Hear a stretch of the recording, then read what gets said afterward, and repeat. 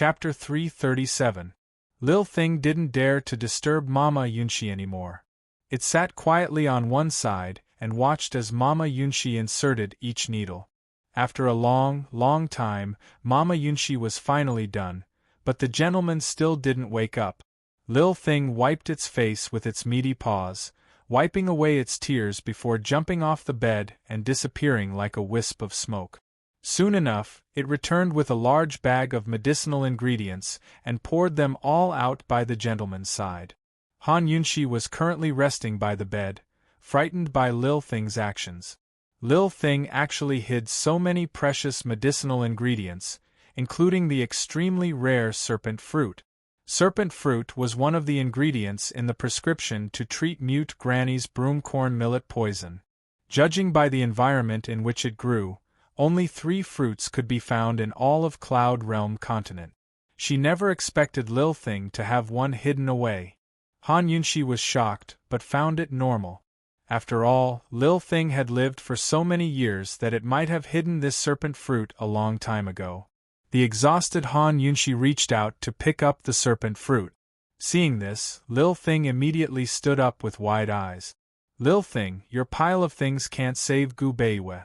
We can only wait until he recovers before we give him something to nourish his body, understand? This serpent fruit can't nourish the body, but it can save others. I'll take it first, Han Yunxi explained gently, a completely different person from before. She was in a rush just then and hated to be disturbed while she was using needles. Lil Thing didn't blame Mama Yunxi, but it didn't understand what she meant. It thought the serpent fruit could save the gentleman. When it saw Mama Yunxi put the serpent fruit in her sleeve, it grew unhappy. It jumped onto Han Yunxi's arm and scratched with all its might. Han Yunxi had no choice but to take out the serpent fruit again and shake her head at Gu Beiwe. Lil Thing finally understood and resentfully jumped off the bed to curl up by Gu Beiwe's side. Zhao Mama, take care of the medicinal ingredients, Han Yunxi instructed. Granny Zhao picked up all the treasures, but the little thing didn't even look at them. It curled up beside Gu Beiwe's big hand and rubbed its little head against the back of his hand before burying itself again. It was so sad that it couldn't see young master's smile. Han Yunxi watched and frowned helplessly. Why did this little thing hit it off so well with Gu Beiwe? Since the first time they met, he was already unafraid of strangers. Little thing, don't worry. His life won't be in danger. He needs time to recover, Han Yunxi said calmly. Gu Beiwe's injuries were too severe. Not only did he need power, he also needed sleep. Perhaps fainting was a good thing for him, but he needed to replenish his food and water. Esteemed Wang Fei, the medicine is cold. Let this old servant feed him. Granny Zhao said in a low voice, her heart heavy. At this moment Chu Shifeng entered. Esteemed Wang Fei, Gui Mama's throwing a tantrum. Mother Gui had already waited for almost 2 hours. Let her wait, Han Yunxi said coldly. Back in the palace, the Empress Dowager hadn't been in a rush. Now here, she wasn't. None of His Highness Duke of Qin's subordinates were afraid of trouble. Chu Shifeng grinned. All right. He was about to leave when Granny Zhao called him over. Come and help him up. Only she and esteemed Wang Fei were in the room, so Granny Zhao was worried that esteemed Wang Fei would do something improper again. Fortunately, Mother Gui had come out late from the Empress Dowager's palace. Otherwise, heaven knows how the rumors would spread. Chu Shifeng understood with a single glance from Granny Zhao and sent a page boy to deal with Mother Gui. Gu Beiwe was in a severe coma, so it was difficult to feed him medicine. It took Granny Zhao and Chu Shifeng a long time to force a few mouthfuls into his mouth. Han Yunxi had finally calmed down, but grew anxious again. I'll do it. She reached for the medicine in Granny Zhao's hands, but the latter quickly dodged. Esteemed Wang Fei, calm down, calm down. You're so stupid. Give it to me and I'll feed him. Han Yunxi urged. Granny Zhao didn't dare. Esteemed Wang Fei, all patients are like this. This old servant has experience, so let this old servant do it. What nonsense are you spouting? How much have you only fed him after half a day? Han Yunxi fumed. Unexpectedly, Lil Thing suddenly jumped onto Granny Zhao's arm and sucked up the entire bowl of medicine. All three of them were stunned. What was Lil Thing doing? They watched as Lil Thing jumped onto Gu Beiyue's body and bent down to feed him. Lil Thing fed him very, very slowly, but not a drop of medicine came out. Han Yunxi and the rest were stunned by the sight. They never expected Lil Thing to have such skills. By the time Lil Thing finished feeding him the medicine, an hour had already passed. Its head was almost numb, but when it saw that the young master's complexion had recovered a little, it was extremely happy. It jumped onto Zhao Mama's arm, wanting more medicine. Granny Zhao, quick, pour some warm water and instruct the kitchens to boil some rice soup. Han Yunxi hurriedly ordered. Gu Beiyue needed medicine and food. At this time, he could only drink some rice soup. Eating too much or eating anything nutritious would be counterproductive. Granny Zhao immediately left, but Lil Thing foolishly followed her to the door before realizing that something was wrong. It immediately turned back. Why did it follow her? It had to guard the gentleman.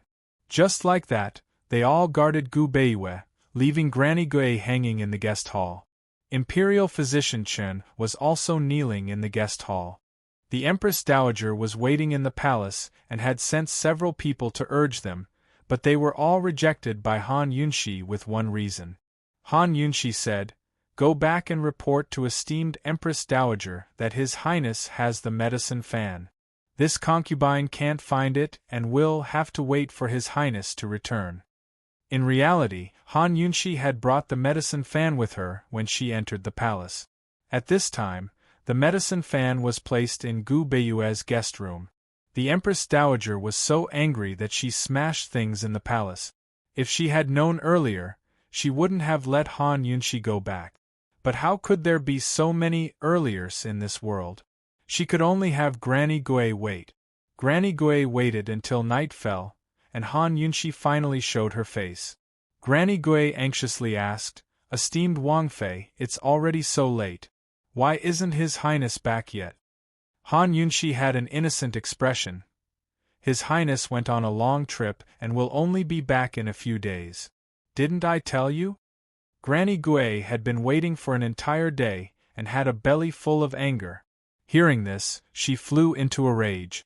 She couldn't hold back for a moment. "Esteemed Wang Fei, you're doing this on purpose." "Impudent!" Han Yunxi coldly said. "You dare to speak to this Wang Fei like this?" These words sounded very familiar to Granny Gui. It seemed that the Empress Dowager had said the same thing to Han Yunxi in the Heavenly Palace. Granny Gui immediately regretted it. It was a pity that her reaction was too late. "Someone come, drag this audacious servant out and punish her with 50 paddles," Han Yunxi coldly said.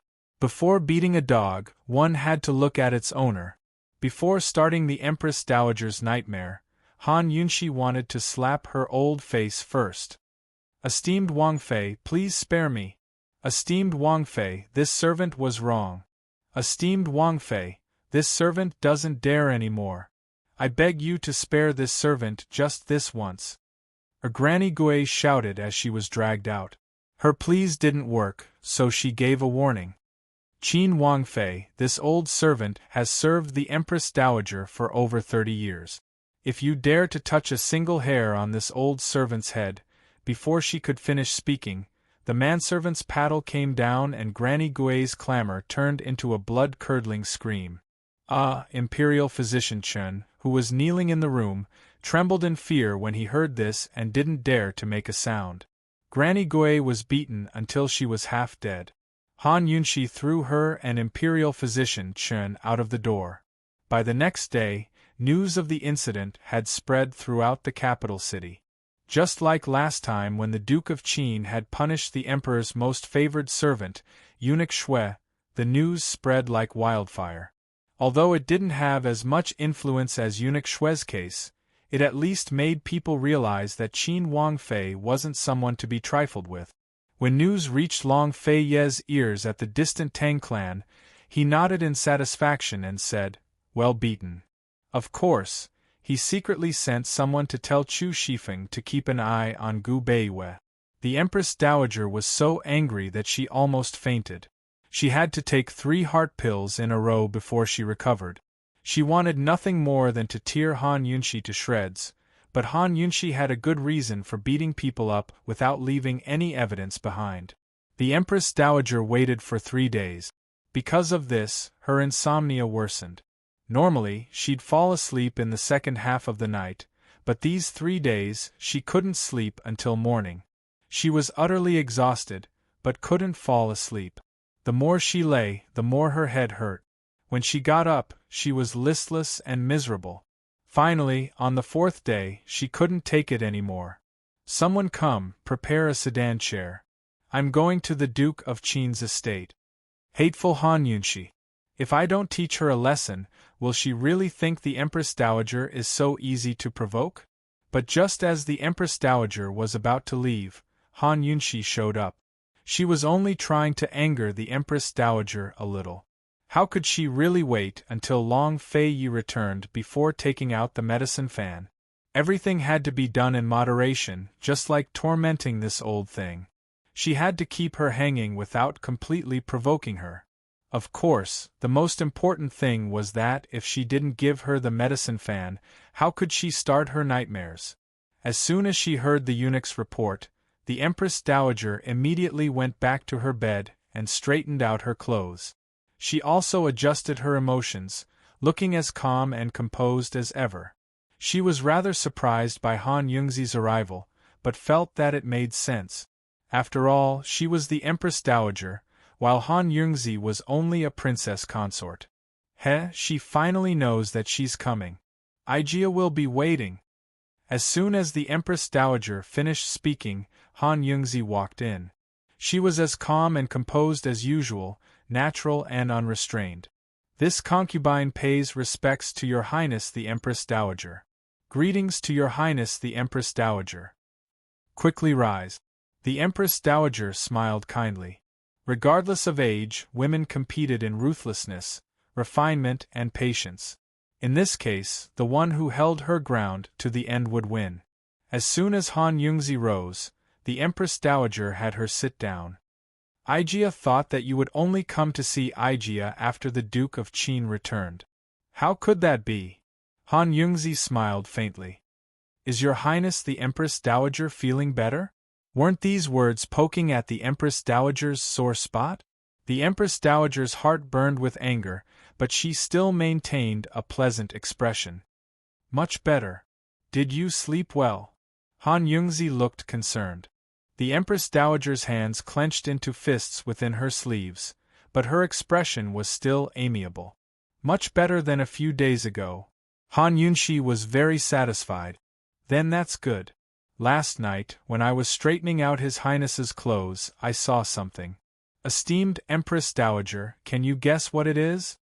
As Han Yunxi spoke, Zhao Mama walked forward and presented an object wrapped in a red envelope. The Empress Dowager knew that Han Yunxi had come to deliver something, but she still couldn't help but feel moved when the object she'd been waiting for was right in front of her eyes. As the Empress Dowager, she was still human. The Empress Dowager was moved. "Esteemed Empress Dowager, take a look." Han Yunxi was still smiling. Impatient, the Empress Dowager lifted the red cloth. Chapter 338. The Empress Dowager couldn't wait to lift the red cloth, only to see what she wanted the most. The medicine fan. This medicine fan was oval-shaped and made of extremely fine, high-grade white silk. Its handle was made of precious ivory and decorated with purple tassels. Every part of the medicine fan was extremely valuable, but none of them could compare to the 2 sides of the fan embroidered with fragrant grass on one side and purple lilies on the other.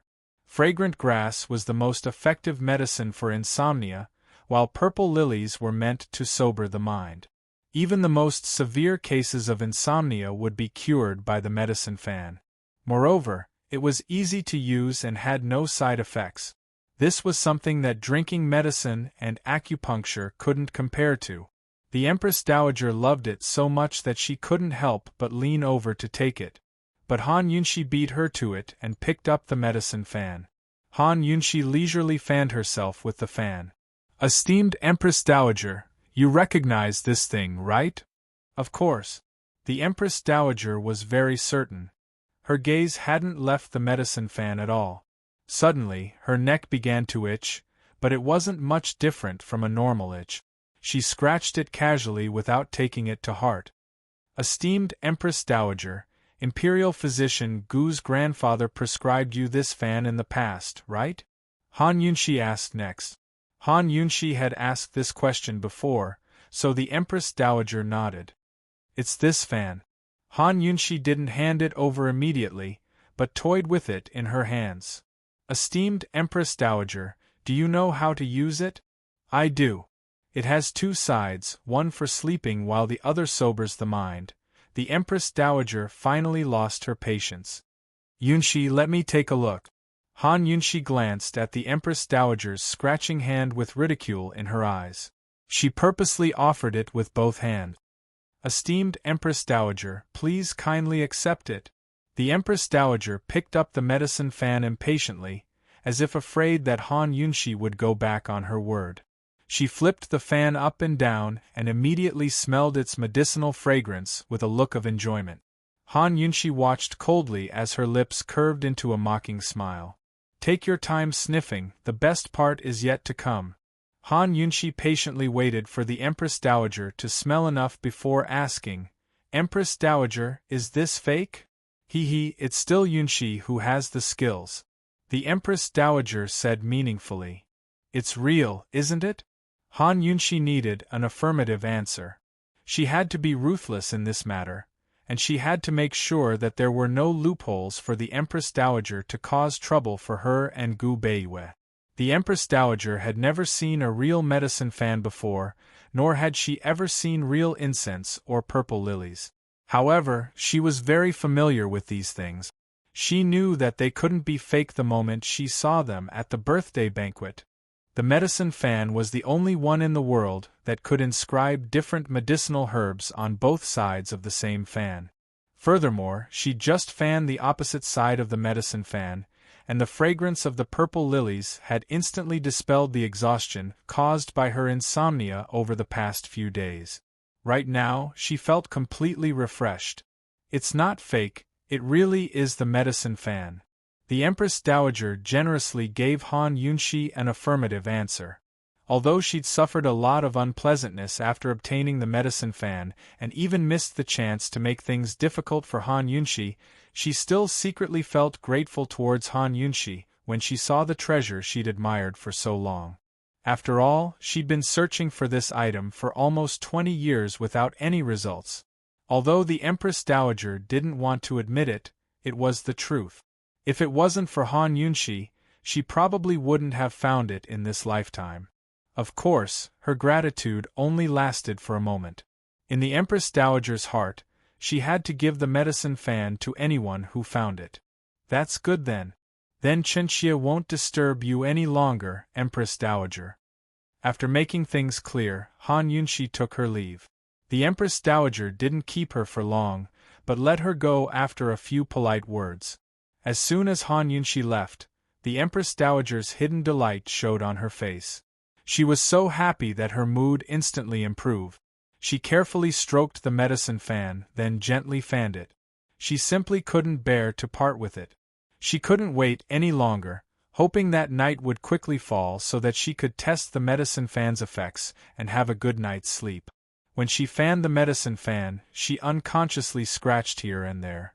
When Nanny Li, who had been newly promoted to replace Nanny Gue, saw this, she hurriedly asked with concern, "Empress Dowager, what's wrong? Did you touch something dirty?" "Perhaps it's because it's just winter and my skin is too dry. My back is itching. Hurry and help me scratch it." The Empress Dowager said this while carefully examining the medicine fan, completely unaware of her body's abnormality. After Nanny Li scratched her back for a while, she stopped itching.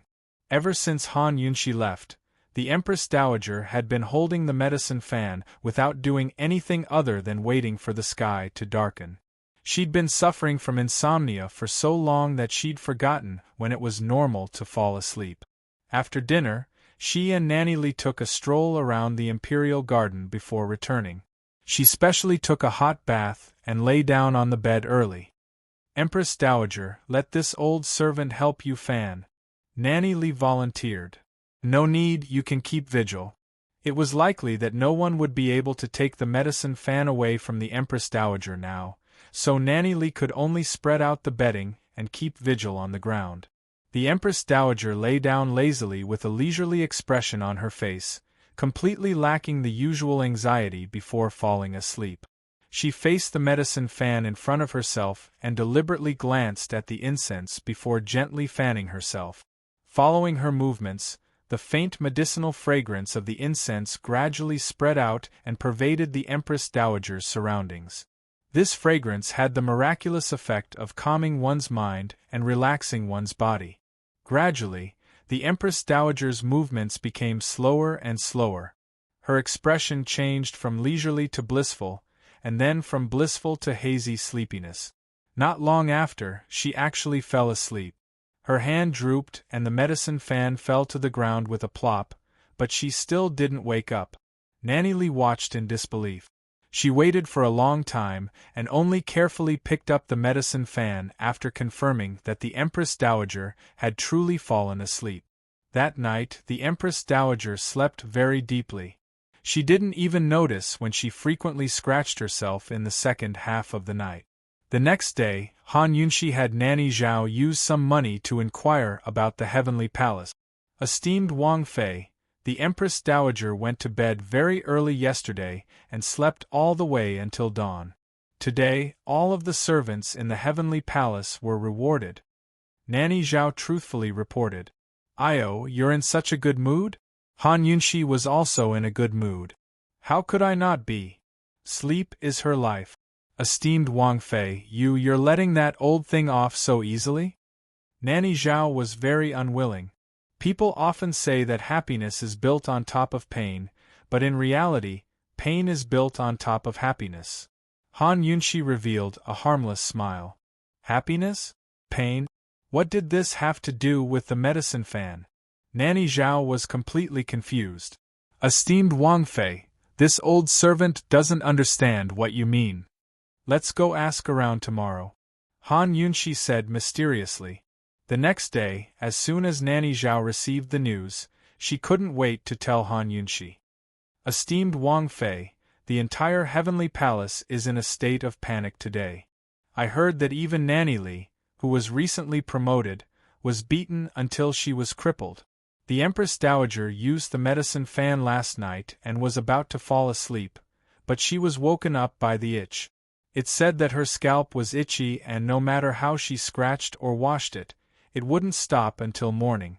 Nanny Zhao was very excited. "Esteemed Wang Fei, did you do something to it?"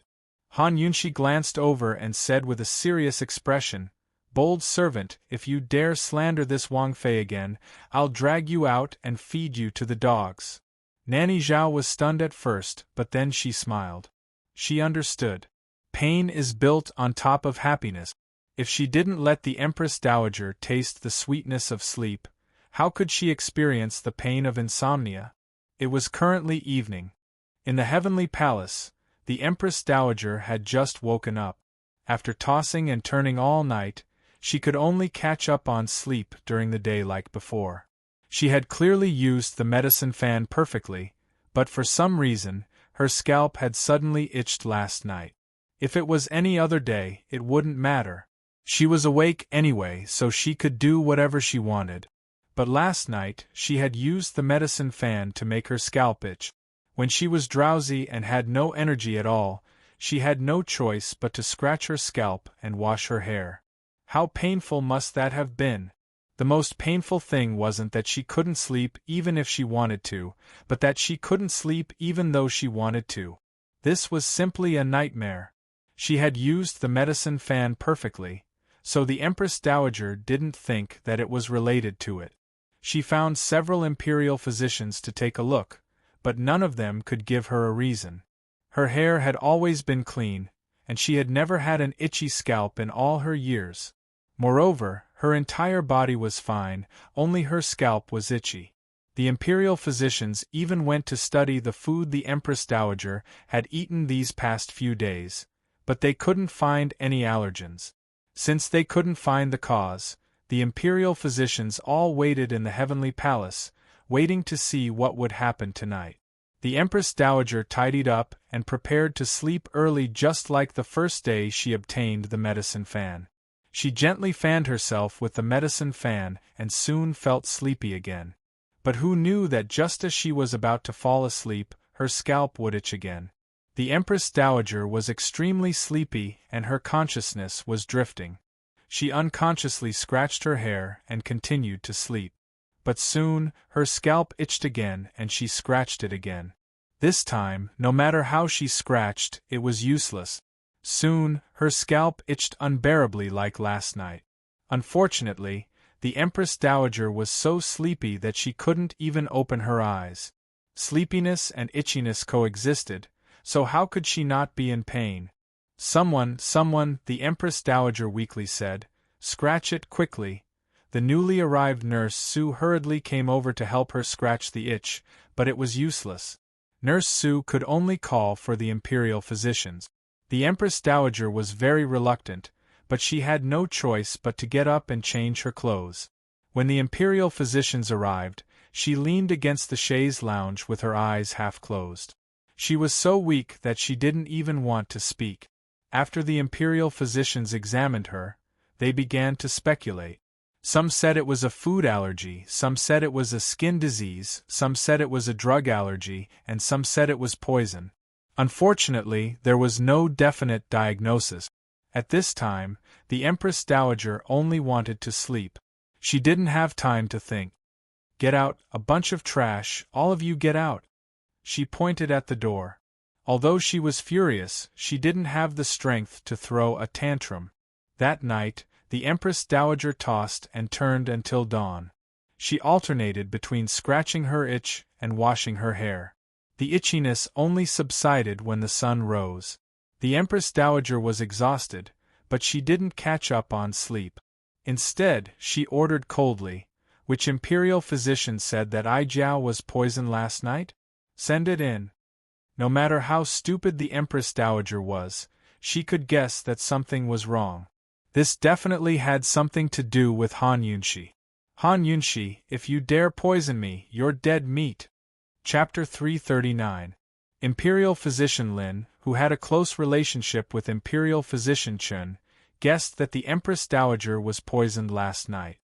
He was also one of the Empress Dowager's confidants. "You diagnosed that Ai Jiao was poisoned?" the Empress Dowager asked coldly. Of course, Imperial Physician Lin knew what the Empress Dowager was thinking.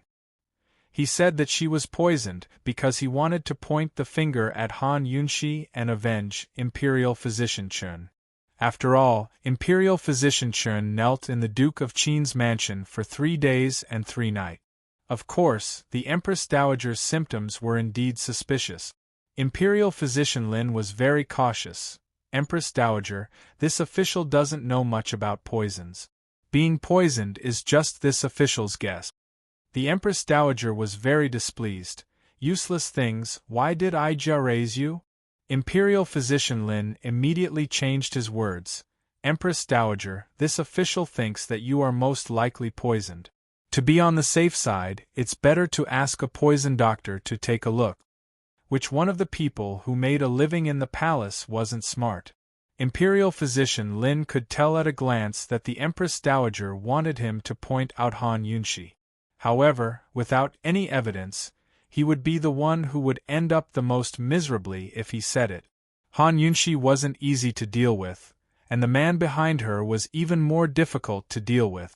Seeing the Empress Dowager hesitate, Imperial Physician Lin quickly approached and whispered, "Empress Dowager, this official knows a poison doctor who is skilled in poisons. Why don't we ask him to take a look?" Imperial Physician Lin looked at the Empress Dowager's expression. Seeing that the Empress Dowager wasn't disgusted, he lowered his voice even more. "Empress Dowager, don't alert the enemy. The furious Empress Dowager finally calmed down. Of course, she understood what Imperial Physician Lin meant. Han Yunxi had been framed multiple times over the past year, but she'd always been able to turn misfortune into blessings. Everyone had witnessed her skills firsthand. If they directly pointed the finger at Han Yunxi now, it would be easy for Han Yunxi to shift the blame with her poison skills. After all, none of the Imperial physicians present knew poison skills. This matter could only be taken slowly. Once they had solid evidence, they could catch Han Yunxi off guard and directly put her to death. This is an opportunity, the Empress Dowager muttered to herself. The Empress Dowager is wise. Imperial Dr. Lin was secretly relieved. Quick, go and find that poison master you mentioned. I want to see him today. The Empress Dowager was very anxious. She couldn't wait to kill Han Yunxi. Of course, she was more anxious about her sleep. How could she sleep with her scalp itching like this? Previously, insomnia was just insomnia. Most of the time, he could fall asleep in the second half of the night. Occasionally, he could even sleep for a little longer. Now, as soon as he lay down, his scalp would itch, and he would be tormented the entire night until dawn. Nightmare, this was a nightmare. Imperial Physician Lin was also anxious and hurriedly excused himself to ask for help. That afternoon, Imperial Physician Lin brought the poison master into the palace. His name was Zhu Xingyang, and people called him Elder Zhu. He was a rather famous figure in the world of poison. This commoner Zhu Xingyang greets the Empress Dowager. Long live the Empress Dowager! Zhu Xingyang bowed deeply to the Empress Dowager as soon as he entered the palace. The Empress Dowager hurriedly had him rise. Has Imperial Physician Lin told you about Aijia's condition? Yes, Empress Dowagers. Before Zhu Xingyang could finish, the Empress Dowager was anxious. Quickly come and take a look. As the saying went, one who dared to provoke the lion was courting death. Since the Empress Dowager had said so, Zhu Xingyang didn't decline. He stepped forward and carefully examined the Empress Dowager's hair and scalp. According to Imperial Physician Lin, the possibility of the Empress Dowager being poisoned was very high. However, Zhu Xingyang didn't find anything after a thorough examination. Empress Dowager, may this commoner take your pulse? Zhu Xingyang asked respectfully. The Empress Dowager immediately stretched out her hand without another word. Unfortunately, Zhu Xingyang didn't find any poison after taking her pulse seriously. Zhu Xingyang hesitated and secretly glanced at Imperial Physician Lin. Imperial Physician Lin didn't understand and hurriedly asked, Zhu Xingyang, how is it? Empress Dowager, from your scalp and pulse, there are no signs of poisoning, but... The Empress Dowager hastily interrupted. Zhu Xingyang glanced at Imperial Physician Lin again and said timidly, but if we take a blood test, we might find something. The Empress Dowager was frightened.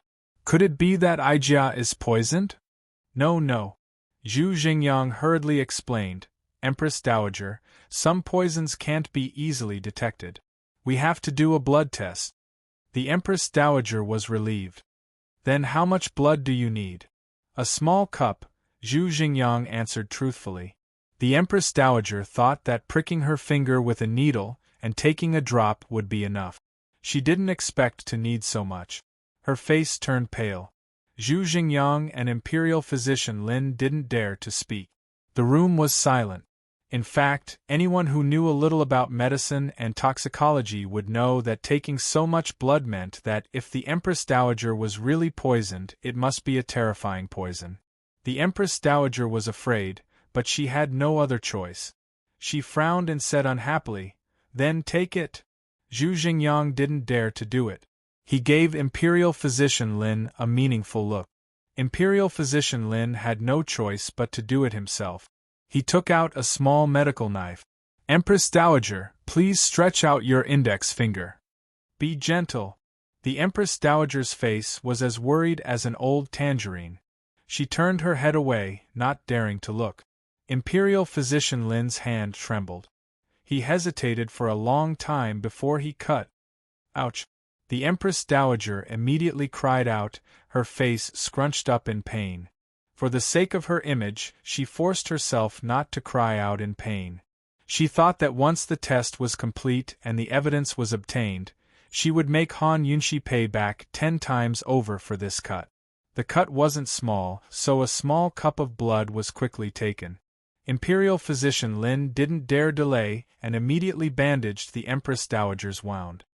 Zhu Xingyang, quickly examine it. I will wait. The Empress Dowager anxiously urged. Zhu Xingyang was helpless. Replying Empress Dowager, the results won't be out until this time tomorrow at the earliest. What? The Empress Dowager couldn't hold back and blurted out, couldn't Han Yunxi detect the poison immediately? What's wrong with you? Zhu Xingyang was both innocent and embarrassed. It wasn't that he wasn't capable, but that the Empress Dowager's poison was very likely a rare type. It wasn't that simple.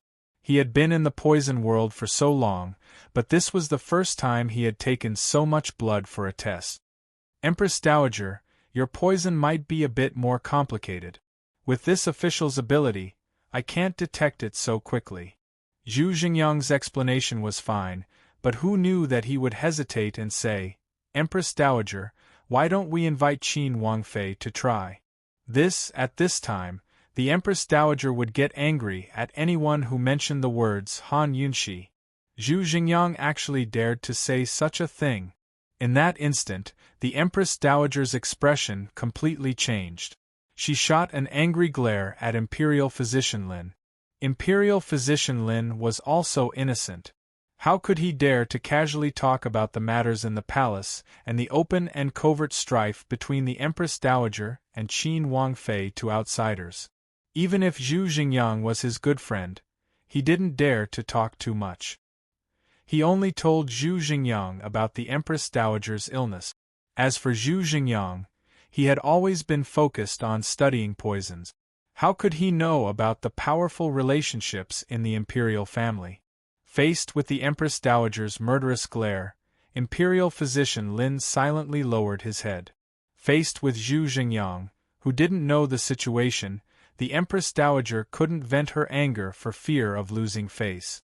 She could only forcefully suppress her anger and let it settle in her heart. The blood had already been taken. What else could she do? Someone, she ordered coldly, someone, arrange a residence for Poison Master Zhu. She would wait.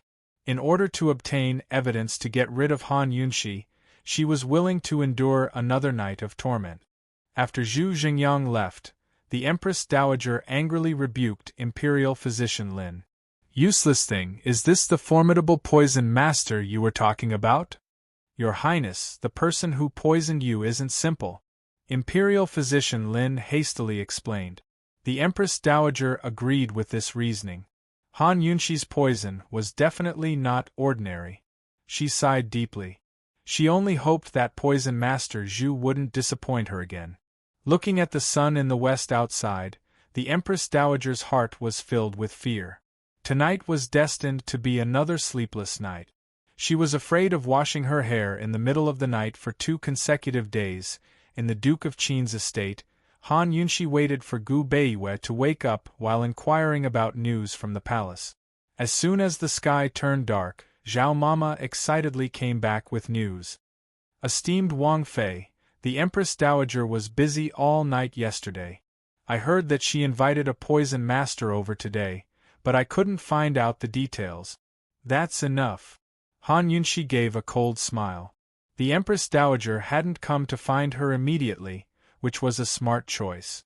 But unfortunately, her cleverness had backfired on her. When had she, Han Yunxi, ever fought a battle she wasn't confident in winning? Esteemed Wang Fei, just what's going on? Why don't you tell this servant? Although Granny Zhao didn't know what the Princess Consort was up to, she had absolute confidence in the Princess Consort. With His Highness Duke of Qin's high standards, how could any woman he'd set his sights on be ordinary? Han Yunxi didn't reveal a thing beyond asking, when will Imperial Physician Huang be coming today? Tonight, Chu Tianfeng replied. Ever since receiving His Highness Duke of Qin's orders, he'd never left Gu Beiyue's room. Of course, Lil Thing was even more inseparable. Since esteemed Wang Fei wouldn't tell her, Zhao Mama could only wait to watch the show. Esteemed Wang Fei, when will Imperial Physician Gu wake up? Zhao Mama was still quite concerned.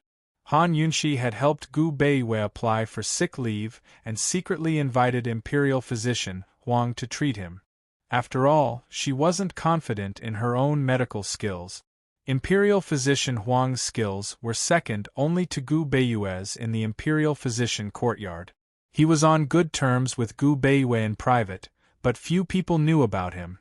Han Yunxi had only discovered him after visiting the Imperial Physician courtyard a few times.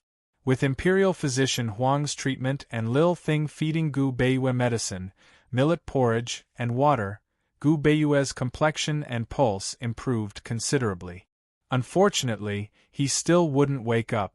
Imperial Physician Huang wasn't sure when he'd wake up, but Han Yunxi was afraid that he'd never wake up again. Over the past few days, she didn't have time to do anything but watch over Gu Beiyue.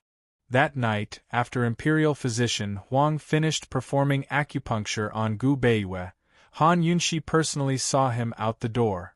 The entire way, they chatted in low voices. Even Su Xiaoyu, who was following behind them, had no idea what they were talking about.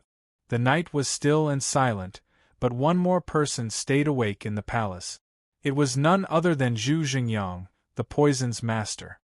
He'd been analyzing the Empress Dowager's blood for hours on end, but hadn't found any traces of poison. Early the next morning, he went to see the Empress Dowager.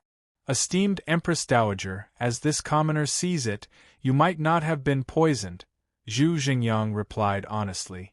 The Empress Dowager's fingers were still wrapped in gauze and throbbing with pain. Hearing this, she exploded. Zhu Xingyang, you better explain yourself to me, or else I'll have a bucket of your blood. Chapter 340. Poor Zhu Xingyang. The Empress Dowager's bucket of blood scared him so much that his legs turned to jelly. At this moment, he deeply regretted accepting Imperial Physician Lin's invitation to serve this great ancestor in the palace. In reality, he was only 90% certain that the Empress Dowager wasn't poisoned. He wasn't sure about the remaining 10%. Based on his many years of experience in dealing with poisons, the Empress Dowager's symptoms were very similar to poisoning. However, he couldn't detect any poison in her blood even after repeatedly checking her multiple times. It could only be said that either she really wasn't poisoned, or he really couldn't detect the poison in her blood. Of course, Zhu Xingyang didn't understand the power struggles in the palace, but he still knew that he had to protect himself. Since the Empress Dowager was so dissatisfied, he didn't dare to say that he wasn't sure even if he was beaten to death. Your Highness, based on your pulse and blood tests, you really aren't poisoned.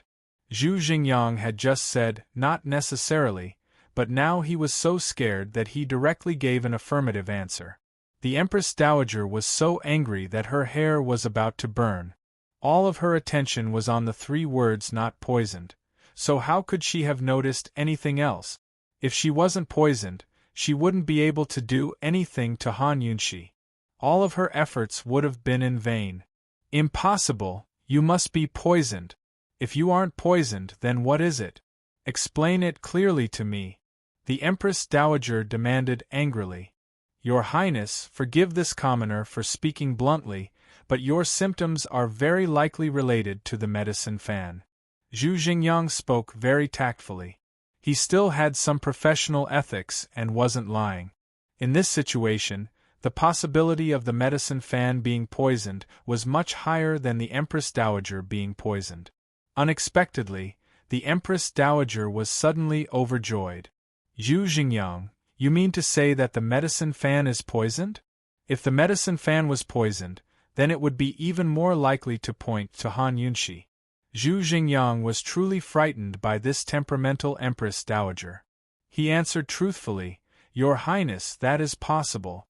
This commoner needs to examine the medicine fan.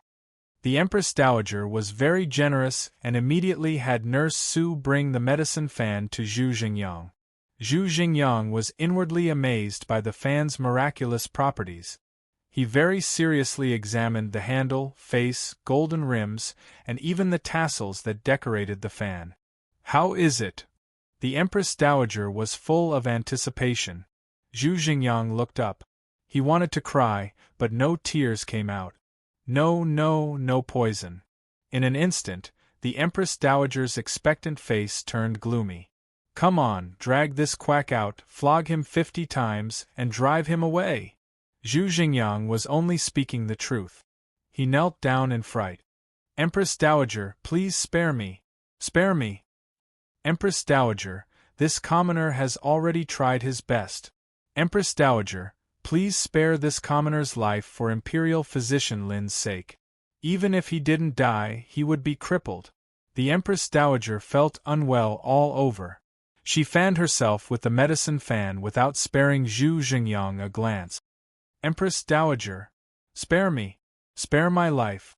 Zhu Xingyang kept winking at Imperial Physician Lin, but at this critical juncture, Imperial Physician Lin could barely protect himself. How could he dare to make a sound? The Empress Dowager fanned the medicine fan with all her might, extremely irritated. Zhu Xingyang was about to be dragged out of the door when he suddenly shouted, "Esteemed Empress Dowager, this commoner knows what happened.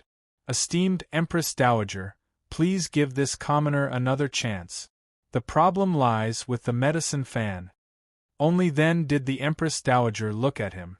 After a moment of hesitation, she waved her hand, indicating for the eunuch to withdraw.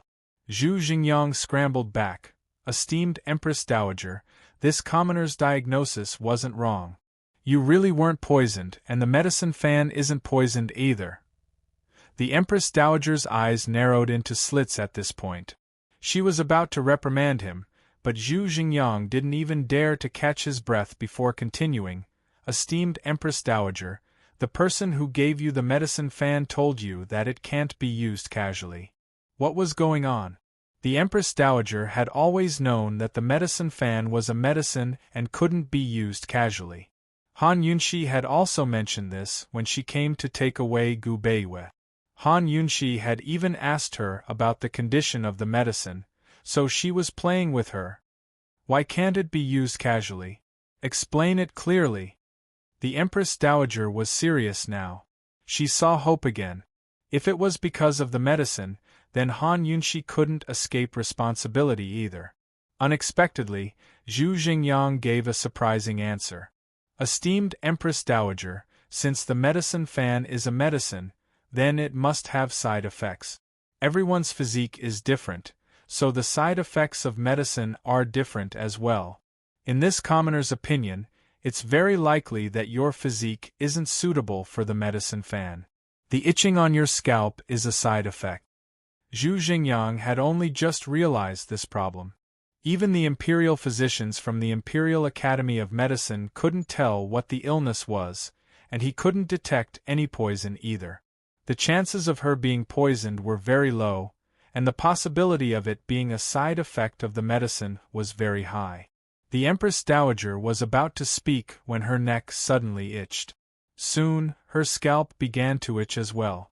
As she scratched her scalp, she recalled that she'd often felt itchy these past few days. Come to think of it, it must have only happened a few days after she'd obtained the medicine fan. Could that really be the case? Aside from the itching on the scalp, what other side effects are there? The Empress Dowager asked anxiously.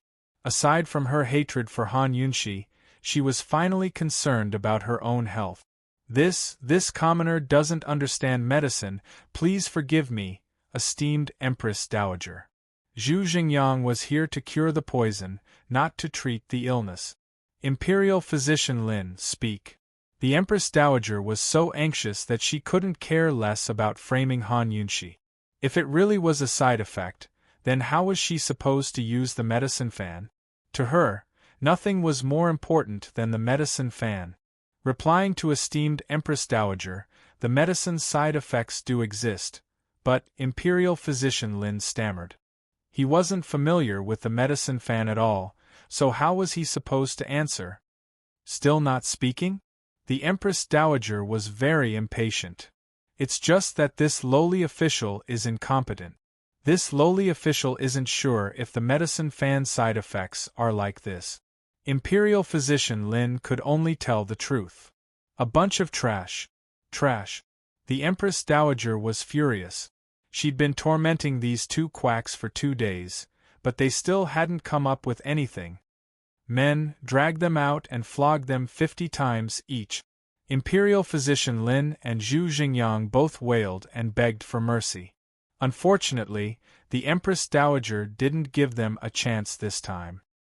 Who in the Imperial Academy of Medicine is the most knowledgeable about medicine? The Empress Dowager asked angrily. The most knowledgeable person in the Imperial Academy of Medicine was naturally Gu Beiyue. However, everyone present were eunuchs and nannies. They all knew that Gu Beiyue had been rescued by Qin Wangfei, so who dared to mention Gu Beiyue? In the end, Nanny Su stepped forward. Esteemed Empress Dowager, Imperial Physician Huang of the Imperial Academy of Medicine is skilled in medicine and medicine. He's on par with the head of the hospital. What are you waiting for? The Empress Dowager was displeased. She had a good grasp of Gu Beiyue's abilities. Imperial Physician Huang arrived very quickly. He was dressed in Imperial Physician robes and was serious in speech and manner, neither servile nor overbearing. Add to that the fact that he was in his 50s, and he naturally had the dignified aura of a physician. After a round of questioning, Imperial Physician Huang came to a conclusion. The medicine fan is indeed not something that can be casually used.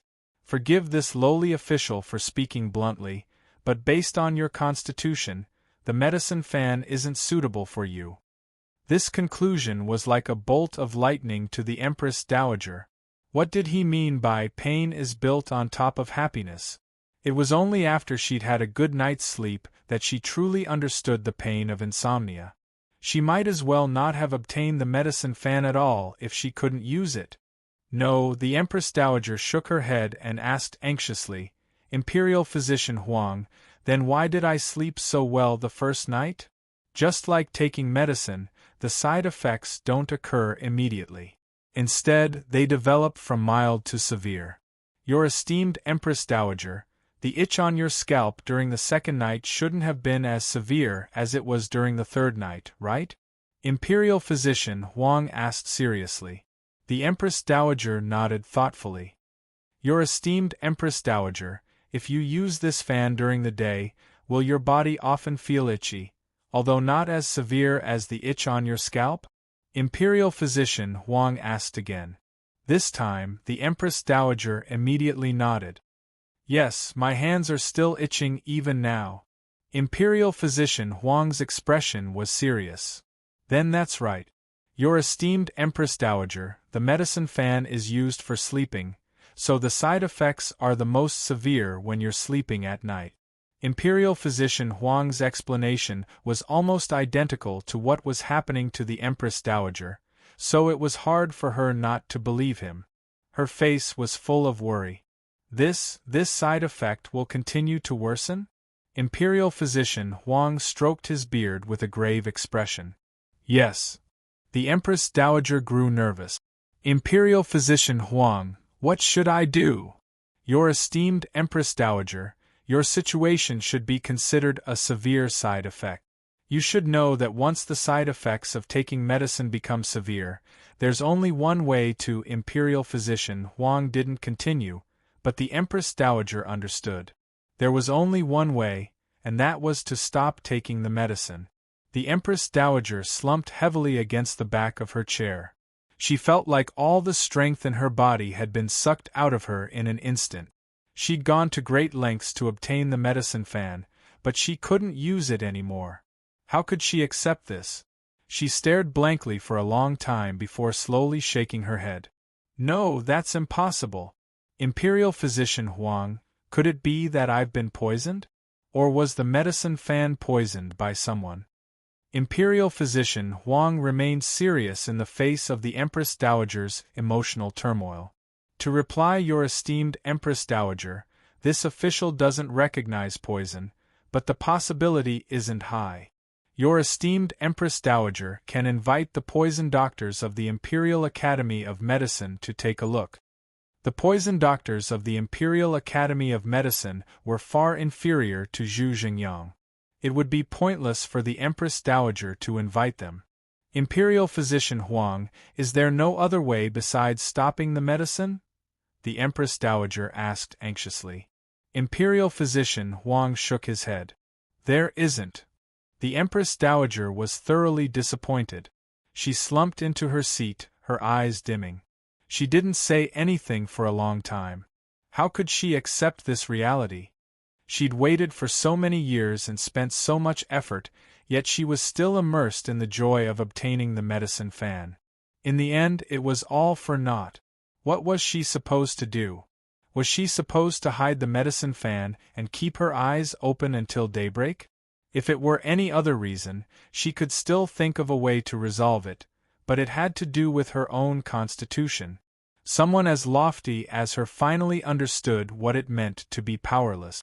After sitting in a daze for a long time, the Empress Dowager finally said, Imperial Physician Huang, you're not allowed to. Imperial Physician Huang was very smart and hurriedly promised, this official understands.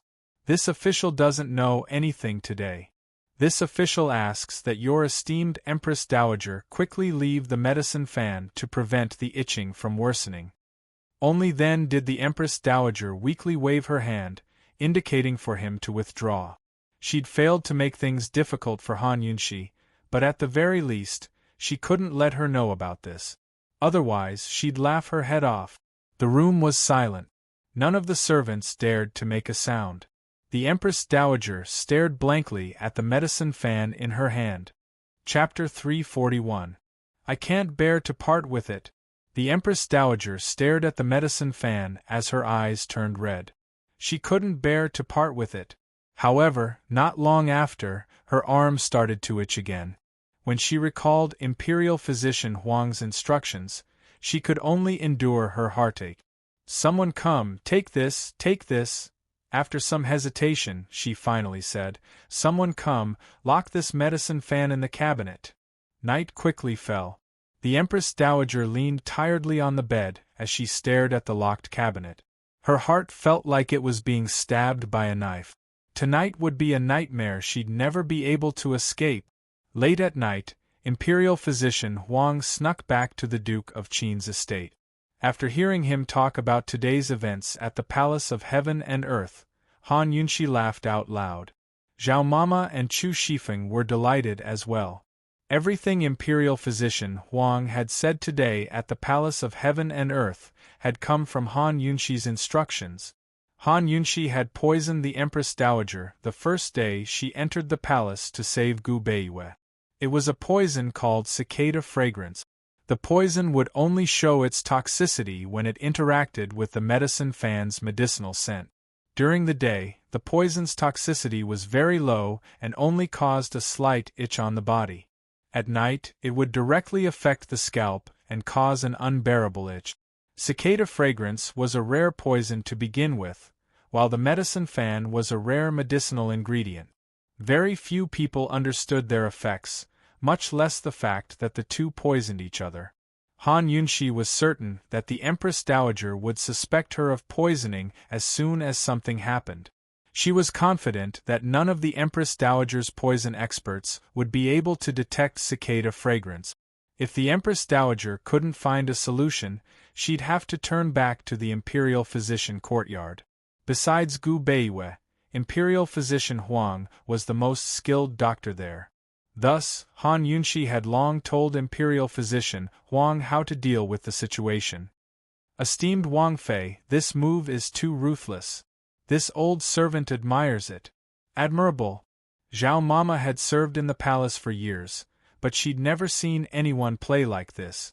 Why didn't she realize that esteemed Wang Fei was so two-faced? Delightful. Hee, esteemed Wang Fei, as this subordinate sees it, the Empress Dowager will definitely take out the medicine fan. Chu Shifeng laughed. Imagining the Empress Dowager being unable to sleep, yet not daring to take out the medicine fan, being stuck between a rock and a hard place, with all kinds of painful expressions on her face. It was really satisfying. Han Yunshi looked back at Gu Beiwei, who was still unconscious, and said calmly, "Gu Beiwei, I've avenged you. When will you wake up?" After Han Yunshi said that, everyone quieted down. Although it was worth being happy to play a trick on the Empress Dowager, Han Yunshi couldn't really be happy until Gu Beiwei woke up. "Let me take his pulse again," Imperial Physician Huang said calmly.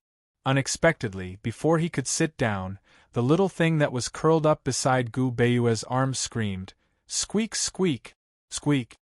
As it barked, it pointed at Gu Beiwei's left hand. Han Yunshi looked over and saw Gu Beiwei's left hand moving. "He's moving! He's moving!" Imperial Physician Huang, "Hurry and move, no, hurry and look." Han Yunshi was so excited that she couldn't even speak properly. Imperial Physician Huang was excited as well. He glanced at Gu Beiwei's hand and confirmed that Gu Beiwei's fingers were moving.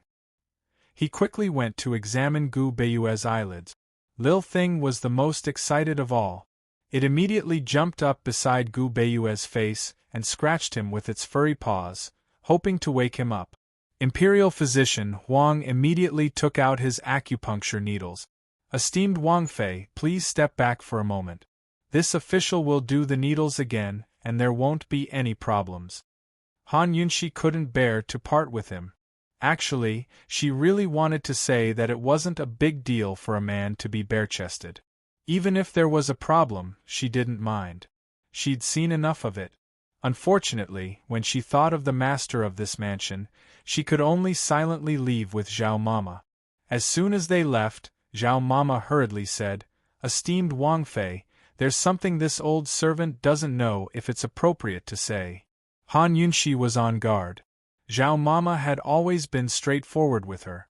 Only when she was with the Long Fei Yi would she be so cautious. What was wrong with her today?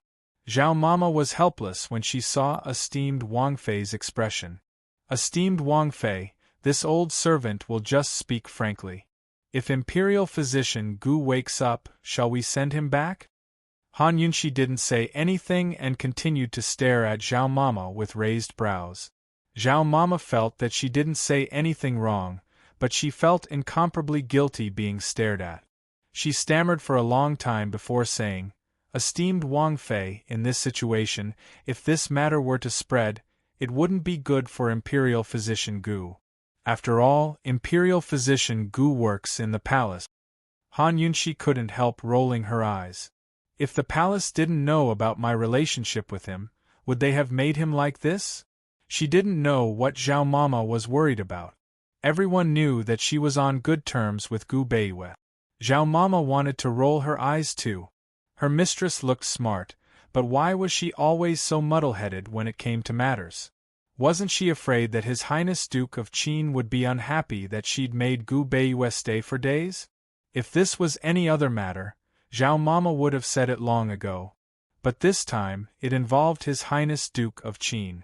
She couldn't just say that His Highness Duke of Qin would be angry, right? Wouldn't that make her mistress seem lacking in magnanimity? What if His Highness Duke of Qin heard her say that? What would he think? Han Yunshi was too lazy to pay Zhao Mama any attention. She simply sat on the stone steps and waited while Zhao Mama struggled to figure out what to say.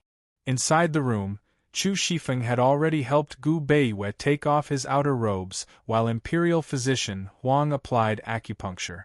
Chu Shifeng had already tested Gu Beiwei's pulse and found no signs that he knew martial arts.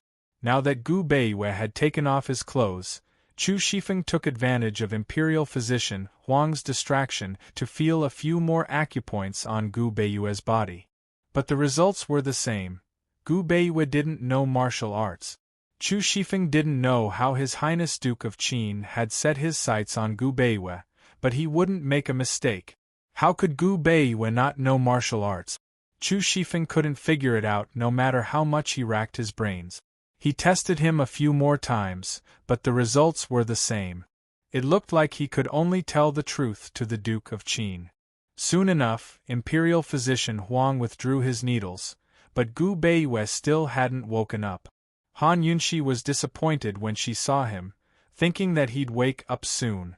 "How is it?" she asked worriedly. "Esteemed Wang Fei, don't worry. Imperial Physician Gu will wake up by tomorrow morning at the latest." Imperial Physician Huang was certain. Han Yunshi silently exhaled and set her mind at ease. Ever since she'd met Gu Beiwei at the general's estate, Gu Beiwei had always helped her, but also been implicated by her. If anything happened to Gu Beiwei this time, she'd die of guilt. Lil Thing didn't understand Imperial Physician Huang's words, but when it saw that Gu Beiwei still wasn't awake, it immediately jumped onto Han Yunshi's body and began to squeak non-stop. "Idiot, he'll be fine. Don't worry, he'll wake up tomorrow," Han Yunshi said with a smile. Seeing Han Yunshi smile, Lil Thing seemed to understand as well. It excitedly leapt high into the air and did a somersault before landing on the bed. Then it immediately snuggled up next to Gu Beiwei and rubbed against him like a spoiled child. Imperial Physician Huang watched in a daze, curious as to what kind of treasure this squirrel was. Still, he knew better than to ask too many questions in the Duke of Qin's estate. After confirming that Gu Beiwei would wake up, Han Yunshi felt much more relaxed. She didn't even bother to rest in the middle of the night, much less Zhao Mama's persuasion. She went straight to the Han estate's storehouse to search for medicine. Chu Shifeng could only follow closely behind her. Han Yunshi found plenty of warm and nourishing medicines from the storehouse, suitable for people with weak constitutions. She took out a large bag and tossed it to Chu Shifeng. It wasn't clear whether Chu Shifeng had been influenced by Zhao Mama, but the more he looked, the more unhappy he grew. On the way back to the estate, he couldn't help but mutter, "Esteemed Wang Fei, why don't you keep such good ingredients for yourself?" "It's not like I need it," Han Yunshi replied offhandedly. "Perhaps His Highness Duke of Qin will need it," Chu Shifeng added. Han Yunshi grew amused and murmured, "I left him plenty of good things." Chu Shifeng felt helpless. He didn't know how to continue. "Chu Shifeng, you have to keep watch tonight. If Imperial Physician Gu wakes up in the middle of the night, you have to tell me," Han Yunshi instructed. Gu Beiwei was too ill, so she had to be cautious. "This subordinate knows," Chu Shifeng replied absent-mindedly. Meanwhile, the carriage was slowly passing by the back gates of General Mu's estate. Han Yunshi only glanced at it before she heard two familiar voices. The Crown Prince and Mu Qingwu? Han Yunshi was stunned. Chu Shifeng quickly turned his back so they couldn't see him. Once the carriage was far away, Han Yunshi spoke up. "Chu Shifeng, I wasn't seeing things just then, right? It really was them. Strange." Chu Shifeng was stunned as well. In the past, General Mu's estate was rumored to be under the second imperial prince's control. Moreover, General Mu's behavior at the Empress Dowager's birthday banquet had been very neutral. No matter whether the estate sided with the second imperial prince or remained neutral, it was unlikely that Mu Qingwu would side with the crown prince. Why had the crown prince come out of the Mu estate's back gates in the middle of the night? Esteemed Wang Fei, could it be because of the soldiers' pay and provisions? Chu Shifeng guessed. There were only a few days left before he had to hand over the provisions to Emperor Tianhui. That's even more impossible. Han Yunshi rejected the idea. That day, Mu Qingwu had run into Long Feiyi when he came to her door to ask for her help. The Long Feiyi had already pointed out the crux of the matter. The imperial uncle's estate had embezzled most of the grain and silver from the national treasury for disaster relief. Mu Qingwu should hate the imperial uncle's estate the most, but weren't the crown prince and the imperial uncle from the same family? Just what had happened between the two of them? Han Yunshi couldn't figure it out no matter how much she thought about it. But Han Yunshi was very clear on one thing. If Mu Qingwu and the crown prince were in cahoots, then the crown prince would have an extra trump card in his hands. Without a doubt, the crown prince would stand on the emperor's side in the battle between him and the Duke of Qin. By the time Han Yunshi and Chu Shifeng returned to the estate, it was almost daybreak. Zhao Mama was personally waiting by the gates. As soon as she saw esteemed Wang Fei, she hurried to greet her. Esteemed Wang Fei, you've been tired all night. Hurry and go back to rest. How's Gu Beiyue? Has he moved? Han Yunxi asked with concern. He's moved. Lil Thing's watching over him, so it'll know as soon as there's any movement. Esteemed Wang Fei, don't worry. Zhao Mama had only one goal in mind, and that was to send esteemed Wang Fei back to Leisurely Cloud Pavilion to sleep. Unfortunately, Han Yunxi's mind was preoccupied with the unconscious Gu Beiyue. It's already daybreak, so I won't sleep. Zhao Mama grew angry and blurted out, Esteemed Wang Fei, His Highness won't be happy if you act like this.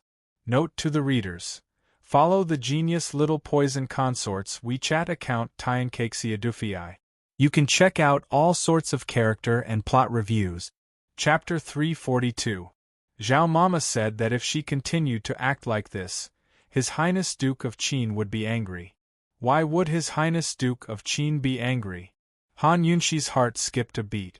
If she said that she didn't understand what Zhao Mama meant, then she was definitely being pretentious. Women were always more sensitive than men when it came to matters of the heart, not to mention a woman as intelligent as Han Yunxi. She knew exactly what Granny Zhao meant, but she wasn't sure. She blinked her limpid eyes and stared at Zhao Mama without saying a word. Thinking that her mistress didn't understand, Zhao Mama anxiously sighed and tried to persuade her. Esteemed Wang Fei, after all, men and women shouldn't touch each other. Moreover, there's a difference in status. His Highness Duke of Qin isn't in the estate, and you left a grown man in the estate for so many days and even personally took care of him. This isn't appropriate. If this matter were to spread, it would damage Imperial Physician Gu's, your, and His Highness's reputation. Unexpectedly, Han Yunxi looked disappointed. That's it. So that's what Zhao Mama meant. She thought it was. Zhao Mama was stunned. This is already very serious. What else do you want? Han Yunxi's hands tugged at the hem of her clothes as she muttered, I thought he would be angry because he minds. Zhao Mama was defeated by her mistress. How could such a smart person be so muddle-headed when it came to matters of the heart? Han Yunxi's eyes brightened when she heard this. So Zhao Mama's meaning was exactly as she had thought. She looked at Zhao Mama and stared and stared. She didn't know what to think, but she suddenly smiled. Esteemed Wang Fei, are you all right? Zhao Mama was truly frightened. Han Yunxi burst into laughter. I'm fine.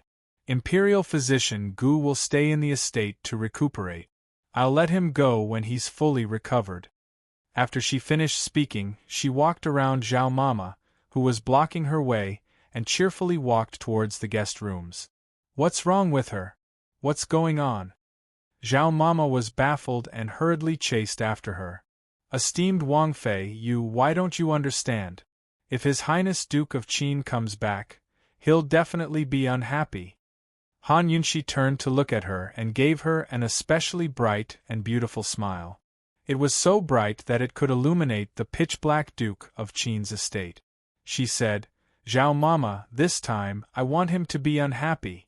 Long Fei, if there's still a lot of distance between us, will we get closer again this time? Zhao Mama stood rooted to the ground, unable to regain her senses for a long time. She always knew that the Princess Consort was bold, but she never thought that she would be this brave. Boldness and bravery were two different concepts. Aside from the shock and surprise, Granny Zhao liked this mistress even more. She wasn't pretentious and was so natural and unrestrained that she was so cute. Esteemed Wang Fei, wait for this old servant. This old servant will help you.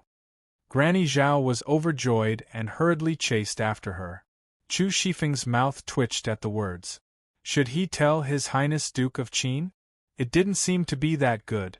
Moreover, how was he supposed to tell His Highness Duke of Qin? After thinking it over, Chu Shifeng decided to stay silent.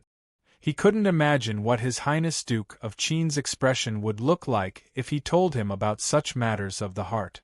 Abruptly, Zhao Mama turned back and warned, Little Chu, watch your mouth. Chu Shifeng rolled his eyes. I didn't hear a thing. You guys should pray for yourselves. Han Yunshi hurried to the guest room, only to see Lil Thing feeding Gu Beiwe blood. Lil Thing had scratched its own paw and was dripping blood to feed Gu Beiwe. Frightened, Han Yunshi rushed over. Lil Thing, what are you doing? Lil Thing gave her a fright as well. It quickly extended its bloody paw towards Han Yunshi and blinked its large eyes, as if to say, Mama Yunshi, check it. There's no poison. Lil Thing was only the size of a palm, so how big could its paw be? There was a large gash in its paw, from which fresh blood poured out. Last time, Han Yunshi had been very careful with her knife when she took the antidote's blood. Heaven knows how this little beast had scratched itself. Han Yunshi's heart ached at the sight, her heart filled with disgust. Seeing Mama Yunshi's unhappy expression, Lil Thing kept feeding Gu Beiwe while squeaking. It seemed to be saying, Mama Yunshi, don't worry. As long as the gentleman drinks my blood, he'll be fine. I've eaten so many good things, my blood's very nutritious. Ever since Mama Yunshi had taken its blood for the antidote, it hadn't fully recovered. Its blood couldn't cure the poison, and the poison in its fangs wasn't very strong, but its blood was still very nutritious. It had all sorts of benefits for the gentleman's weak body. It had long wanted to feed its blood to the gentleman, but never found a chance. Han Yunshi's expression was still grave as she watched. Lil Thing had no idea that its beloved Mama Yunshi was feeling sorry for it. It kept squeaking as if comforting her. It's fine, the gentleman will be fine very soon. In the end, Han Yunshi smiled helplessly before Lil Thing stopped squeaking. Han Yunshi sat on one side, gently stroking Lil Thing's soft fur with a smile. Little beast, why are you so good to Gu Beiwe? Lil Thing loved Mama Yunshi's touch the most. Gradually, as it fed Gu Beiwe blood, its eyes narrowed into slits as it enjoyed it. Mama Yunshi, it's so comfortable. But why am I so dizzy? Squeak, squeak. Lil Thing squeaked twice before slowly collapsing onto Gu Beiwe's body. It's so tired, it really wants to sleep. Mama Yunshi, Lil Thing wants to sleep in the gentleman's arms, can I? Han Yunshi quickly scooped Lil Thing up, only to see its eyes shut as it fainted. It seemed much lighter than before, not as heavy as before. Lil Thing must have lost too much blood. She vaguely remembered Gu Beiwe saying that the little Gu Shu needed a long period of recovery after taking its blood for the antidote. Fortunately, Lil Thing couldn't die, or else Han Yunshi wouldn't know what would happen. Han Yunshi carefully treated Lil Thing's wounds before placing it in a small chest filled with all sorts of poisons and tonic. She didn't know how long it'd take for Lil Thing to wake up, but as soon as it did, it could start eating tonics. After taking care of Lil Thing, Han Yunshi remained by Gu Beiwe's bedside, with Zhao Mama and Chu Shifeng by her side. Zhao Mama was in a much better mood this time. She dearly wished that His Highness Duke of Qin would hurry back. Gu Beiwe lay there quietly. Thanks to Lil Thing's blood, his complexion was much better than before. In fact, he looked even better than before his accident. Currently, he was in a daze, half-awake state. He felt like he was dreaming, but also like he'd returned to his childhood. His parents and grandfather were still alive then. Every day, he and his father would soak in the tub of medicine to nourish their bodies and drink lots and lots of bitter medicine. Just like his father, his body had been weak from birth and he'd almost died. His mother was very gentle and often stroked his head to comfort him. Beiwe, don't be afraid. You won't die. Father and mother will always be by your side. But one day, his father fell asleep in the tub of medicine and never woke up again. His mother was still as gentle as ever, stroking his head to comfort him. Beiwe, don't be afraid. Grandfather will always be by your side. That day, his mother passed away with his father. His grandfather was as gentle as his father and mother, telling him, Beiwe, you're the only one left. You can't die. From that day onwards, his grandfather searched for all sorts of famous and wondrous medicines and forcefully used them to prop up his sickly body. It had been a very, very long time since he'd been so weak, just like how he fainted countless times when he was young.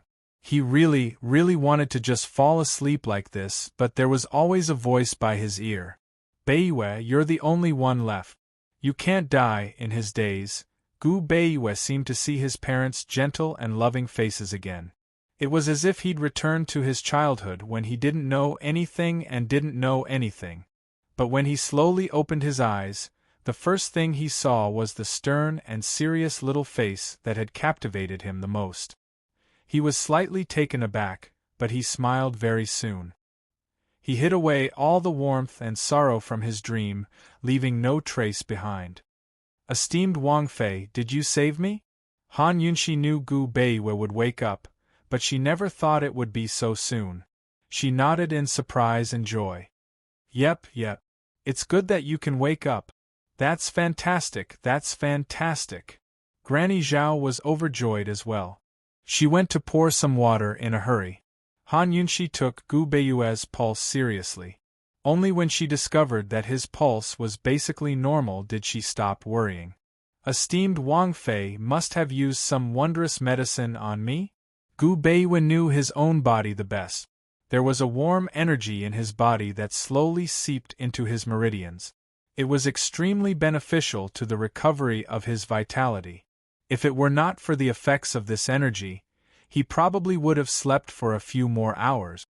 The little thing's blood. Han Yunxi drew close and leaned over Gu Beiwe, whispering into his ear. Although Han Yunxi left very soon, Granny Zhao was stunned. Esteemed Wang Fei, even if you want to make His Highness unhappy, you can't get so close. Something big will happen. Granny Zhao hurried forward with water. She was about to insert herself between Han Yunxi and Gu Beiwe when Chu Shifeng suddenly shouted, "Who's there? Come out!" At the same time, multiple black-robed assassins rushed in from the east and west windows, all of them wielding long swords. They headed straight for Han Yunxi and Gu Beiwe. "Ah, someone come, there's an assassin! Assassins!" Granny Zhao shouted as she stood in front of Han Yunxi to protect her. There were quite a few assassins in this group, each of them a 1-in-100 expert. Chu Shifeng was fighting one against many and couldn't hold his own after a few moves. Fortunately, the Duke of Qin's guards quickly showed up, but even they couldn't stop the assassins. Anyone who could get past the estate's layers of defenses to get here couldn't be simple. Abruptly, a sharp sword flew towards Zhao Mama's direction. Gu Beiwe could see it clearly from his bed. He cried out in alarm, "Granny Zhao, esteemed Wang Fei, watch out! Little Chu!" Granny Zhao cried out in fright, but Chu Shifeng was currently surrounded by 3 assassins. None of the other guards had time to escape either. Han Yunxi didn't bat an eyelid. Just as the sword was about to reach her, she shot out a hidden needle. But, Chapter 343. Han Yunxi had been waiting for the perfect moment to strike, but never expected the assassin to dodge her needles so easily. To be able to dodge her hidden needles in this situation, one had to be very familiar with her hidden needles or a very powerful expert. Han Yunxi realized in hindsight that she'd underestimated these assassins. Zhao Mama was an old woman who didn't have the strength to truss a chicken.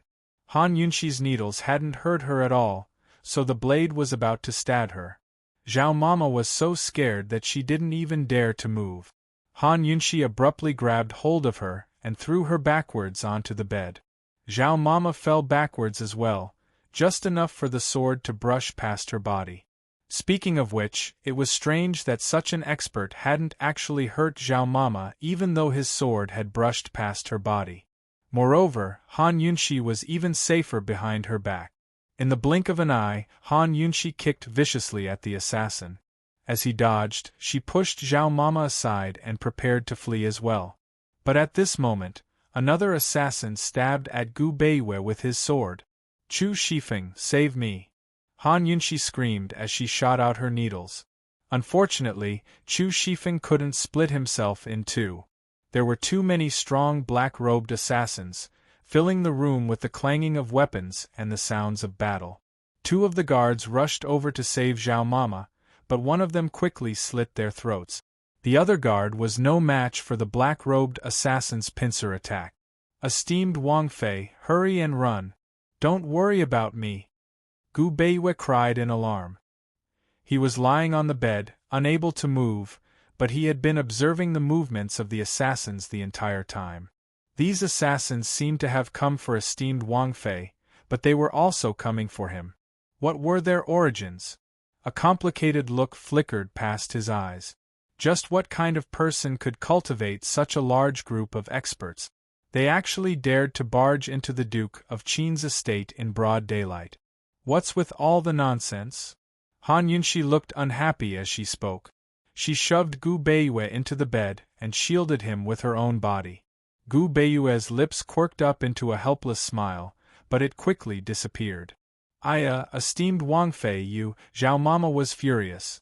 Although she was afraid, she couldn't let esteemed Wang Fei get hurt no matter what.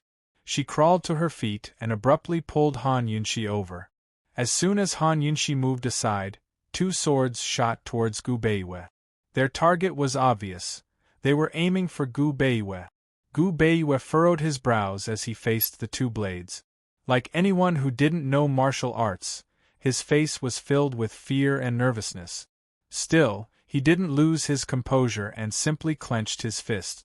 It was like he was facing the fear of death, but also like he was hesitating about something. However, in the end, the hesitation in his eyes disappeared without a trace. He watched helplessly as the blade approached, getting closer and closer. "Imperial Physician Gu!" Han Yunxi shouted. She threw out several hidden needles and hit one of the assassins, but another assassin quickly took his place. Soon, another assassin was coming for her. Han Yunxi defended herself while calling for help. "Someone come, protect Imperial Physician Gu. Quickly!" It was a chaotic battle. Suddenly, Gu Beiyue gave a grunt. Han Yunxi quickly turned around and saw an assassin's sword piercing Gu Beiyue's arm. The other assassin's sword was aimed at his abdomen. So ruthless. Han Yunxi sucked in a cold breath. She didn't care about the trouble on her side. All the hidden needles in her arm flew towards the assassin. This time, the assassin was hit by 5 hidden needles. 3 of the needles hit his vital points, and he instantly fell to the ground. But everything didn't end with that assassin falling down. Han Yunxi didn't even have time to catch her breath as another assassin attacked from the side. At the same time, on Gu Beiyue's side, the assassin who had pierced his arm fiercely pulled out his sword and aimed at his vital points. A cold glint flashed past Gu Beiyue's eyes. The hand which was hidden under the blanket finally grabbed onto a small flying dagger. But at this moment, the little thing which was sleeping in a small box suddenly jumped up and pounced towards that assassin with its fangs and claws bared.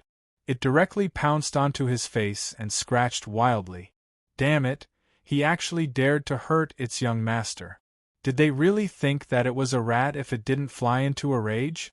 The assassin's mask was torn to pieces and his entire face was instantly ruined. No matter how he scratched, the little thing just clung onto his face. The assassin cried out in pain. But this sudden change of events didn't affect the other assassins. They were all well-trained and emotionless death warriors. None of them cared about their companions' cries as they continued to attack. Very soon, another assassin broke through the guard's defenses and headed straight for Gu Beiyue's side.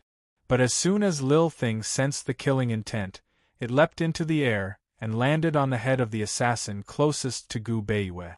It scratched wildly, causing large amounts of blood to flow from the black-robed assassin's head. The assassin stood in place for a moment before collapsing to the ground, dead. Only then did the other assassins stop, realizing that this squirrel wasn't someone to be trifled with. Lil Thing crawled on the edge of the bed, its eyes narrowed as it looked aggressive. Although it was very tired, it still jumped up as soon as it sensed killing intent. It wanted to protect Mama Yunxi. But as soon as it jumped up, it discovered that the gentleman was in danger as well. More accurately, the gentleman was in even more danger than Mama Yunxi. Although the black-robed assassins were attacking Mama Yunxi as well, They didn't have any killing intent at all. Instead, it was the gentleman who was filled with killing intent. Lil Thing didn't know the origins of these assassins, nor did it know why they didn't want to kill Mama Yunshi. It only knew that no matter what the reason was, no one could hurt the gentleman. To Lil Thing, the gentleman was just as important as Mama Yunshi. As soon as Lil Thing took charge, the black-robed assassins restrained themselves. It wasn't clear who gave the word retreat, but all of them began to retreat.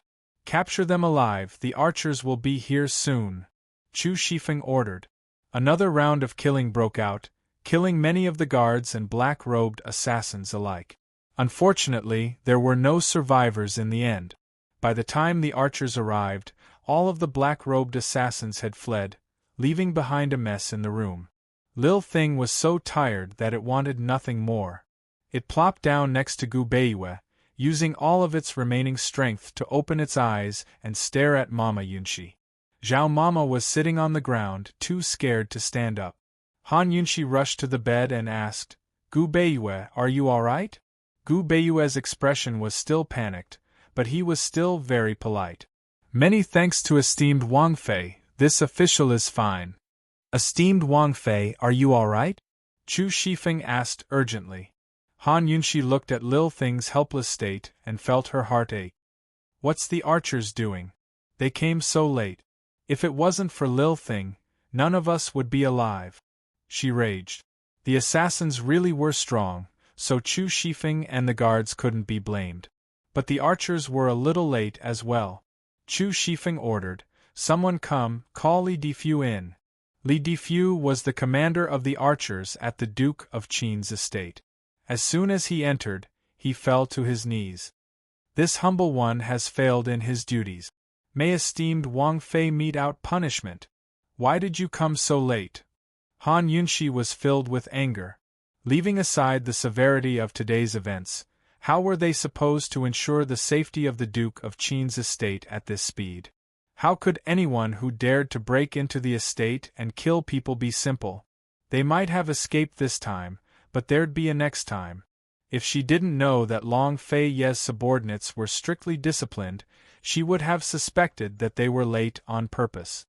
To reply esteemed Wang Fei, assassins broke into the northwest corner of the ancestral hall to kidnap esteemed imperial concubine. This humble one and the archers were busy dealing with them and had no time to attend to this side. "This humble one has failed in his duties. May esteemed Wang Fei mete out punishment." Before Han Yunshi could speak, Chu Shifeng grew alarmed. "What's going on? Why didn't they report it? This humble one was leading the archers over when we received news of reinforcements.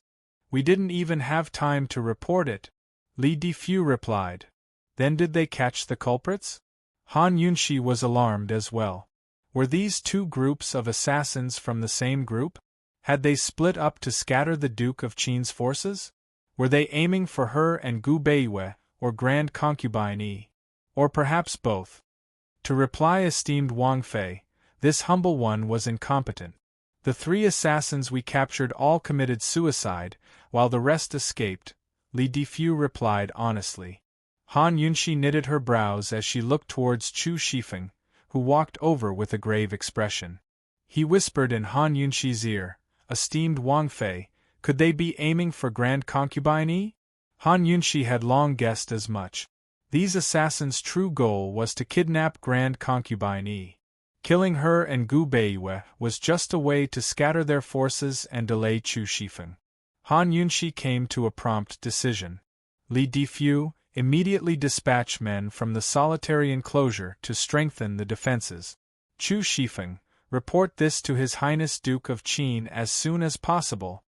This was the first time Han Yunshi had given direct orders to the Duke of Qin's subordinates. She really did have the air of a mistress of the house.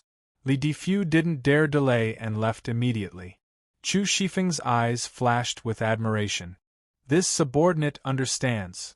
Gu Beiyue watched the entire scene in silence, his brows furrowed in thought. The attendants quickly cleaned up the assassins' corpses and cleaned up the entire room. Currently, Lil Thing was nestled against Gu Beiyue's side. It looked like it was asleep, but it was completely unconscious. Gu Beiyue's fingers gently stroked its pure white fur, but it didn't know a thing. "It's all thanks to Lil Thing," Han Yunxi remarked mildly. "Esteemed Wang Fei, these assassins." Gu Beiyue trailed off. "They came for me. There's nothing to be done, I've offended too many people." Han Yunxi's expression was helpless.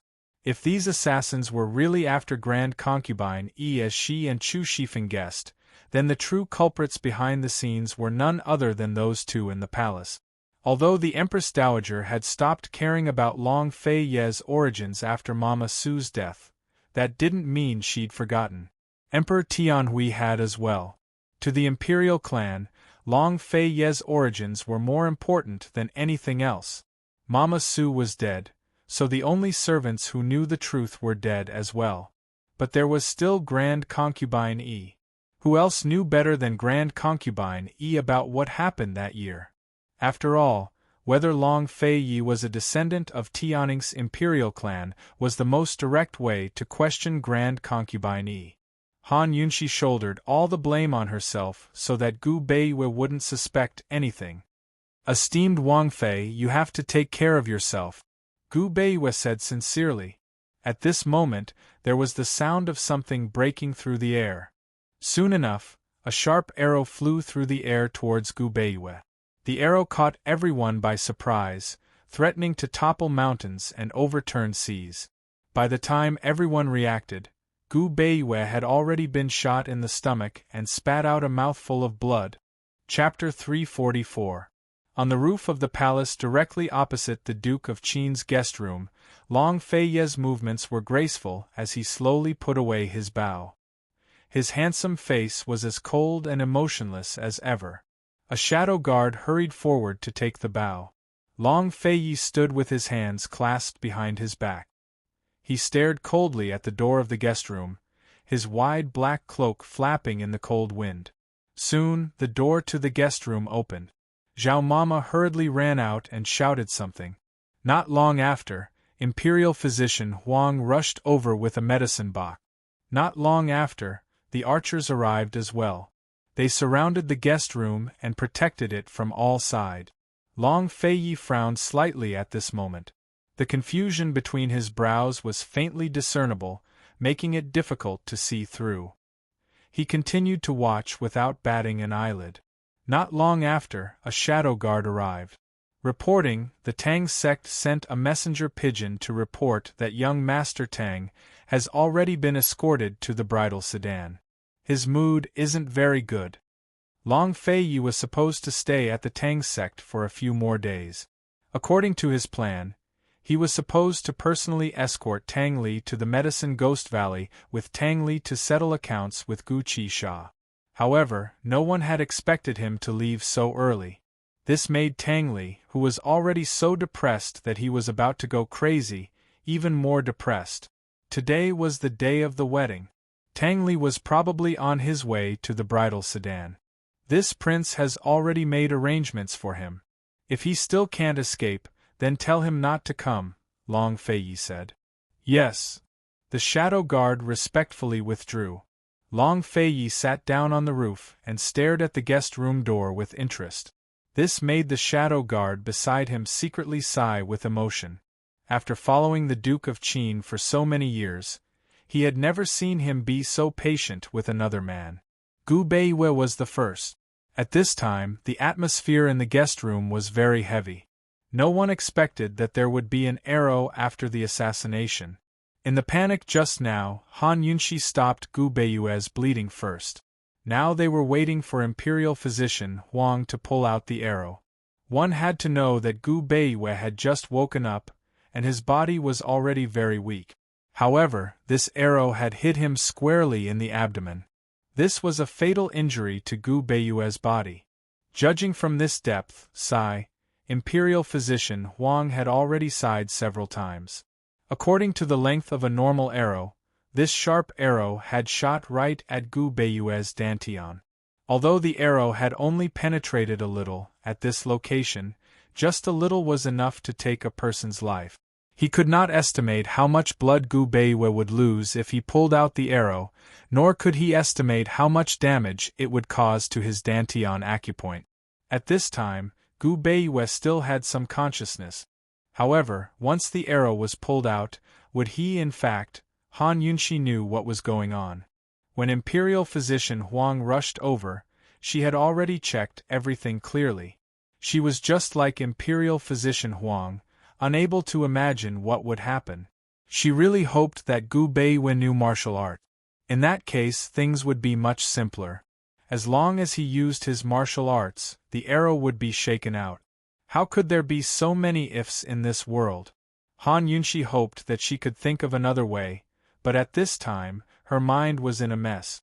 She couldn't even think about what was going on with today's assassination. Was this arrow related to the previous assassination attempt? Who was the target of today's assassination attempt? Her mind was full of regret. She regretted getting acquainted with Gu Beiwei. Gu Beiwei had been the head of the Imperial Physician Courtyard for so many years. He'd always played it safe and never offended anyone. But after meeting her, he'd become the target of public criticism. He'd been framed, locked up in the imperial prisons, tortured and assassinated. With his intelligence and temper, he could have lived a peaceful life in Tianning's capital city. After Imperial Physician Huang finished his examination, he carefully explained the situation to Gu Beiwei. Gu Beiwei's medical skills were far superior to Imperial Physician Huang's, so it was better to let him decide whether to pull out the arrow while he was still conscious. If he pulled out the arrow, he might bleed non-stop until he died. If he didn't, the arrowhead would stay in his body for too long and become infected. Delaying it for too long would result in death either, or an even more miserable death. Gu Beiwei's lips had long lost all color from the torment. He listened carefully to Imperial Physician Huang's words while glancing at Chu Shifeng out of the corner of his eye. His movements were so fast that even Chu Shifeng didn't notice. Imperial Physician Gu, that's the situation. You decide for yourself. Imperial Physician Huang's expression was especially heavy. Actually, the danger was the same whether he pulled out the arrow or not. Before Gu Beiwei was a choice between life and death. In the silence of the room, everyone was looking at Gu Beiwei, waiting for his answer.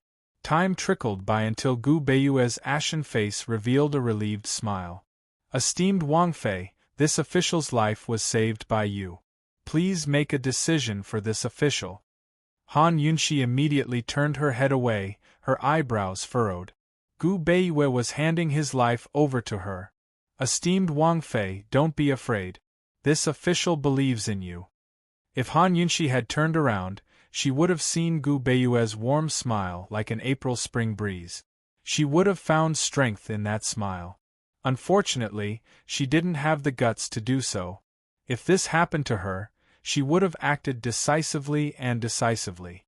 But facing Gu Beiwei, she couldn't bear to be so ruthless. Give me a bit of time, Han Yunxi said as she strode out the door. She had to calm down. Perhaps she'd be able to come up with a better plan. Han Yunxi didn't go far before she sat down on the stone steps by the front door. Her hands were pressed together against her forehead to hide her worried expression. Although her expression was hidden, her entire person seemed to have dimmed. Her former confidence and splendor were nowhere to be found. Long Fei watched her from a distance, a trace of dissatisfaction rising to his cold eyes. He really didn't like this woman's gloomy look, especially when she was sad because of a man.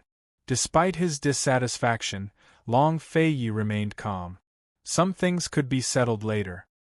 He'd spent so much effort on Gu Beiwei that he couldn't leave empty-handed. Gu Beiwei knew martial arts, but Gu Beiwei hadn't been able to sense his pulse. That was proof enough that his martial arts skills were extremely high. Moreover, he'd been able to keep his cool during the two dangerous situations he'd faced so far. He hadn't even tried to save Han Yunxi or himself. That was enough to prove how deep Gu Beiwei's heart was. If they hadn't bumped into each other that time, perhaps Long Fei would have let Gu Beiwei go this time. But that was because he'd confirmed that Gu Beiwe knew martial arts. Long Fei Yi wouldn't show any mercy. He wouldn't allow such a person of unknown origins to be hiding in Tianning's capital city, much less allow such a person to exist by Han Yunxi's side. The arrow had entered his dantian by a fraction. With his body's current condition, the only way was to use his internal energy to force it out. He wanted to see whether Gu Beiwe would choose to die or expose himself. Long Fei's icy gaze shifted away from Han Yunxi as he continued to wait without a word. Han Yunxi shut her eyes as she thought and thought. The more she thought, the more agitated she became. She knew there wasn't much time left. But she was so annoyed that she stood up abruptly. However, at this moment, she suddenly remembered something. Gu Beiwe had once been struck in the heart by Gu's plum blossom needle at the Han estate. Fortunately, it hadn't hit him directly, but had missed by a hair's breadth. Back then, she hadn't dared to cut him open, so she'd used poison to neutralize the plum blossom needle to save his life. Heavens, how could she have forgotten something so important? This time, she could use the same method. Using poison to neutralize the arrow, then neutralize the poison in time. She'd already used such an ingenious method on Gu Beiwe, so why hadn't she thought of it? That's great. Han Yunxi was so excited that she was jumping up and down in the courtyard. She was so happy that even Long Fei Yi could sense her joy from afar. Long Fei Yi's eyes had already narrowed into slits. Seeing this, the guards on the side couldn't help but worry for their esteemed Wang Fei. Han Yunxi quickly entered the room. I have an idea.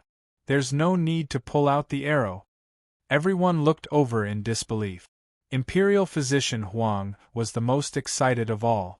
Esteemed Wang Fei, what good idea do you have? The same old method. Han Yunxi smiled mysteriously. Gu Beiwe's lips curved into a smile that no one noticed, as if he'd known all along. All of you get out. Zhao Mama, close the windows and close the door. Han Yunxi didn't have time to explain. She gave orders as she took out the poison, antidote, and other necessities. Imperial Physician Huang couldn't figure it out.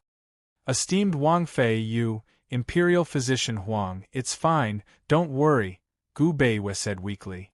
Han Yunxi was amused. You remembered it too? Gu Beiwe nodded with a grin.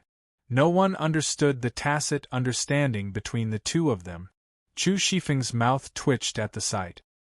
He was curious about Han Yunxi's self-confidence while feeling conflicted. He didn't know how to report this to his master outside. One had to know that for this test, Master had spent a lot of effort. Not to mention how many death warriors and shadow guards had been sacrificed in order to make this matter real. Even that long-distance and incomparably accurate arrow had consumed a lot of internal energy.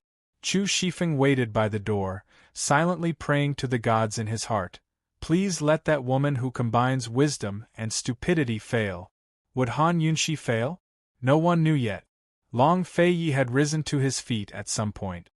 He saw that the doors and windows of the guest room were shut tight and that a group of people were waiting by the door.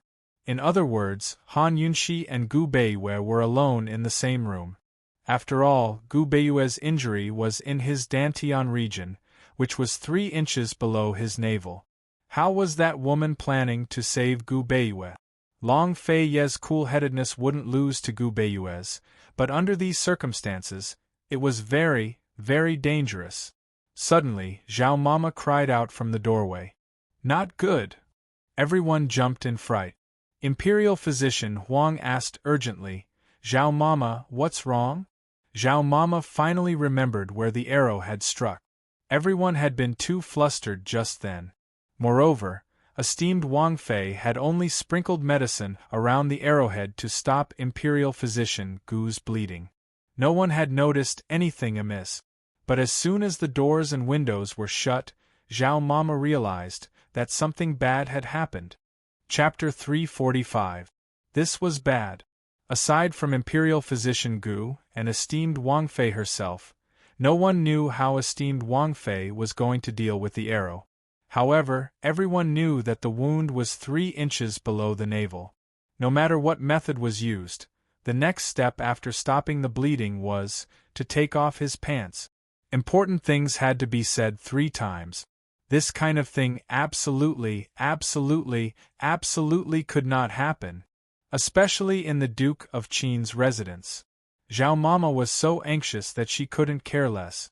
She hurriedly pushed open the door, but who knew that a sudden gust of wind would push the door open before she could? Before anyone could react, Long Feiyi had already entered the room, leaving everyone with a murderous look. The terrified Zhao Mama instantly let out a sigh of relief. However, she quickly sucked in a cold breath. That's not right. Wasn't this His Highness Duke of Qin? He actually came back. What a coincidence. Something was wrong.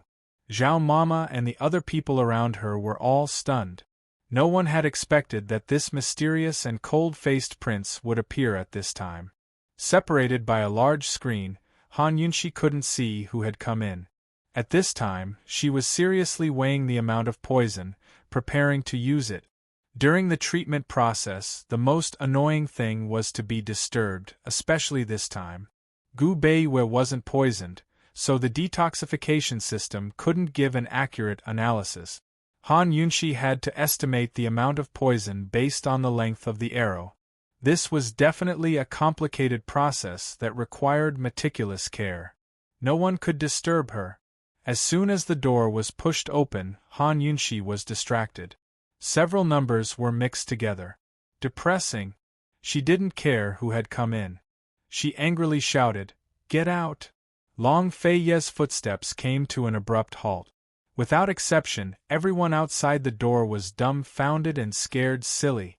So there was actually someone who dared to talk to His Highness Duke of Qin like this. No, not talk but roar. Wasn't this mistress a bit too manly? Inside the room, it was completely silent. Separated by the screen, Han Yunxi could only see that the door was still open. She furrowed her brows and was very angry. She could treat him in an environment where there were disturbances, but that was because she had no other choice. She had always relied on the detoxification system to calculate and rarely did her own calculations. Today's situation was very special. "Who is it? Get out, you hear me?" she shouted again. "This king." Finally, Long Feiyi opened his mouth. His voice seemed to come from the depths of hell, causing everyone's hair to stand on end. "This king? No, it's Long Feiyi." Han Yunxi jumped in fright. Her hands went limp and the poison slid to the ground. With a plop sound, it broke into pieces. Long Feiyi slowly walked around the screen and walked out. His already cold face was covered with a layer of frost. Han Yunxi only felt that the surrounding temperature suddenly dropped to 0, and the air was thin. Why did this guy suddenly come back? She swore that she definitely didn't do it on purpose. If she knew that it was him, she wouldn't have dared to shout like that even if she was beaten to death. Long Feiyi glanced at Han Yunxi with an expressionless face. He looked up and down, from the shattered poison on the ground to Han Yunxi's hands, then to Gu Beiyue's face, body, and wounds. Gu Beiyue lay on the bed, his face pale.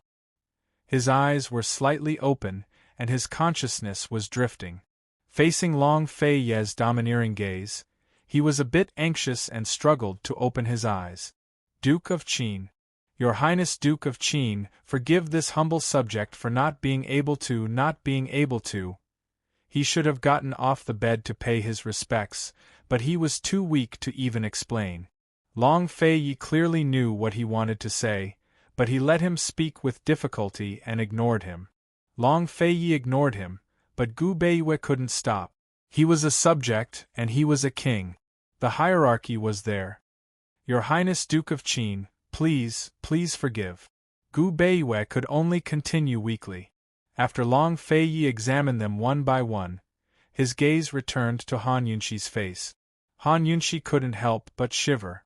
Your Highness." Long Feiyi looked meaningfully at the tightly shut doors and windows before sitting down. "Aren't you in a hurry to save someone? Why aren't you continuing?"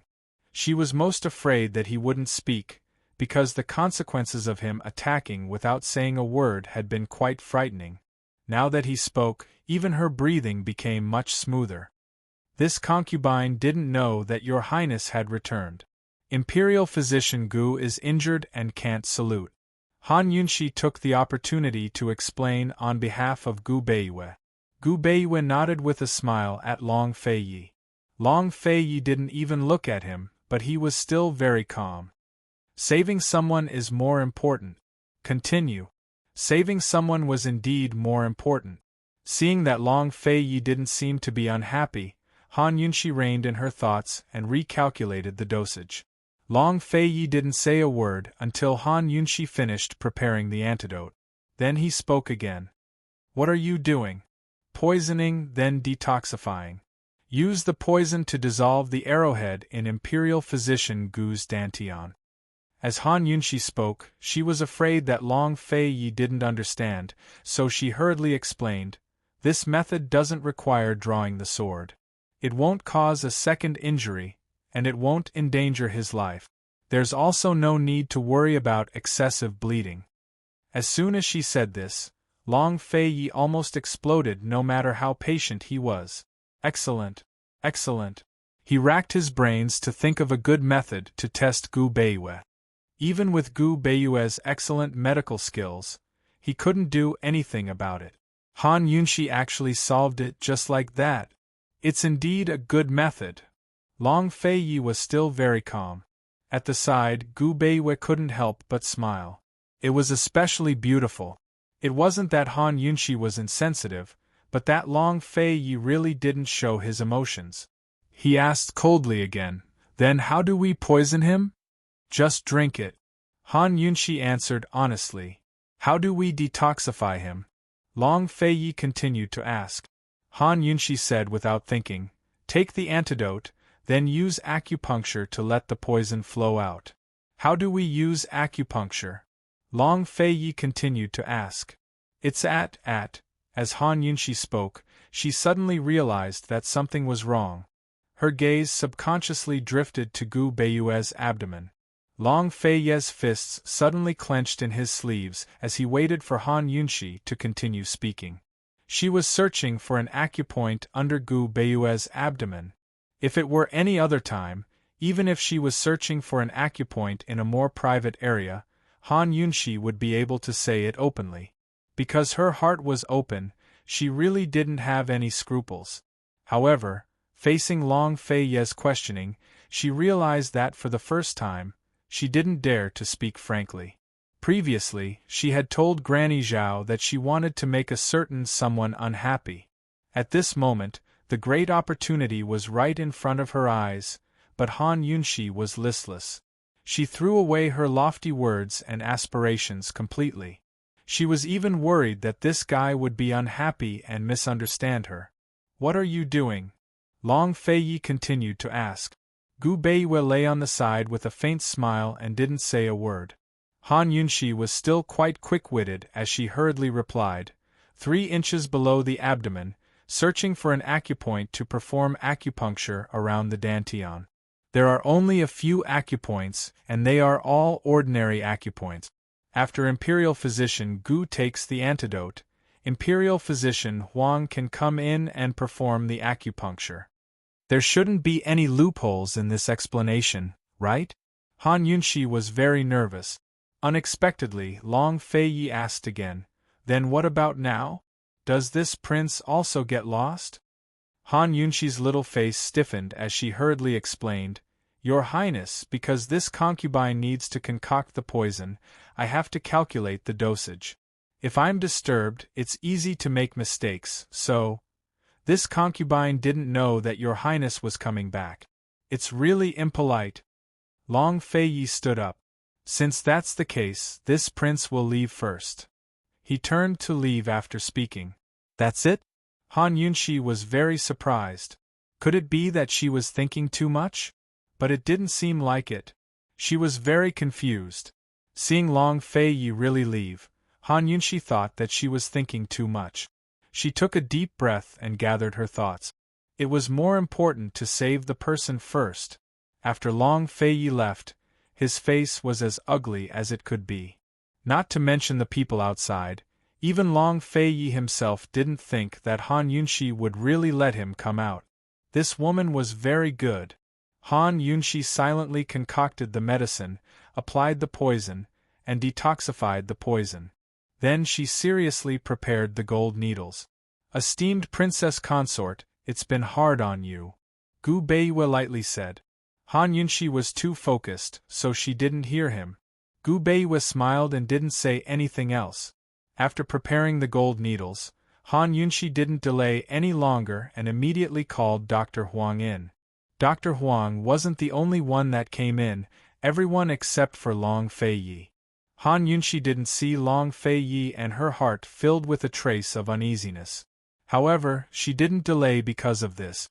Although Gu Beiwa had already taken the antidote, if he didn't use this time to expel the poison, there would be a big problem. Han Yunshi patiently explained to Dr. Huang in detail how to use the needles, including the number, position, and strength. She explained everything very clearly. After all, expelling the poison was different from normal acupuncture. Dr. Huang asked a few more questions before understanding everything. After explaining everything, Han Yunshi and Granny Zhao both left. Not to mention Han Yunshi, even Granny Zhao had forgotten the bold words she had heard before. She was just as scared as Han Yunshi. Long Fei-yi stood at the door with his hands clasped behind his back. "Your Highness!" Han Yunshi carefully came to his side. "Is it cured?" Long Fei-yi asked. "Dr. Huang is performing the acupuncture. It's not a big problem," Han Yunshi honestly replied. Granny Zhao gently tugged on Han Yunshi's clothes, hinting that His Highness was clearly angry. Han Yunshi wasn't stupid. She could obviously see it. She felt that she should explain something, but when she opened her mouth, she didn't know what to say. She didn't do anything. She did everything to save a life. Although she didn't notice the location of the wound, even if Long Fei-yi didn't come, she would have noticed the problem in the end. She wouldn't have personally performed the acupuncture. She had already been warned by him several times. She understood her own status and the women's way he spoke of. Moreover, even if she wanted to perform the acupuncture, Gu Beiwa wouldn't let her.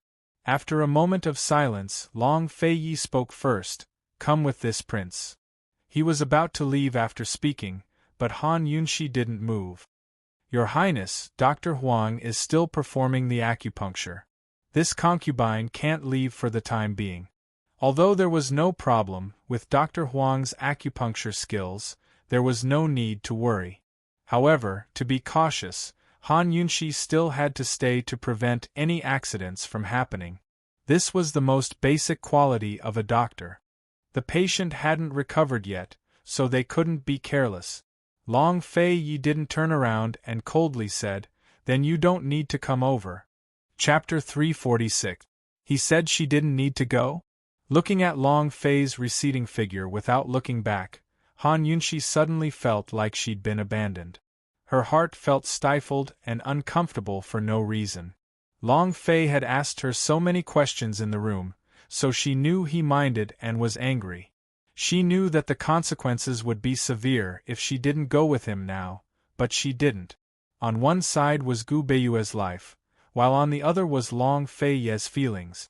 No matter what, life was more important than feelings. She wasn't so emotional as to ignore Gu Beiwa's life. Long Fei's figure had already vanished from sight, but Han Yunshi was still staring at him. Nobody knew that she was the one who suffered the most after making such a choice. Zhao Mama was stunned for a long time before she recovered her wits and grabbed Han Yunshi by the hem of her robes. "Esteemed Wang Fei, His Highness isn't happy. His Highness is very unhappy." Zhao Mama finally remembered esteemed Wang Fei's words. Didn't she want His Highness to be unhappy? She even said she'd keep Gu Beiwa here until he recovered. If His Highness was unhappy, esteemed Wang Fei should be happy. Zhao Mama suddenly grew excited. "Esteemed Wang Fei, His Highness really isn't happy." But Han Yunshi was so depressed that she didn't hear what Zhao Mama was saying. At this moment, Chu Shifeng ran out of the room and asked, "Esteemed Wang Fei, can your method really save us from having to pull out the arrow?" Han Yunxi recovered her wits and asked urgently, "What's the situation?" Inside the room, Imperial Physician Huang had already started using needles. The arrow had already snapped, and Chu Shifeng could see black blood flowing out. "Esteemed Wang Fei, answer my question first," Chu Shifeng said urgently. "Did the needles not go smoothly?" Han Yunxi was worried about the situation inside the room. After all, she'd run into a few accidents in her career as a detoxifier, all of which had happened while she was using needles. "Everything's going smoothly. He's bleeding black blood." Chu Shifeng's tone was filled with irritation. Han Yunxi heaved a sigh of relief. "That's good. Everything went well. As long as the black blood is clean, the wound will be treated." Chu Shifeng gave a start. For a moment, he didn't know what to say to his mistress. When he heard the Princess Consort and Dr. Huang's explanation, he did not believe that there was a way to cure the poison without pulling out the arrow. He never thought that it would work and it would take effect this quickly. This was a scheme that His Highness had painstakingly set up. It wasn't good for anyone to ruin it, but why did it have to be the Princess Consort? Chu Shifeng couldn't imagine the expression on his master's face right now. After a while, Chu Shifeng finally asked, "Esteemed Wang Fei, where's His Highness?" Han Yunxi sighed softly and did not answer. She leaned against the wall and crossed her arms. Her expression was silent as she waited calmly. If everything went smoothly, Imperial Physician Huang should be out in less than the time it takes to brew a cup of tea. Once Chu Shifeng left, only Gu Beiyue and Imperial Physician Huang were left in the room.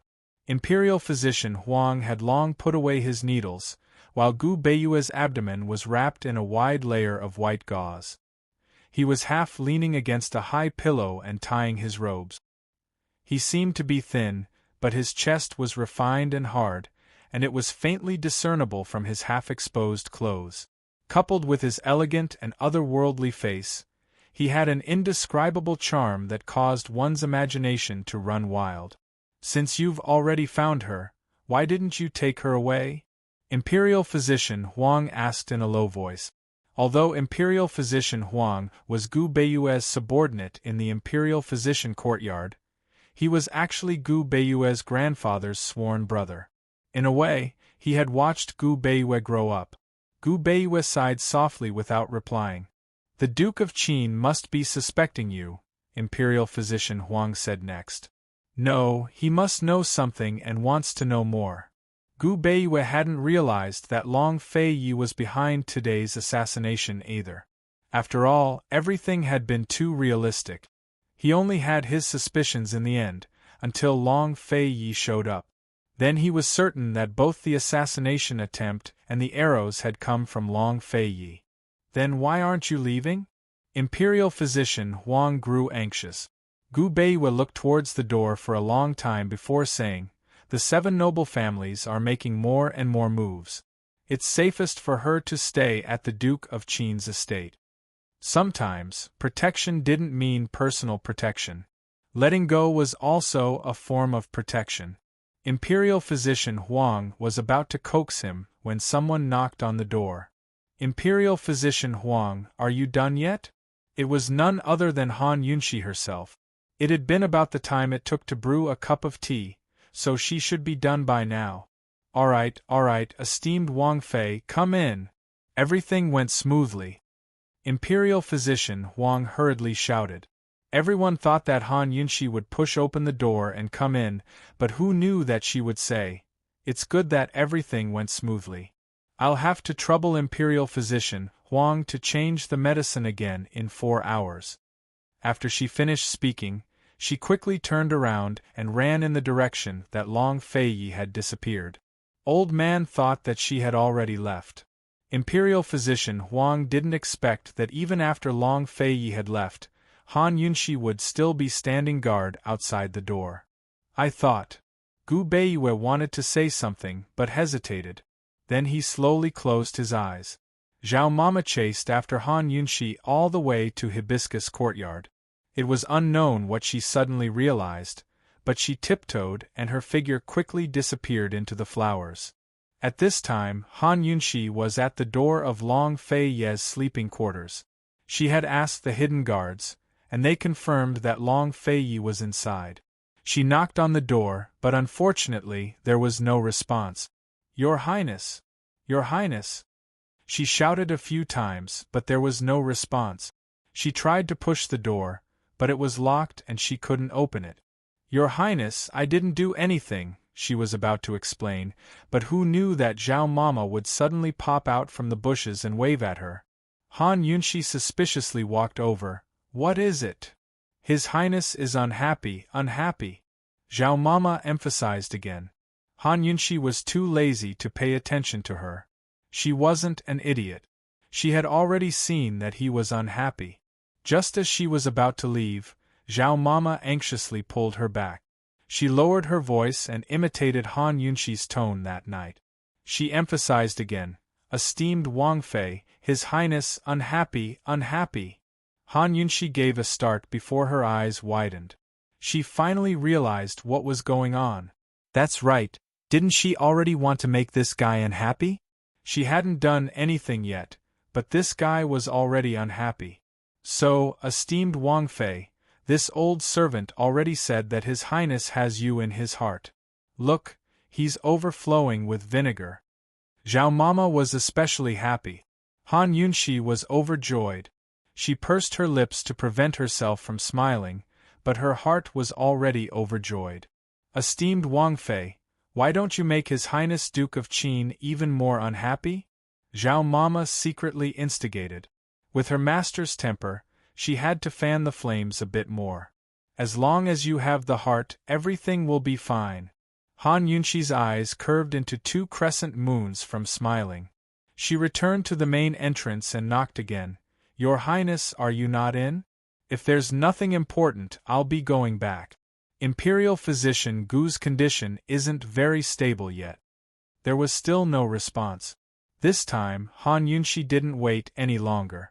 She turned and left. But just as she walked into the corridor, she saw Long Fei Yi standing in front of her with his back to her. Actually, even Zhao Mama didn't know how nervous she was at this moment. She was afraid that Long Fei Yi still wouldn't appear. Fortunately, he came. Han Yunxi deliberately played dumb. "Your Highness, why did you ask this concubine to come over?" She couldn't see Long Fei Yi's expression. She could only hear his cold and emotionless voice. "Didn't I say that you didn't need to come over?" Han Yunxi walked to his side and said, "Then, it shouldn't be anything important, right?" The entire corridor was silent. Long Fei Yi didn't speak for a long time. Han Yunxi waited patiently, her heart filled with all kinds of expectations. How would he answer? But who knew that after waiting for a while, Long Fei Yi only softly replied, "Amen." He actually turned around and walked away with his back to her. This time, Han Yunxi couldn't even see his back. Her heart skipped a beat. She was clearly putting on an act to make him unhappy, but when he took it seriously, her heart actually hurt. "Long Fei, did Zhao Mama and I both see wrongly? You're not unhappy, but just cold and detached?" Han Yunxi's heart ached, but she wasn't afraid. Since she chose to be brave, then she must be brave to the end. Her lips curved into a fearless smile. She elegantly turned around and shouted, "Your Highness, if there's nothing important, this concubine will go to the guest room. Imperial Physician Gu's injuries are serious. This concubine has already applied for sick leave on his behalf. I plan to keep him here until he recovers." Actually, if today's assassination hadn't happened, Han Yunxi would have waited for Gu Beiwei to wake up and rest for a day before sending him back to the Gu estate. She had always been straightforward and didn't like to drag things out. She also didn't like ambiguous relationship. Gu Beiwei had always been respectful to her and had never been rude. She saved Gu Beiwei completely out of friendship. Gu Beiwei had helped her a lot, and it was also because of her that the Empress Dowager had made things difficult for him. It was reasonable for her to keep Gu Beiwei here to recuperate. If Zhao Mama hadn't reminded her, she wouldn't have thought about the propriety of men and women touching.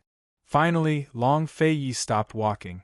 Coldly, he said, Han Yunshi, it's not up to you to decide whether or not to keep people in the estate. Didn't your highness say that this concubine will be responsible for all matters in the estate? Han Yunshi retorted. Long Fei turned around. His face was as cold as ice without a trace of emotion. From now on, there's no need.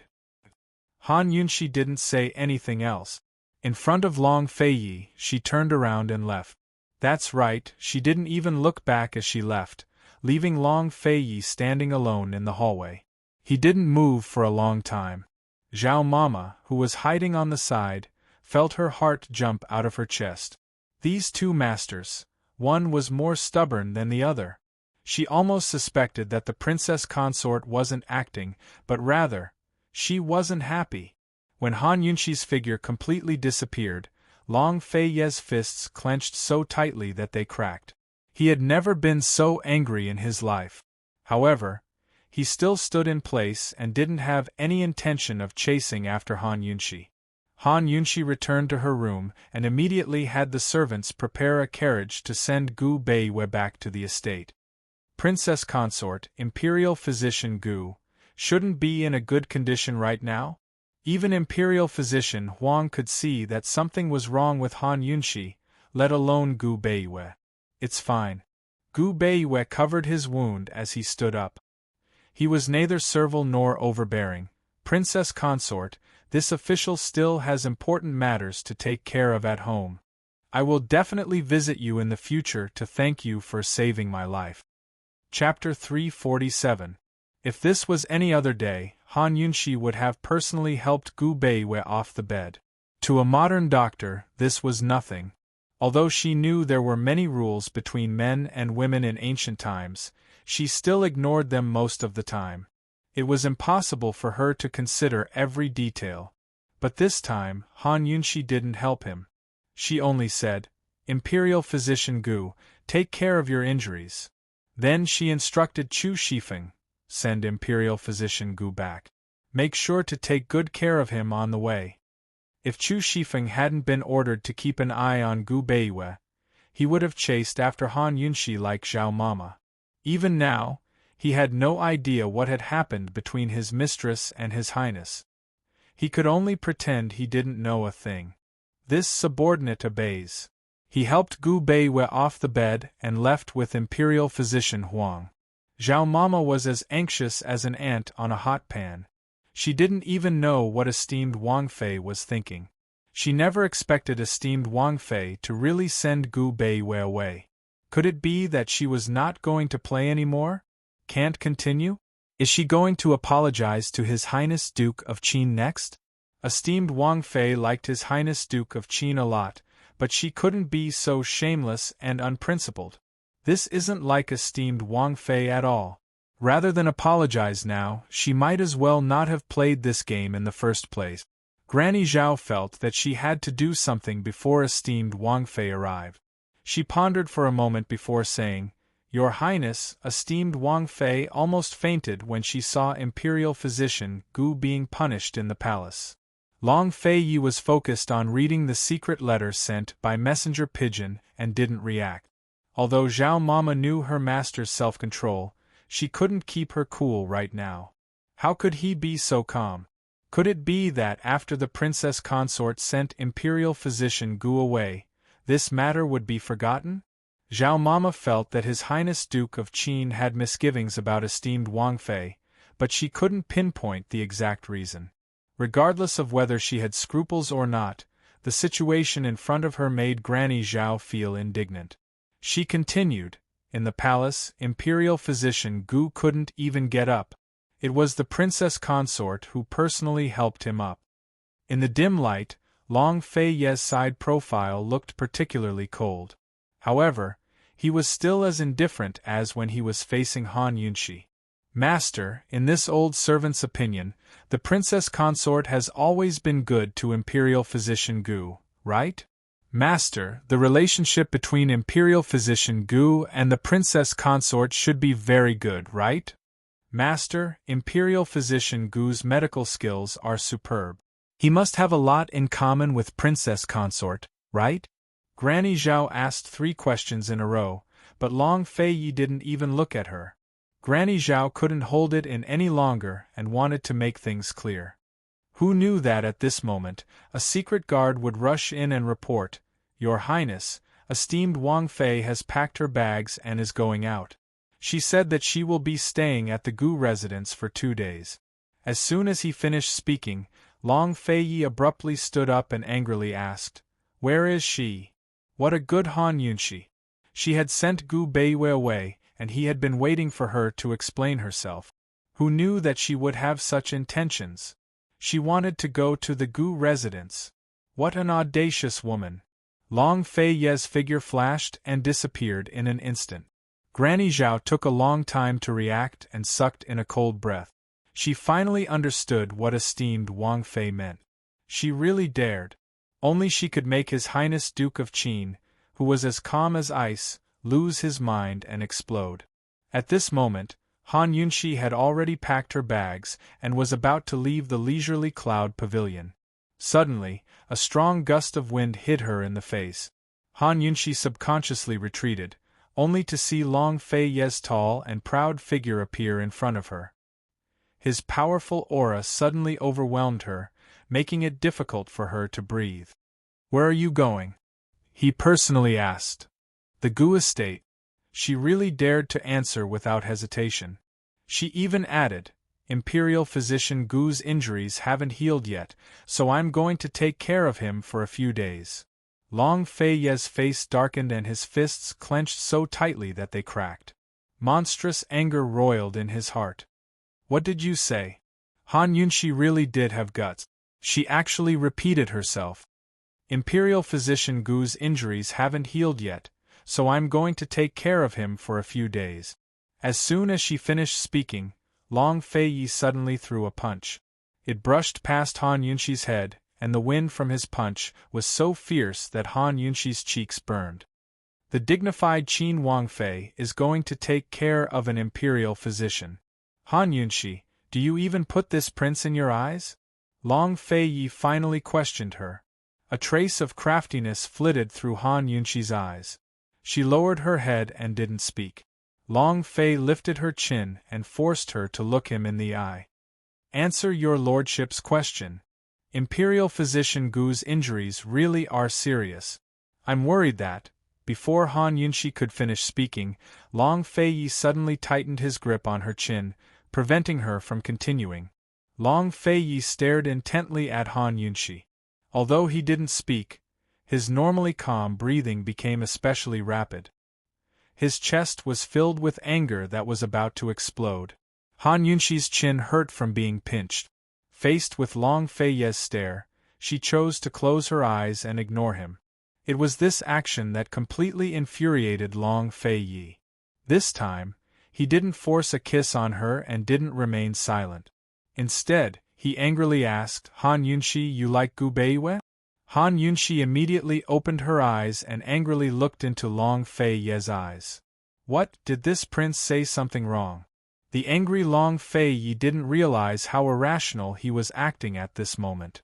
Even when Han Yunshi left last time, he hadn't lost control like this. The two of them angrily stared at each other. Long Feiyi thought that Han Yunshi would try her best to deny it, but who would have thought that the angry Han Yunshi would suddenly reveal an inexplicable smile. Her smiling eyes were as bright as the stars in the sky. This woman.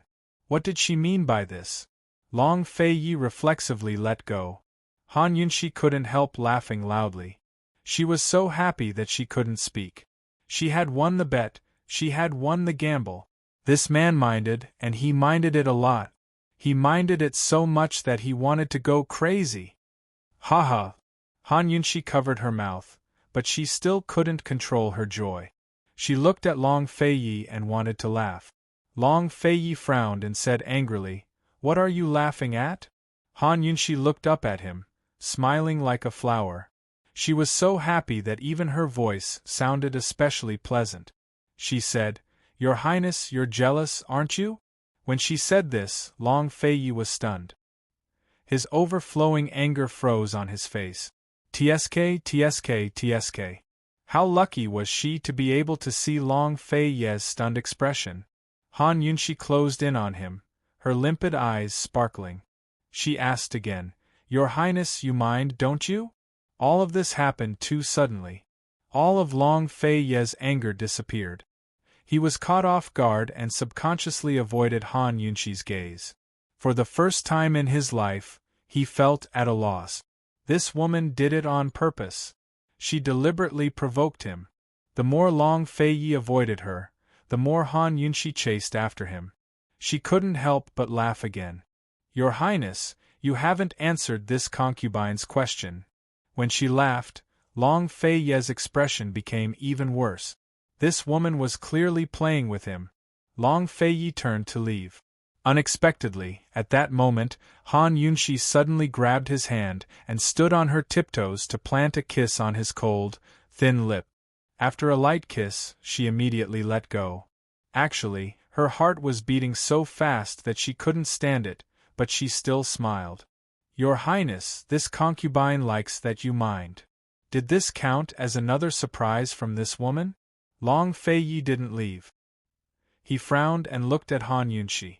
The more he looked, the tighter his brows became, as if thousands of thoughts were concentrated between his brows. Such a serious Long Fei Yi made the audacious Han Yunxi start to feel timid. Many times, one only dared to be brave when they didn't say what was in their heart. When they said what was in their heart, they would become as timid as a mouse. "Your Highness," Han Yunxi felt that she should say something more, but just as she opened her mouth, Long Fei Yi suddenly lowered his head and sealed her lips. It wasn't like her skimming the surface of the water like a dragonfly, but it was his usual domineering and forceful manner. In an instant, he drove straight in with passion like fire. Such a cold person kissed so intensely. It was as if all the repressed emotions in his heart were buried in this entanglement of lips and teeth. Gradually, he hugged her and led her close to him. She also unconsciously wrapped her arms around him, feeling his real presence. Both of them were willing, and the kiss lasted for a long time. In the early winter evening, the golden afterglow of the afterglow filled the courtyard of Leisurely Cloud Pavilion. It coated the bodies of the people kissing and hugging each other with a faint golden glow. Everything seemed sacred and beautiful. Long Fei Yi didn't answer Han Yunxi's question. Perhaps this kiss was the best answer. She was completely satisfied. Su Xiaoyu secretly leaned against the window and watched the warm scene in the courtyard. She was secretly amazed that His Highness Duke of Qin could have such a gentle side. It was inappropriate for children, but she couldn't take her eyes off them. When she saw that the Duke of Qin's kiss had landed on Han Yunxi's jade neck, she immediately became excited. Perhaps there would be a good show to watch. It was said that no matter how strong a man was, when he was deeply involved, his guard would be at its lowest. Perhaps she would be able to see what she wanted to see today, and then she would be able to give her master an explanation. Helpless, Long Fei Yi only lightly pecked Han Yunxi's jade neck, and everything came to an abrupt end. This man's self-control was simply heaven-defying. However, Han Yunxi was even more heaven-defying than him. She didn't even think in that direction. She was immersed in Long Fei Yi's objections and was still incomparably happy.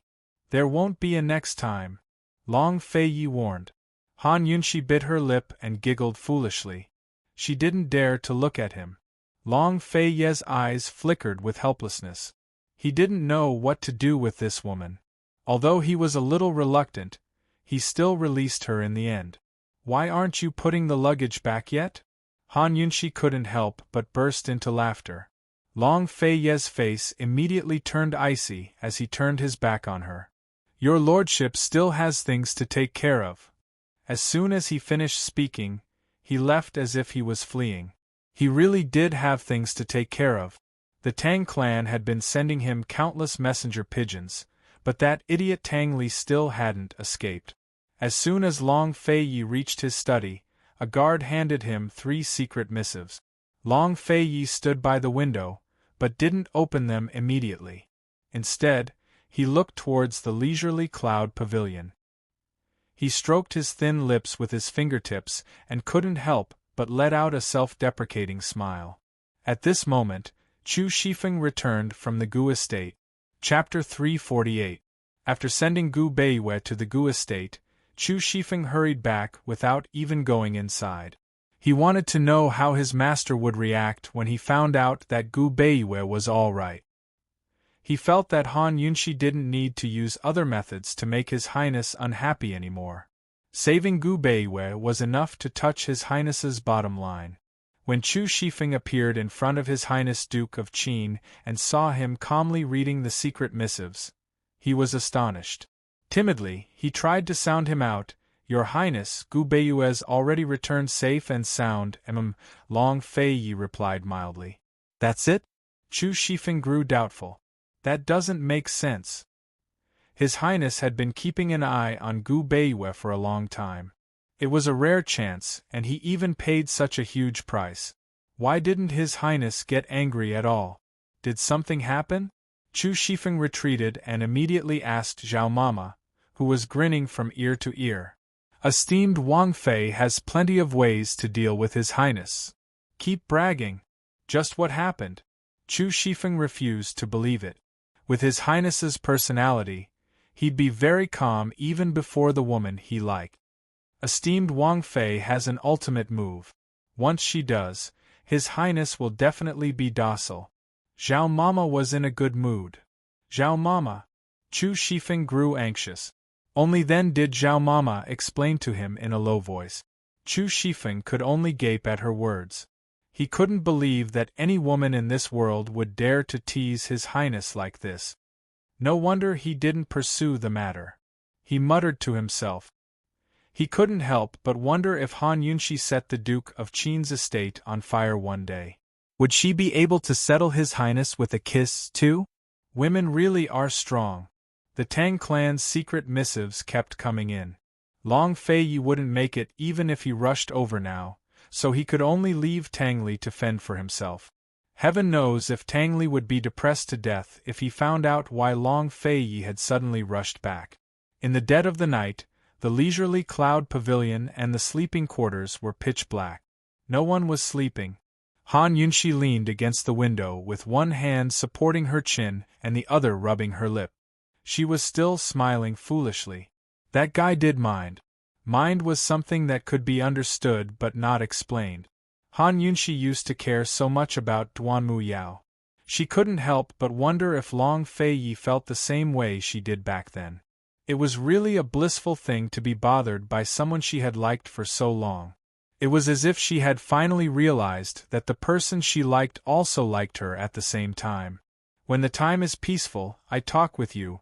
When the world is in dispute, I conspire with you. When prosperity falls, I grow old with you. He was willing to win the heart of his woman, and never leave her even in old age. Long Fei Yi, if you mind, it's a sunny day. In the bedchamber, Long Fei Yi reclined on a rocking chair with a wine cup in his hand. He silently looked out the window. It was unclear whether he was looking at the leisurely cloud pavilion or at the crescent moon on the treetop. After a long time, he calmly said, "Is there any news about the bear chuan and panoptic red lotus?" Serpent fruit, bear chuan, and panoptic red lotus. These three herbs were used to cure mute granny's poison. To him, there was nothing more important than finding these three herbs. The only thing he was certain of was that the serpent fruit was in Gu Qisha's hands. As for the other two herbs, there was still no news. A shadow guard emerged from the darkness. "Reporting to Your Highness, there has been no news. We only found out that the bear chuan appeared at the auction. We're still investigating the specifics." Long Fei Yi waved his hand, indicating for the shadow guard to withdraw. He knew very well that these three herbs were not easy to find. Now, he just had to wait for Tang Li to escape with the torrential pear blossoms. He was determined to get the serpent fruit. The night deepened, but a figure continued to wander around the Duke of Qin's estate.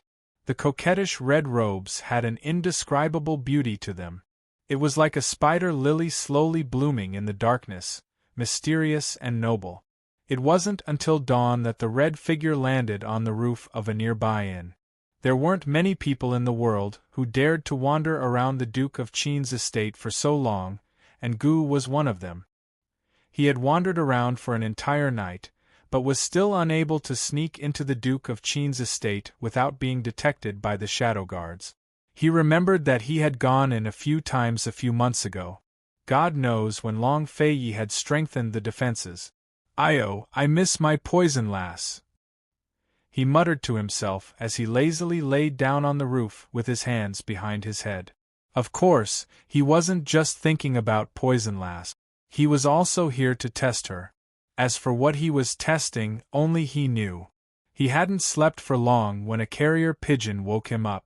Mu Ling-er had sent him a letter.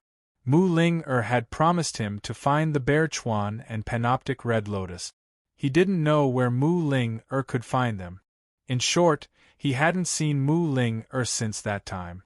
As Gu opened the letter, he wondered if he could get Mu Ling-er to find a medicinal ingredient that could never be found.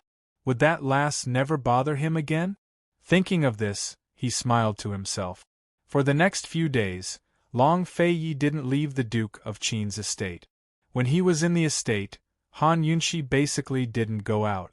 This was the first time Han Yunshi saw Long Feiyi practice swordsmanship. He was dressed in white robes and waved the silver sword in his hand. He moved with the sword, sometimes fast, sometimes slow. Slashing, stabbing, poking, piercing, lifting, every movement was clean and nimble. Han Yunshi couldn't understand what he was doing, but she felt that he was too handsome. Long Feiyi practiced for an entire afternoon, but Han Yunshi watched for an entire afternoon as well. If it wasn't for the fact that she couldn't cultivate inner strength, she would have asked Long Feiyi to teach her swordsmanship. When she saw Long Feiyi stop, she immediately politely handed him a cup of water, just like a personal attendant. Actually, she had a lot of things to do. However, it was rare for him to stay in the estate, so she wanted to stay by his side. "Is Bailey Mingxiang taking the medicine going smoothly?" Long Feiyi asked indifferently. After that incident that day, he was basically the same as before. He didn't make any special changes, as if nothing had happened. Of course, to outsiders, that was indeed the case. However, Han Yunshi felt that the two of them were much closer. At least, she could harass him without fear. "Everything is going smoothly, but," Han Yunshi hesitated for a moment but still said, "Your Highness, this young lady isn't easy. I want to try and save her." Although no one knew what would happen to Bailey Mingxiang after the beauty's blood was cultivated, based on Han Yunshi's poison knowledge, Bailey Mingxiang wouldn't survive. It was just that the method of death was uncertain. Seeing Long Feiyi frown, Han Yunshi hurriedly explained, "I guarantee that it won't affect the beauty's blood." Long Feiyi only replied with 3 words, "Do as you wish." To him, Bailey Mingxiang was just one of his many subordinates. He had even almost forgotten what she looked like. "Your Highness, is there any news about Mute Granny?" Han Yunshi hadn't forgotten about this matter. She was also thinking about the white-robed man from the Shadow Clan. As for her identity, there seemed to be no news about it after the disappearance of Mute Granny and the white-robed man. Sometimes, she would rather be Han Kongan's daughter, the Han family's legitimate daughter. She wouldn't have so many secrets. The more secrets there were, the more conspiracies there would be, and the more danger there would be. She still suspected that Lady Tianxin's difficult birth was caused by someone who wanted to kill her in her mother's womb. If she didn't find out what happened to Lady Tianxin and who her father was, how could she be at ease? There's no news. The possibility of finding it isn't high. You'd better not have too much hope. Long Feiyi said indifferently. Han Yunshi didn't say anything. Thinking about Mute Granny, she was filled with guilt. She said indifferently, "Your Highness, of the 3 herbs, the serpent fruit has been found." As soon as she said this, Long Feiyi's calm eyes flashed. Serpent fruit. Han Yunshi took it out. This little thing took it out. Who knows how many other good things it has hidden away. Long Feiyi took it and sized it up. He couldn't be sure that it was the serpent fruit. It was even bigger than the one he saw in Guqi Sha's hands. Your Highness, you should keep it. I'm afraid the other two herbs will be hard to find. Instead of finding Mute Granny, they'd found the herbs first. Han Yunshi was too weak to keep the serpent fruit safe. Long Fei Yi silently tucked it into his sleeve without a word. His eyes flashed coldly. Guqi Sha, your lordship will definitely play with you this time. As they spoke, Chu Shifeng rushed in. Your Highness, something big's happened. Long Fei hated it when his subordinates were all flustered. He asked unhappily, how big of a matter is it? Something's happened to the Crown Prince. Chu Shifeng gasped for breath. Long Fei Yi didn't take it to heart. The Crown Prince was a man who knew how to adapt to circumstances.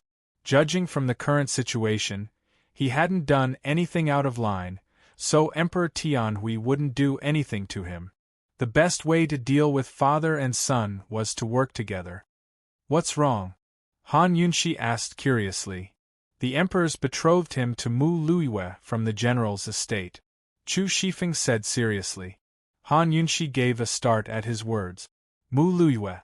If Chu Shifeng hadn't mentioned her, she'd almost forgotten about the girl. This girl used to be Princess Chongping's best friend and had been arrogant for a while.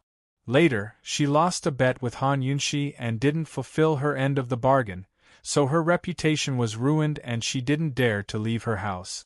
Back then, it was her older brother, Mu Qingwu, who stripped naked and ran a lap around the streets for her. No matter how good her background was, a woman like her would never marry into a good family. Noble and prestigious clans looked for a daughter-in-law and marrying off their daughters. Marrying off a daughter might depend on her family background, but a daughter-in-law's reputation and character were more important. The Crown Prince would actually marry a woman like this? No, to be more precise, Tianning's imperial clan would actually accept a woman like this? Han Yunshi couldn't believe it. Without a doubt, this was beyond Long Fei Ye's expectations as well. Cold, he asked, what does General Mu mean by this? The news just came from the palace. The imperial edict should have just reached the general's estate by now, Chu Shifeng replied honestly. That's right, Your Highness. A few days ago, Chu Shifeng and I saw the Crown Prince go to the general's estate with Mu Qingwu. Han Yunshi would rather believe that it was Crown Prince Long Tianma who sought out Mu Qingwu of his own accord than Mu Qingwu seeking out the Crown Prince for the sake of military provisions. The imperial uncle's estate behind the Crown Prince truly had the power to provide Mu Qingwu with military provisions and provisions. Tianhui's deadline for Mu Qingwu's death is up, isn't it? Long Fei Yi asked. It wasn't that he'd forgotten, but that as he saw it, Emperor Tianhui wouldn't really do anything to Mu Qingwu under these circumstances. He'd rather rope in the general's estate. It arrived 2 days ago, but I haven't seen Emperor Tianhui do anything to Mu Qingwu yet, Chu Shifeng said. No matter what, Emperor Tianhui's betrothal was a way to rope in Mu Qingwu. Now it all depended on old General Mu's intentions. Once the general's estate and the imperial uncle's estate stood together, they'd be a huge threat to Long Fei Yi. For now, they could only wait and see how things played out. A few more days passed before Tang Li finally arrived. He was travel-worn, but still dressed in bridegroom's robes. Heaven knows what kind of life or death escape he'd experienced. He didn't even see Han Yunshi when he entered the gates before Long Fei Yi pulled him away. To Medicine Ghost Valley. Chapter 349. Tang Li's hair was disheveled, and his wedding robes were in tatters. He hadn't even caught his breath before Long Fei Yi dragged him out of the Duke of Qin's estate. Wait, fine, he'd better catch his breath before speaking. He'd fled on the way to the bridegroom's wedding by following Long Fei Ye's route. Everything had gone smoothly, but he'd still been ambushed, not by the Tang clan, but by the bride's side of the family. His father had told him that the woman he was marrying came from a powerful family, but he'd never taken that to heart. He'd never even heard of the other party's background or the bride's identity. Even now, he was still unclear. But after being ambushed, he was truly curious about the other party's origins. They were too powerful. 50 top-notch experts had attacked together, completely wiping out Long Fei Ye's men. He'd used up all of his pear blossom rain needles to escape the encirclement. Over the past few days, he'd forgotten about eating, drinking, shitting, and sleeping. All he knew was to run as fast as he could to avoid being caught. Even after entering Tianning's capital city gates, he was still on guard. Only at the Duke of Qin's estate did he dare to relax. After panting a few times, Tang Li was about to speak when his vision darkened and he fainted. The distance between the Tang clan and Tianning's capital city was enough to run 2 horses to death. It wasn't that he was weak, but that he'd exceeded his biological limits. Long Fei couldn't help but knit his brows when he saw Tang Li faint. Useless thing. Despite his displeasure, Long Fei still personally helped Tang Li back and settled him in a guest room. The last secret letter from the Tang clan said that Tang Li had run into an ambush on his way out, but didn't go into details. After waiting for a few days without receiving any follow-up letters, Long Fei grew worried and sent out his guards to investigate. Before they returned, he'd already seen Tang Li return without any injuries, so Long Fei had nothing to worry about. No matter what price he had to pay, as long as Tang Li successfully escaped from the marriage, he would not mind. This time, not only did he want to save Tang Li, but more importantly, he didn't want Han Yunxi to go to the Tang sect, so he sent a lot of people to rescue Tang Li. Tang Li slept for a day and a night. Long Fei was worried and asked the imperial physician to check his pulse. Fortunately, he was just overly tired and nothing serious happened. Finally, he woke up at daybreak. As soon as he opened his eyes, he saw Long Fei drinking tea alone by the window. Tang Li was sleepy and asked in a daze, "Brother, am I dreaming? Where's the torrential pear blossom needles?" Long Fei asked. He had searched but could not find it. Tang Li felt wronged. "Bro, don't you care about what I've been through? Didn't you escape?" Long Fei retorted. "Aren't you curious about how I escaped?" Tang Li asked again. "It's good that you escaped," Long Fei said. There was no follow-up letter, which meant that all the hidden guards had been killed. Who else could have ambushed Tang Li and killed all his hidden guards besides Tang Zijin and Aunt Ru, who knew his hidden guards very well? He had no interest in the Tang sect, especially Tang Zijin and Aunt Ru's matters. He only wanted result. Tang Li obviously knew Long Fei's temper. He said faintly, "Bro, it wasn't my father or Aunt Ru. It was the woman's force. There were 50 first-class experts. I used up all the hidden weapons I had on me to escape." Long Fei looked over at him. "The woman's side? My father and Aunt Ru didn't expect the path you arranged. I don't know how the woman's group found out. It wasn't a coincidence.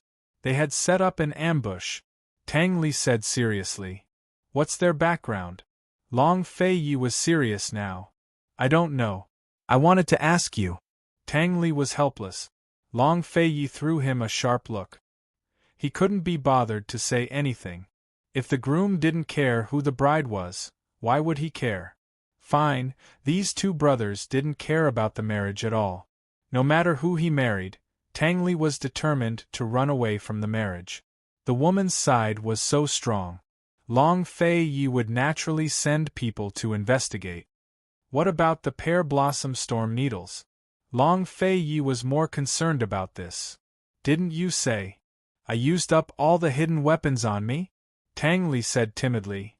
"Including the pear blossom storm needles?" Long Fei was surprised again. Tang Li didn't know why Long Fei wanted him to bring the pear blossom storm needles. He only knew that Long Fei had to use them. But now, from his reaction, it didn't seem that important anymore. "It seems like your fiancé's background is not small." Long Fei was really curious now. As for Gu Qisha, he already had the other serpent fruit. He didn't have to worry about Gu Qisha's serpent fruit threatening him. He alone was more than enough to deal with Gu Qisha. He only wanted Tangli to go with him because he wanted to kill Guqi Sha in one move. It didn't matter if he didn't have the pear blossom storm needles. He could slowly play with them. Seeing that Long Fei Yi didn't pursue the matter, Tangli was 100 times more relieved. If Tang Zijin knew that Tangli had used up the second most powerful treasure in the Tang sect to run away from the marriage, he would probably beat Tangli to death. Tangli told himself to never go back. It was too scary. Could it be someone from the City of Assassins? Long Fei Yi asked. Both the City of Daughters and Carefree City were cities of assassins. These two powers couldn't be underestimated. Long Fei Yi had always wanted to rope them in, but Long Fei Yi wasn't willing. I don't care who it is. I'm not going back. Tangli got off the bed with a serious expression. Big brother, I've thought it through. From now on, I'll be following you. After this life and death struggle, Tangli hated his father even more. His father wasn't really in a hurry to have a grandchild. He was just using his marriage to rope in powerful forces for the Tang sect. He began to suspect that his father and Aunt Ru weren't loyal to Long Fei Yi, but to their ambitions. Seeing that Long Fei Yi wasn't speaking, Tangli lowered his voice. Big brother, I'll help you suppress the Shadow Clan's matter. During this time, Long Fei Yi had kept Han Yunxi by his side while doing his best to suppress the Shadow Clan's matter. He didn't want anyone to know, but he was also tracking down the movements of the other 7 noble families. Tangli knew best what he wanted to do. He wanted the poison sect's power, but he also wanted to erase Han Yunxi's status as a member of Western Qin's imperial family. Long Fei Yi still didn't speak. He only gave Tangli a cold look. Tangli was amused. He'd been like this since he was young. Long Fei Yi's silence was tacit agreement. Before long, Han Yunxi heard the news and came over. No matter how Tangli looked at Han Yunxi, he couldn't help but feel comfortable. He wanted nothing more than to find a woman he couldn't like. That way, his father and the others would die from anger. Did you succeed in running away from the marriage? Han Yunxi smiled. Zhao Mama had been the one to tell her. Tangli didn't know how far Long Fei Yi and this woman had progressed while he was gone. He only grunted in response. It was best to be cautious. Your Highness, it's better to tear down 10 temples than ruin one marriage, Han Yunxi teased. She could guess that Long Fei Yi had saved her. His marriage isn't as important as a temple, Long Fei Yi said. Who's he marrying? Han Yunxi began to gossip. Ask him. Long Fei Yi was still cold. Tangli was suspicious. He felt that there was something more between the two of them. Long Fei Yi hadn't changed much. He was still cold and indifferent. However, Han Yunxi was much more relaxed than before. He remembered that this woman would more or less retreat in front of Long Fei Yi. He had never seen her joke around. If it wasn't for something important, she wouldn't talk to Long Fei Yi.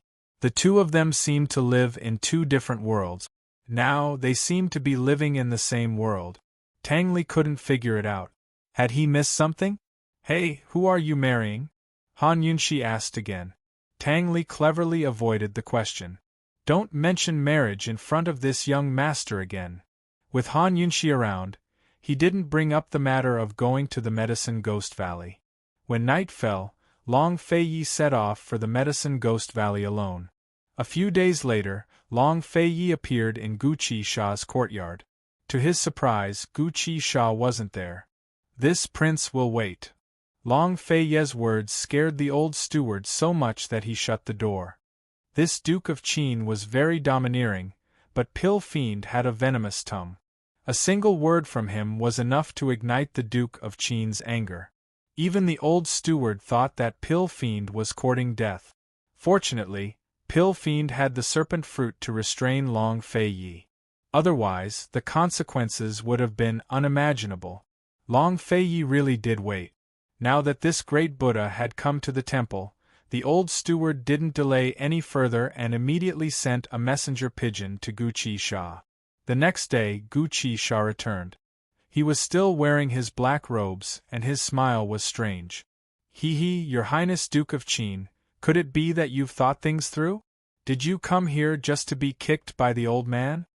After 2 rounds of fighting, Gu Sha had even broken the precious serpent fruit into 2 pieces to threaten Long Fei Yi. From the beginning to the end, it was all for the sake of kicking him. Before Long Fei Yi could answer, Gu Sha chuckled and said, "Your Highness Duke of Qin, now that the serpent fruit has been split into 2 pieces, which piece do you want?" Everyone present knew that only when both pieces of the serpent fruit were used together would it have any effect. Gu Sha was openly provoking him. Long Fei's eyes flashed with cold light. Even the old steward on the side felt like he was about to freeze, but Gu Sha was still smiling brightly. "Of course, if your Highness Duke of Qin is willing to take 2 kicks from this old man, then this old man will bestow these 2 pieces of serpent fruit to you." When he heard this, the old steward couldn't help but shudder. Could it be that his master and his Highness Duke of Qin had some sort of irreconcilable enmity? Otherwise, why would he provoke and humiliate him like this? Finally, Long Fei Yi opened his mouth. "2 kicks, is it? If your Highness Duke of Qin likes it, 3 or 4 kicks won't be a problem." Gu Sha was very generous. Long Fei Yi didn't answer. Instead, he suddenly leapt into the air and viciously kicked at Gu Sha with a shadowless kick. His momentum was so swift and fierce that it caused the surrounding air to ripple. Gu Sha had exchanged blows with him twice before, so he was still on guard. He kept retreating until his back was against the door. There was still time to escape, but Gu Sha didn't. Instead, he took out a piece of the serpent fruit from his sleeve and said seriously, "If your Highness Duke of Qin wants to kick this old man 4 times. He didn't finish his sentence and instead pretended to break the serpent fruit into 2 pieces. Chapter 350. Gu Sha pretended to break the serpent fruit into 2 halves, thinking that Long Fei Yi would stop. However, not only did Long Fei Yi not stop, but he also kicked out with his other leg. Gu Sha was dumbfounded at that moment.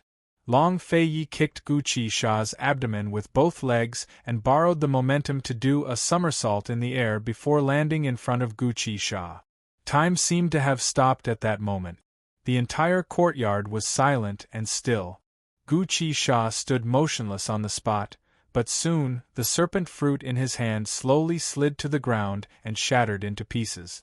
Long Fei Yi did not even look at it. Instead, he stared at Gu Sha with a cold gaze. Soon after, the door behind Gu Sha exploded into pieces with a loud bang. Gu Sha slowly lowered his head to look at the serpent fruit on the ground, unable to believe what he had just seen. Long Fei Yi, before he could finish speaking, he spat out a mouthful of blood, drenching his black mask. Long Fei Yi was not threatened by the serpent fruit. Did he not want the serpent fruit anymore? How could this be? Gu Sha felt the blood in his body go haywire. Soon, he spat out another mouthful of blood. Long Fei Yi's 2 kicks were definitely not for nothing. Finally, Gu Sha could not hold on any longer and fell to one knee. At that moment, Gu Sha almost couldn't stop himself from throwing out the medicinal seed. One had to know that if he had planted it anywhere on Long Fei Yi's body, it would have taken his life. However, in the end, he did not make a move. Long Fei Yi bowed and lifted Gu Sha's mask, revealing a face that could not be any paler, with blood smearing the corners of his mouth. Just as Long Fei Yi had expected, this face was very young, but he did not recognize it. However, Long Fei Yi still sized him up before standing up. "There are still 2 more kicks. Elder, you can use 2 more medicinal herbs to exchange for them.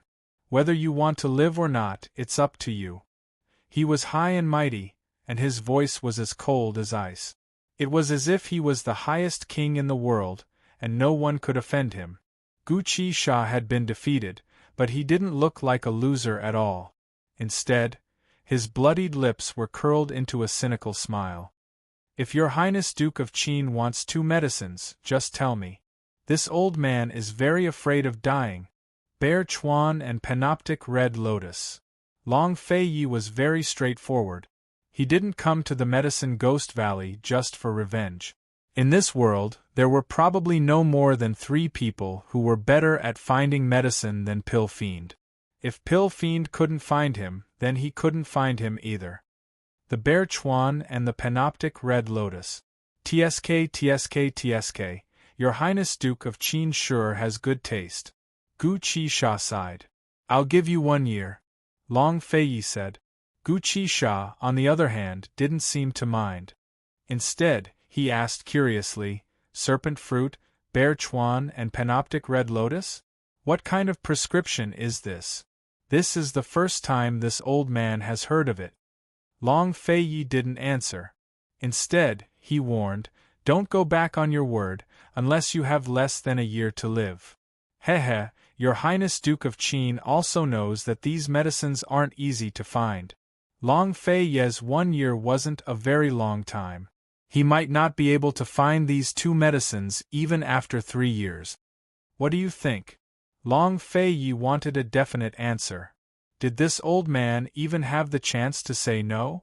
Gu Qi Sha laughed. Long Fei Yi glanced at him, then turned to leave without another word. Your Highness Duke of Qin, let's chat for a bit longer. Hey, don't you want the serpent fruit anymore? Long Fei Yi ignored Gu Qi Sha's shouts and disappeared through the door without looking back. Once he was sure that Long Fei Yi had left, Gu Qi Sha took 2 steps back and almost fell to the ground. He clutched his abdomen with a frown. It really fucking hurts. Long Fei Yi, you'd better not fall into my hands one day. Otherwise, I'll make sure you suffer a fate worse than death. At that moment, the frightened old steward hurried over. Master, are you all right? Do I look all right? The smile on Gu Qi Sha's face had long since disappeared. He was in a very bad mood. The old steward shut his mouth, not daring to utter another word.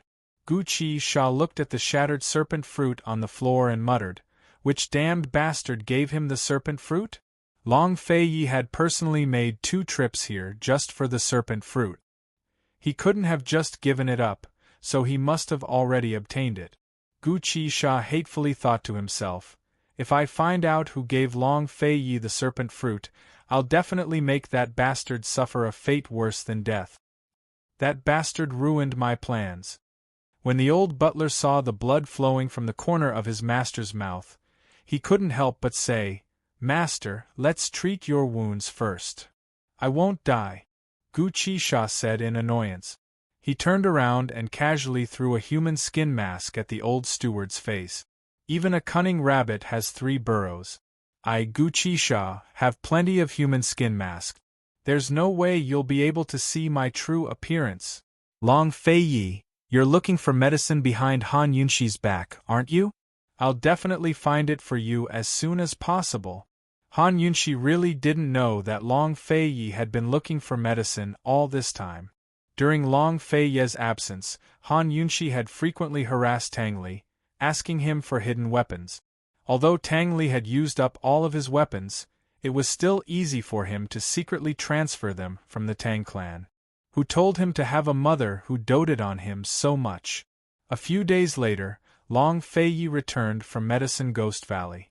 Chu Shifeng immediately reported the bad news. General Mu and Mu Qingwu had received an imperial edict. Mu Luiyue and Crown Prince Long Tianma's wedding was set for the end of the month.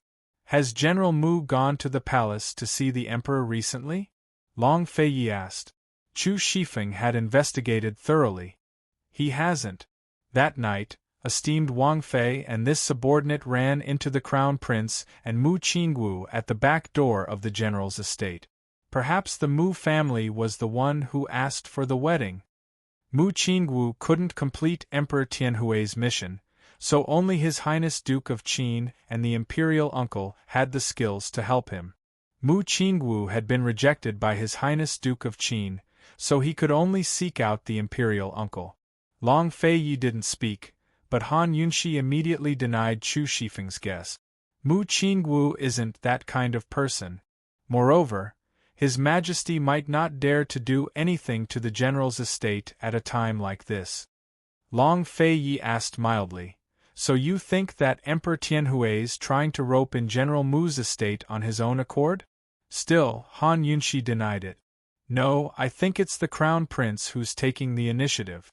The Crown Prince is quite a character. Long Fei Yi nodded with amusement. He suddenly realized that this woman wasn't just clever in small matters, but in big ones. General Mu had indeed given her a gift at the Empress Dowager's birthday banquet, but it was nothing special. General Mu had lived through 2 generations of emperors, but he'd always taken a neutral stance in the struggle for the throne. He was neither servile nor overbearing, but rather independent and neither too conservative nor too radical.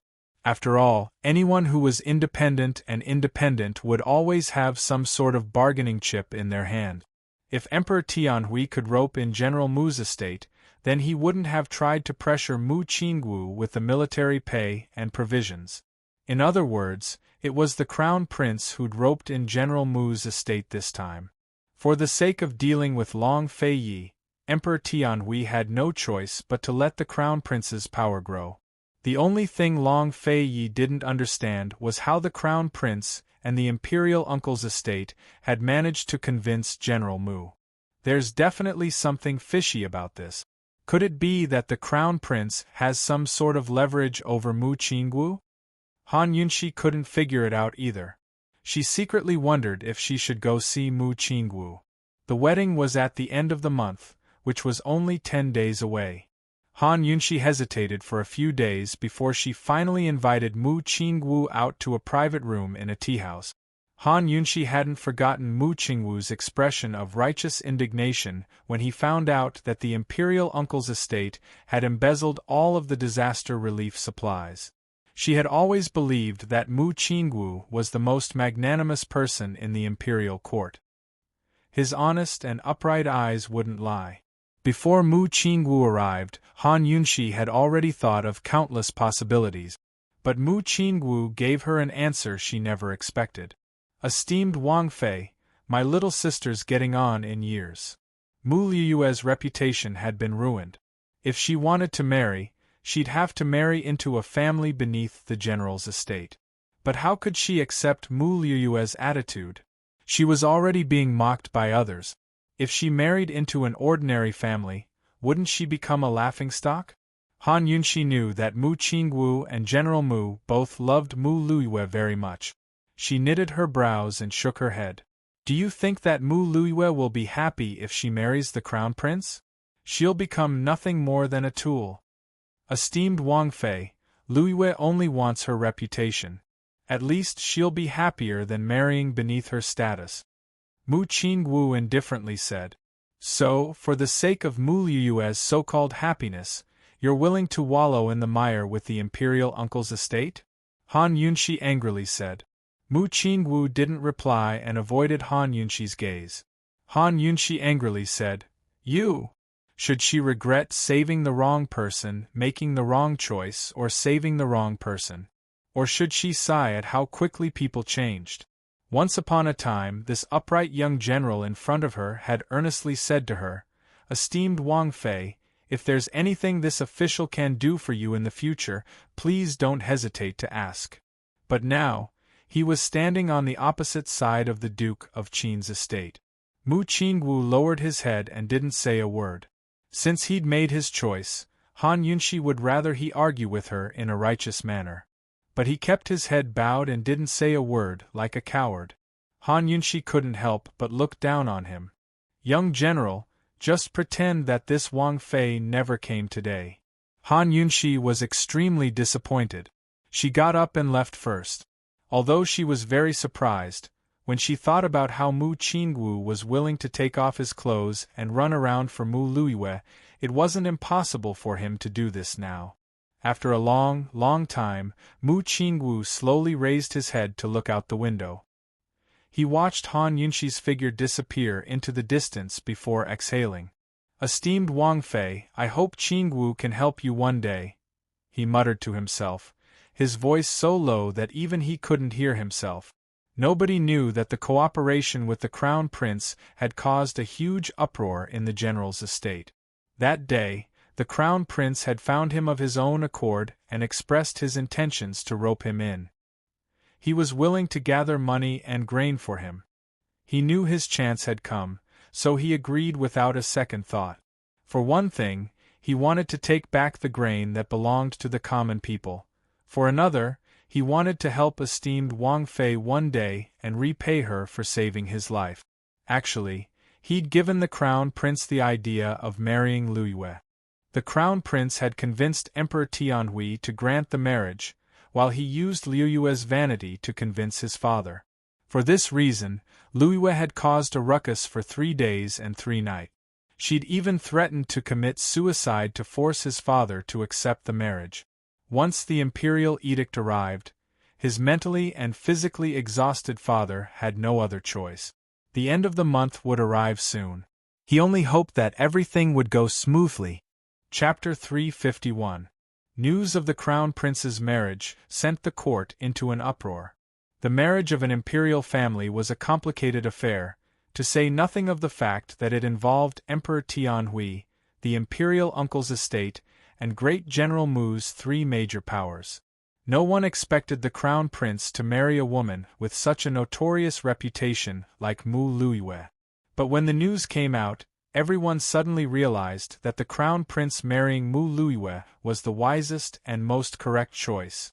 Emperor Tianhui's heavy reliance, the imperial uncle's support, and General Mu's support would push the Crown Prince to unprecedented heights. He'd be able to represent Tianning's imperial clan against His Highness Duke of Qin.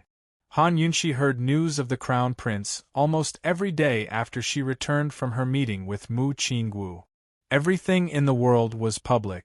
Han Yunxi didn't understand the struggles between men, nor was she interested in Tianning's politics. Still, she felt more pity for Mu Qingwu than disappointment. He was Tianning's most valiant and skilled young general and the only heir to the Mu estate. He was also the most outspoken person in the court. He was so young and outstanding, but he'd yielded just like that. Han Yunxi had just left the study to concoct poisons when Zhao Mama came forward with news from the palace. Esteemed Wang Fei, I heard the Empress Dowager added another 100 bolts of silk and 10 chests of jewelry to the general's estate as betrothal gifts. Han Yunxi couldn't help but knit her brows. Just yesterday, she'd heard that the Empress Dowager was planning to give 150,000 taels of silver and a whole bunch of precious items as betrothal gifts. Yet she'd added so many things today. The national coffers were suffering losses and the famine was severe, but the Empress Dowager had plenty of private savings. Esteemed Wang Fei, the Empress Dowager doesn't have that much money, but the imperial uncle's estate does. Zhao Mama was afraid that esteemed Wang Fei wouldn't understand, so she hastened to add on. But how could Han Yunxi not know? Water can carry a boat, but it can also capsize it. This kind of ruling won't last long. Han Yunxi said coldly. Zhao Mama didn't understand, so she complained, Esteemed Wang Fei, you really shouldn't have saved the Crown Prince back then. You were saving our enemy. Instead of complaining like that, it was better to blame Lady Tianxin. She shouldn't have saved Empress Dowager Li back then. Without her, there wouldn't be Emperor Tianhui today, and none of this would have happened. Complaining was useless. Don't worry, His Highness isn't afraid of them. Han Yunxi wasn't afraid of them either. Han Yunxi had been going to the Bailey Army Mansion for several days in a row. She also had to go today, but she was certain that the poison in Bailey Mingxiang would act up. She really couldn't bear to stand aside and watch. She had the ability to save him, but she couldn't. In addition, she was depressed by Mu Qingwu's matter, so she decided to go out and get some fresh air. Granny Zhao, call little Yue. Let's go to the streets. Granny Zhao and Su Xiaoyu both liked to go out. Soon, the 3 of them dressed up in a low-key manner and went out in a carriage. Han Yunxi hadn't paid much attention to Su Xiaoyu because she had been busy a while ago. Today, when she looked at her carefully, she found that the little girl had washed herself clean. Even though she was wearing a maid's clothes, she still had an indescribable temperament. Little Yu said that she had been an orphan since she was young and didn't know who her parents were. Han Yunxi pondered. Based on this child's appearance and temperament, she definitely didn't have a bad background. She was afraid that something had happened to her family. She was also an orphan in her previous life, so she still pitted Su Xiaoyu and Han Yunxi. Little Yu, have you ever thought of looking for your parents? Han Yunxi asked. Su Xiaoyu's heart immediately became alert. However, she still had an innocent look on her face as she asked in surprise, "Can I look for them?" Han Yunxi was happy. "Did someone say that you can't?" Su Xiaoyu was overjoyed, but her eyes quickly dimmed. "Esteemed Wang Fei, are you trying to chase me away?" There was actually such a misunderstanding. Han Yunxi didn't know whether to laugh or cry. How could that be? "I'm afraid that when you want to leave, I won't be able to stop you." "But I can't find them." Su Xiaoyu sadly lowered her head. Han Yunxi had previously asked Steward Luo to investigate, but it was a pity that this child was raised by a beggar leader. There wasn't a single clue, so it really wasn't easy to find them. Seeing Su Xiaoyu's disappointed look, Han Yunxi was about to comfort her, but Zhao Mama heartlessly smiled and said, "Little Yu, you can eat and drink well with Princess Consort, so why are you sad? Princess Consort is your second parent, so why are you still looking for your parent?" Although Zhao Mama was heartless, she usually treated Su Xiaoyu very well. She would give her all the delicious food. Su Xiaoyu had only been here for a short period of time, but she had already gained a lot of weight. Su Xiaoyu looked up with a confused expression, not knowing how to answer. Han Yunxi couldn't help but laugh. All right, let's not talk about this. Let's go, I'll take you two to pick out some jewelry." When a woman went out shopping, it was nothing more than eating and wearing clothes. Han Yunxi was no exception. Before the Empress Dowager's birthday banquet, she had found a good store to buy jewelry. There were quite a few good things inside, but it was a pity that time was tight, so she didn't have time to carefully pick it out. She was still thinking about it even now. That store was called Golden Jade Fate, specializing in jewelry and hair accessories. The jewelry in the store was one of a kind, and they only sold one of each style. If one didn't make it in time, they wouldn't be able to find a second one in their life. Han Yunxi and the others arrived at the entrance. Before they even got out of the carriage, they found 6 guards with swords standing outside the door.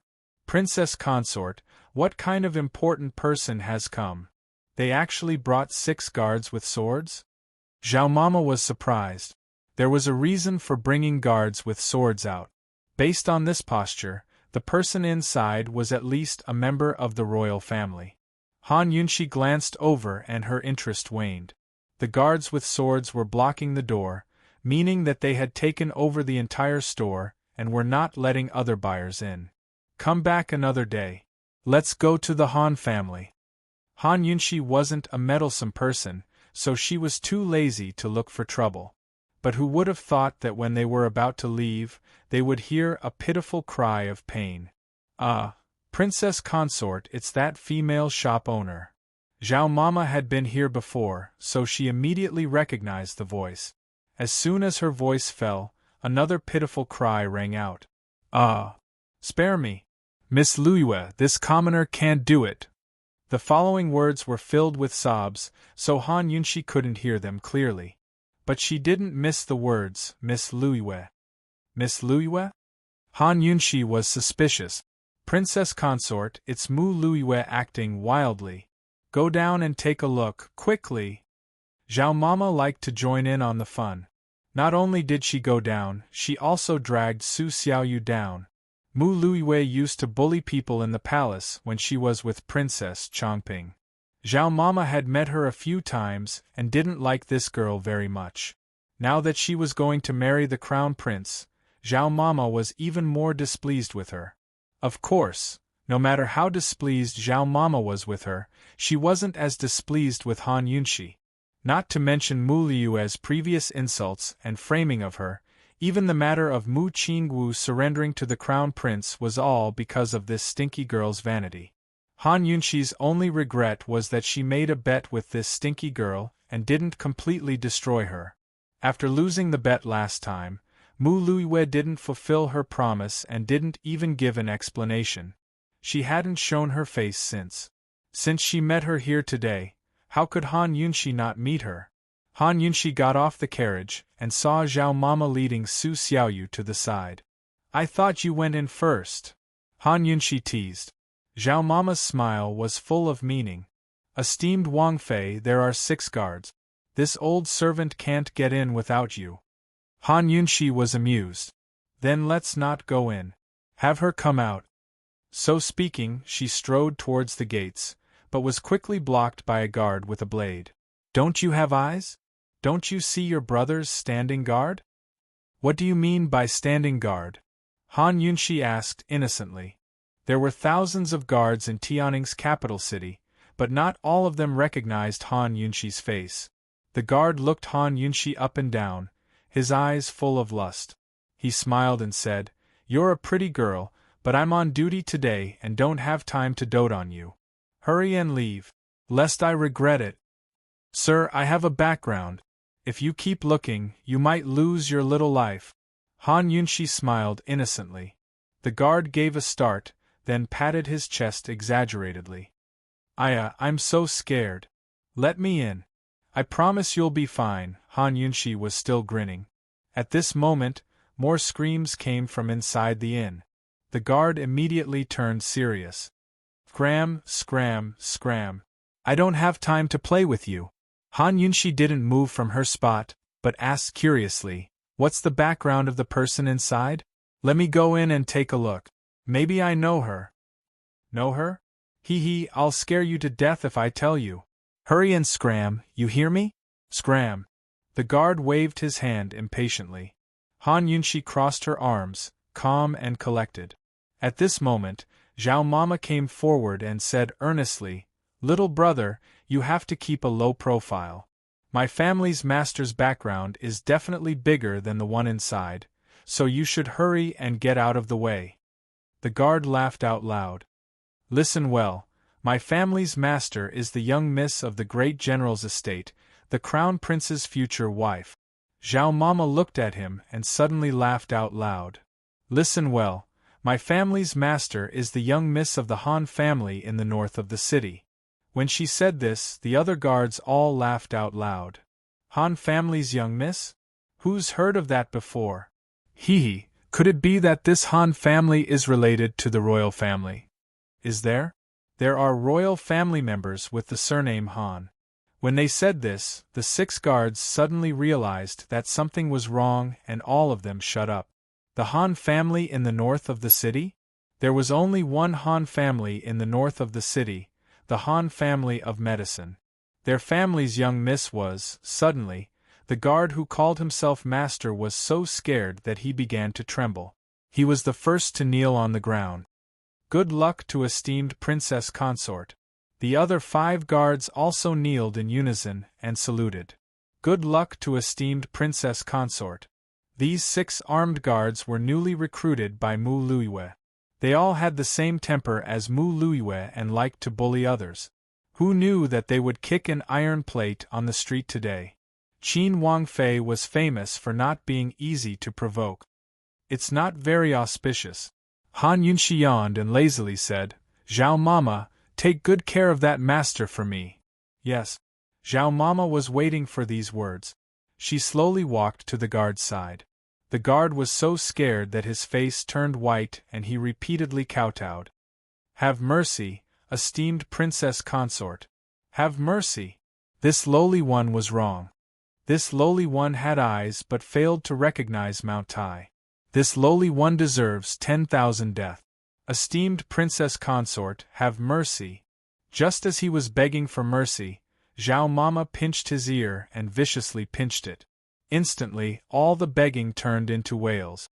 Zhao Mama had been in the palace for several decades and her pinching skills were top-notch. The guards' cries became louder and louder. It was like a ghost wailing and a wolf howling. Soon, the surrounding passers-by came to watch.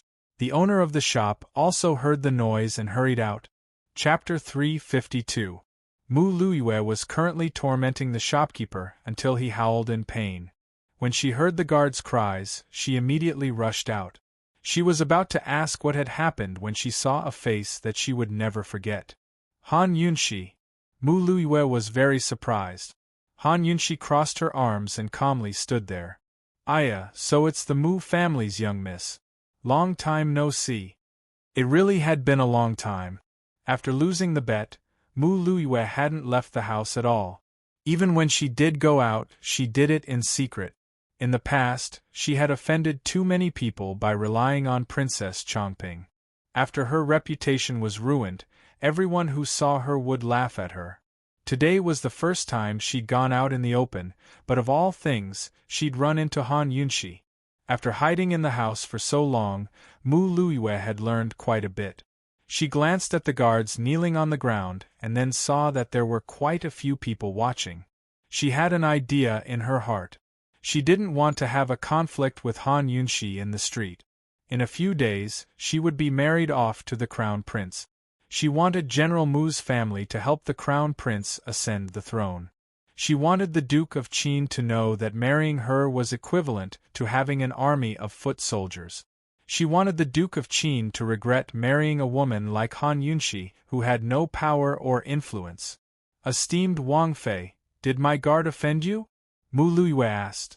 Han Yunshi didn't say anything. Coldly, Zhao Mama replied, "Great disrespect. The offense wasn't light." "Is that so?" Mu Luiyue was very serious. She walked to the guard's side and suddenly gave him a fierce slap. "Bah! You deserve to be hit. If esteemed Wang Fei hasn't punished you enough, then Luiyue will do it for you." As Mu Luiyue spoke, she raised her hand again. The guard didn't dare make a sound. Zhao Mama's heart skipped a beat as she watched from the side. Although her slap was heavy, it wasn't as heavy as Mu Luiyue's. With just 2 slaps, the guard's face became red and swollen on the spot. "Esteemed Wang Fei, have you vented your anger? If he wasn't angry enough, he would hit him again. I'll beat you until you're happy," Mu Luiyue said sincerely. Han Yunshi's eyes flashed with surprise. She didn't expect this girl to change so much in just a few months. She wasn't smart, but at least she wasn't stupid. If she let Mu Luiyue continue beating her in front of so many commoners, she would probably be criticized by the public very quickly. Those who didn't know would think that she, Qin Wang Fei, liked to abuse servants. Han Yunshi examined the guard's face and clicked her tongue with emotion. "Luiyue, you're a girl, but you've trained your hands so well. It's better if you don't hit the servants so often in the future. Today's matter has already been taught a lesson by Granny Zhao. Practice?" These words were clearly implying that she often beat people up. Mu Luiyue wanted to refute, but the 2 hits just now were really fierce, and she couldn't defend herself. She changed the topic and reprimanded the imperial bodyguard. "Why aren't you thanking her? Esteemed Wang Fei is in a good mood today, otherwise how could she not care about a servant like you?"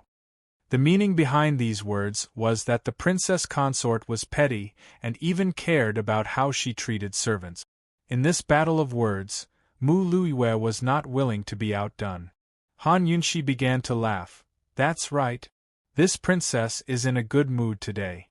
Otherwise, not to mention a servant, this princess would have heavily punished you as the master." As soon as her voice fell, Granny Zhao was the first to laugh. There were also several laughs coming from the crowd. Mu Luiyue was too smart for her own good. She had dug a hole for herself in the end. Mu Luiyue's face turned half black. Other than thanking the princess consort for not punishing me, what else could she say? It was fine as long as the imperial bodyguard thanked her, but now she had to bow and thank her as well. "You may rise," Han Yunshi calmly waved a hand. Even the Empress Dowager was no match for Han Yunshi's glib tongue. Mu Luiyue might have improved, but she was still inexperienced. If not for the fact that they were in front of so many people, Mu Luiyue would have lost her temper long ago. She told herself to endure it. She couldn't fall for Han Yunshi's tricks. After receiving Emperor Tianhui's imperial edict, The first thing she did was find a new group of guards and bought a new sedan chair. Her status was different now. She was the future crown prince consort, so her every word and action would affect the Eastern Palace. She couldn't lose face or status, nor could she become the laughingstock of public opinion. Mu Luiwei rose to her feet. Esteemed Wang Fei, Luiwei still has matters to attend to, so I won't accompany you any longer. Leaving was the best choice.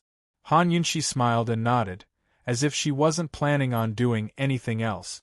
Mu Luiwei really did leave, but Han Yunxi suddenly said faintly, "That's right, Miss Luiwei. You haven't fulfilled your end of the bet we made last time, have you?" Hearing this, Mu Luiwei's entire body felt unwell. That was all in the past.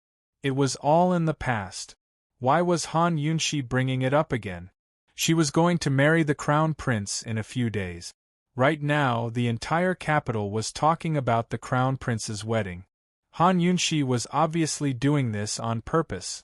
Mu Luiwei grew angrier the more she thought about it. In the end, she couldn't help but turn around and shout, "Didn't my big brother run around the streets in my place? What else do you want? You disappeared after you lost the bet. I haven't seen you until now, so I thought you didn't keep your word." Han Yunxi gave a harmless smile. That matter had caused a stir in the city. Especially when Mu Qingwu ran around the streets naked, the commoners all knew about it. So the one marrying the crown prince is really this Miss Mu. It was unknown who shouted from the crowd, but the surrounding people began to talk. Mu Luiwei's face burned up. She quickly got into the sedan and fiercely threw down the curtain. "Let's go!" Seeing his fleeing figure, Han Yunxi's gloomy mood for the past few days suddenly brightened up considerably. Actually, she didn't come here just to find trouble with Mu Luiwei. She just happened to bump into Mu Luiwei. Seeing Han Yunxi smile, Mama Zhao said, "Esteemed Wang Fei, are you feeling better now? If the young general insists on doing this, then let's just let him do as he pleases. People talk about fate, so we don't need a friend like the young general." Although Mama Zhao kept nagging at the residents a few days ago, she knew that esteemed Wang Fei was feeling very uncomfortable. Esteemed Wang Fei didn't have many friends in the capital, and Mu Qingwu could be considered one of them. "I'm not going to bicker with Mu Qingwu. Mu Luiwei owes me an explanation for the bet." Han Yunxi had a carefree look on her face, as if she really didn't care. Han Yunxi didn't stroll around anymore. She brought Mama Zhao and Su Xiaoyu to the Han family in the north of the city. Who would have thought that they would meet Mu Luiwei's sedan in an alley on the way? Didn't this girl leave? Why was she here? Moreover, she was going in the opposite direction from her. It seemed like she had specially come to find her. The alley was very narrow, so the carriage and sedan had to be very careful when passing through it. Otherwise, they would easily get stuck. The carriage and sedan stopped. Unlike their previous behavior on the street, there was no one around. Mu Luiwei didn't have any scruples and was extremely arrogant. She didn't get off the carriage. Instead, she lifted the curtain and said with a smile, "Han Yunxi, come out." Han Yunxi was too lazy to put on an act with her. She lifted the curtain and asked coldly, "What's the matter?" "I forgot to tell you earlier. The crown prince will give me a grand wedding.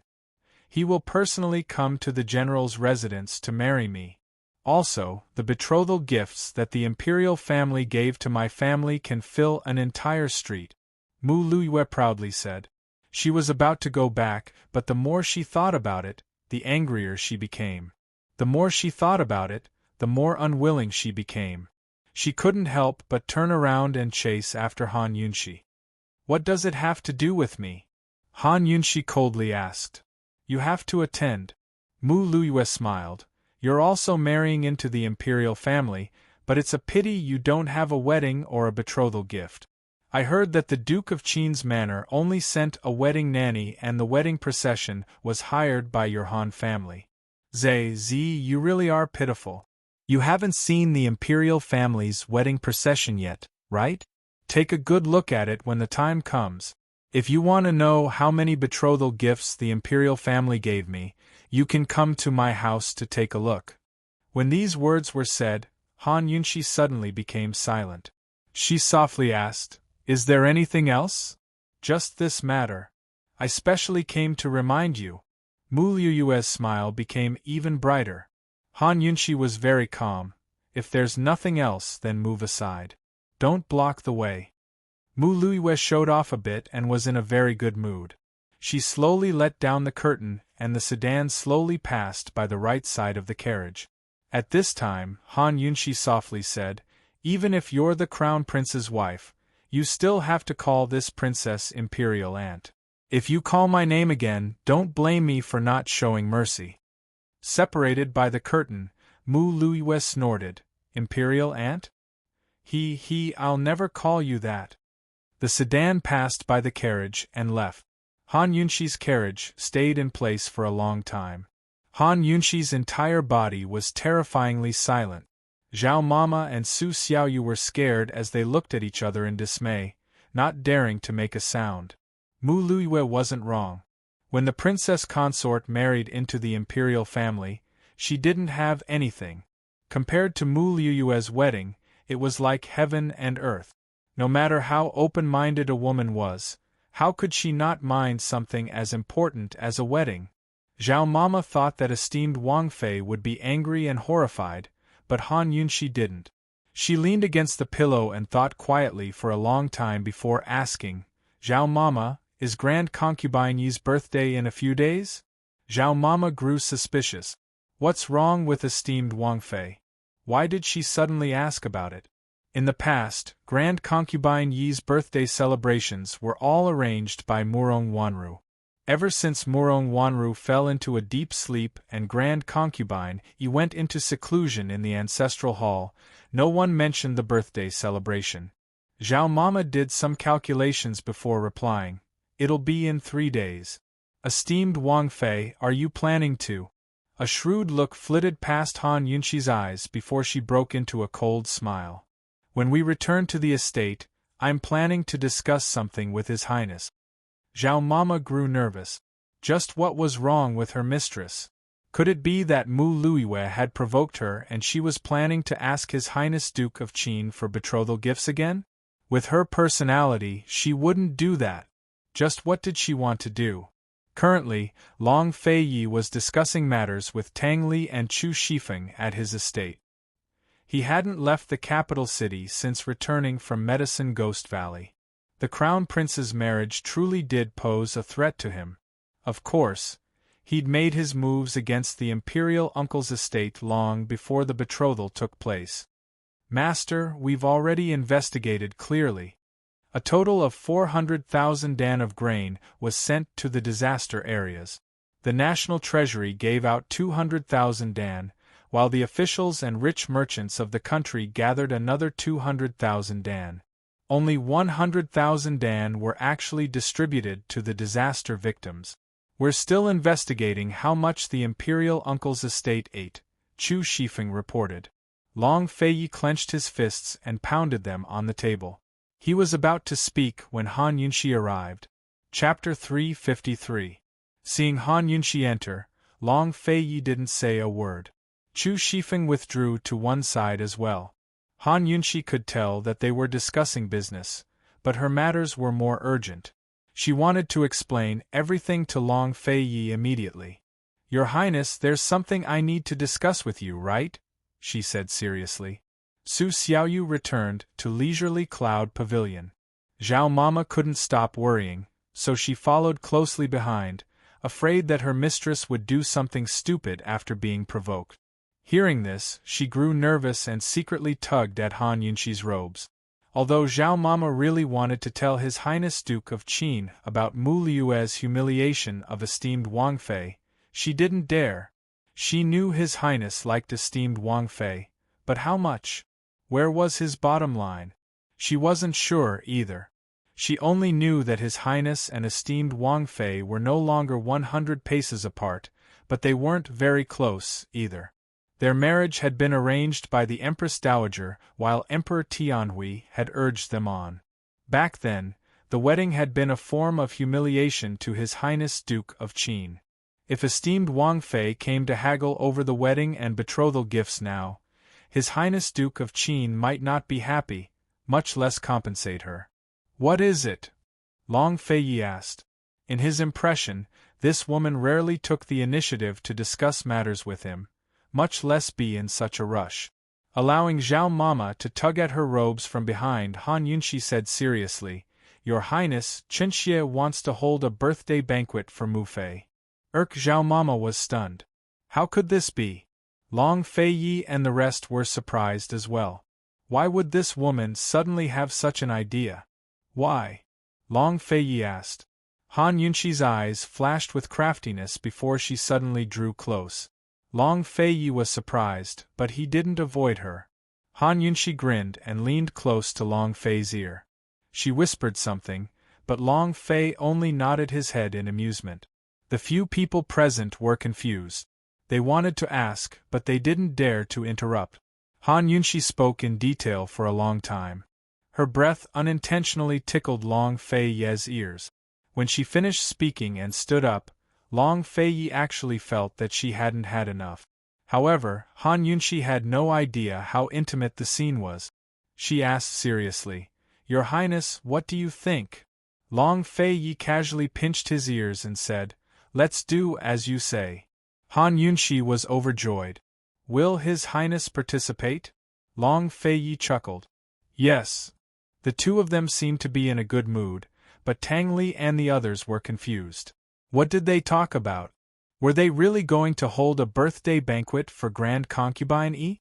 After Han Yunxi left, Tang Li asked in bewilderment, "Big bro, it shouldn't be appropriate for Grand Concubine Yi to show her face again, right?" Ever since Mama Su's incident, the two people in the palace had been investigating Long Fei Yi's origins in secret. Grand Concubine Yi was the most dangerous person. Once she fell into their hands, things would be troublesome. Long Fei Yi only replied with 3 words. "It's fine." That very day, Han Yunxi began to prepare for Grand Concubine Yi's birthday banquet.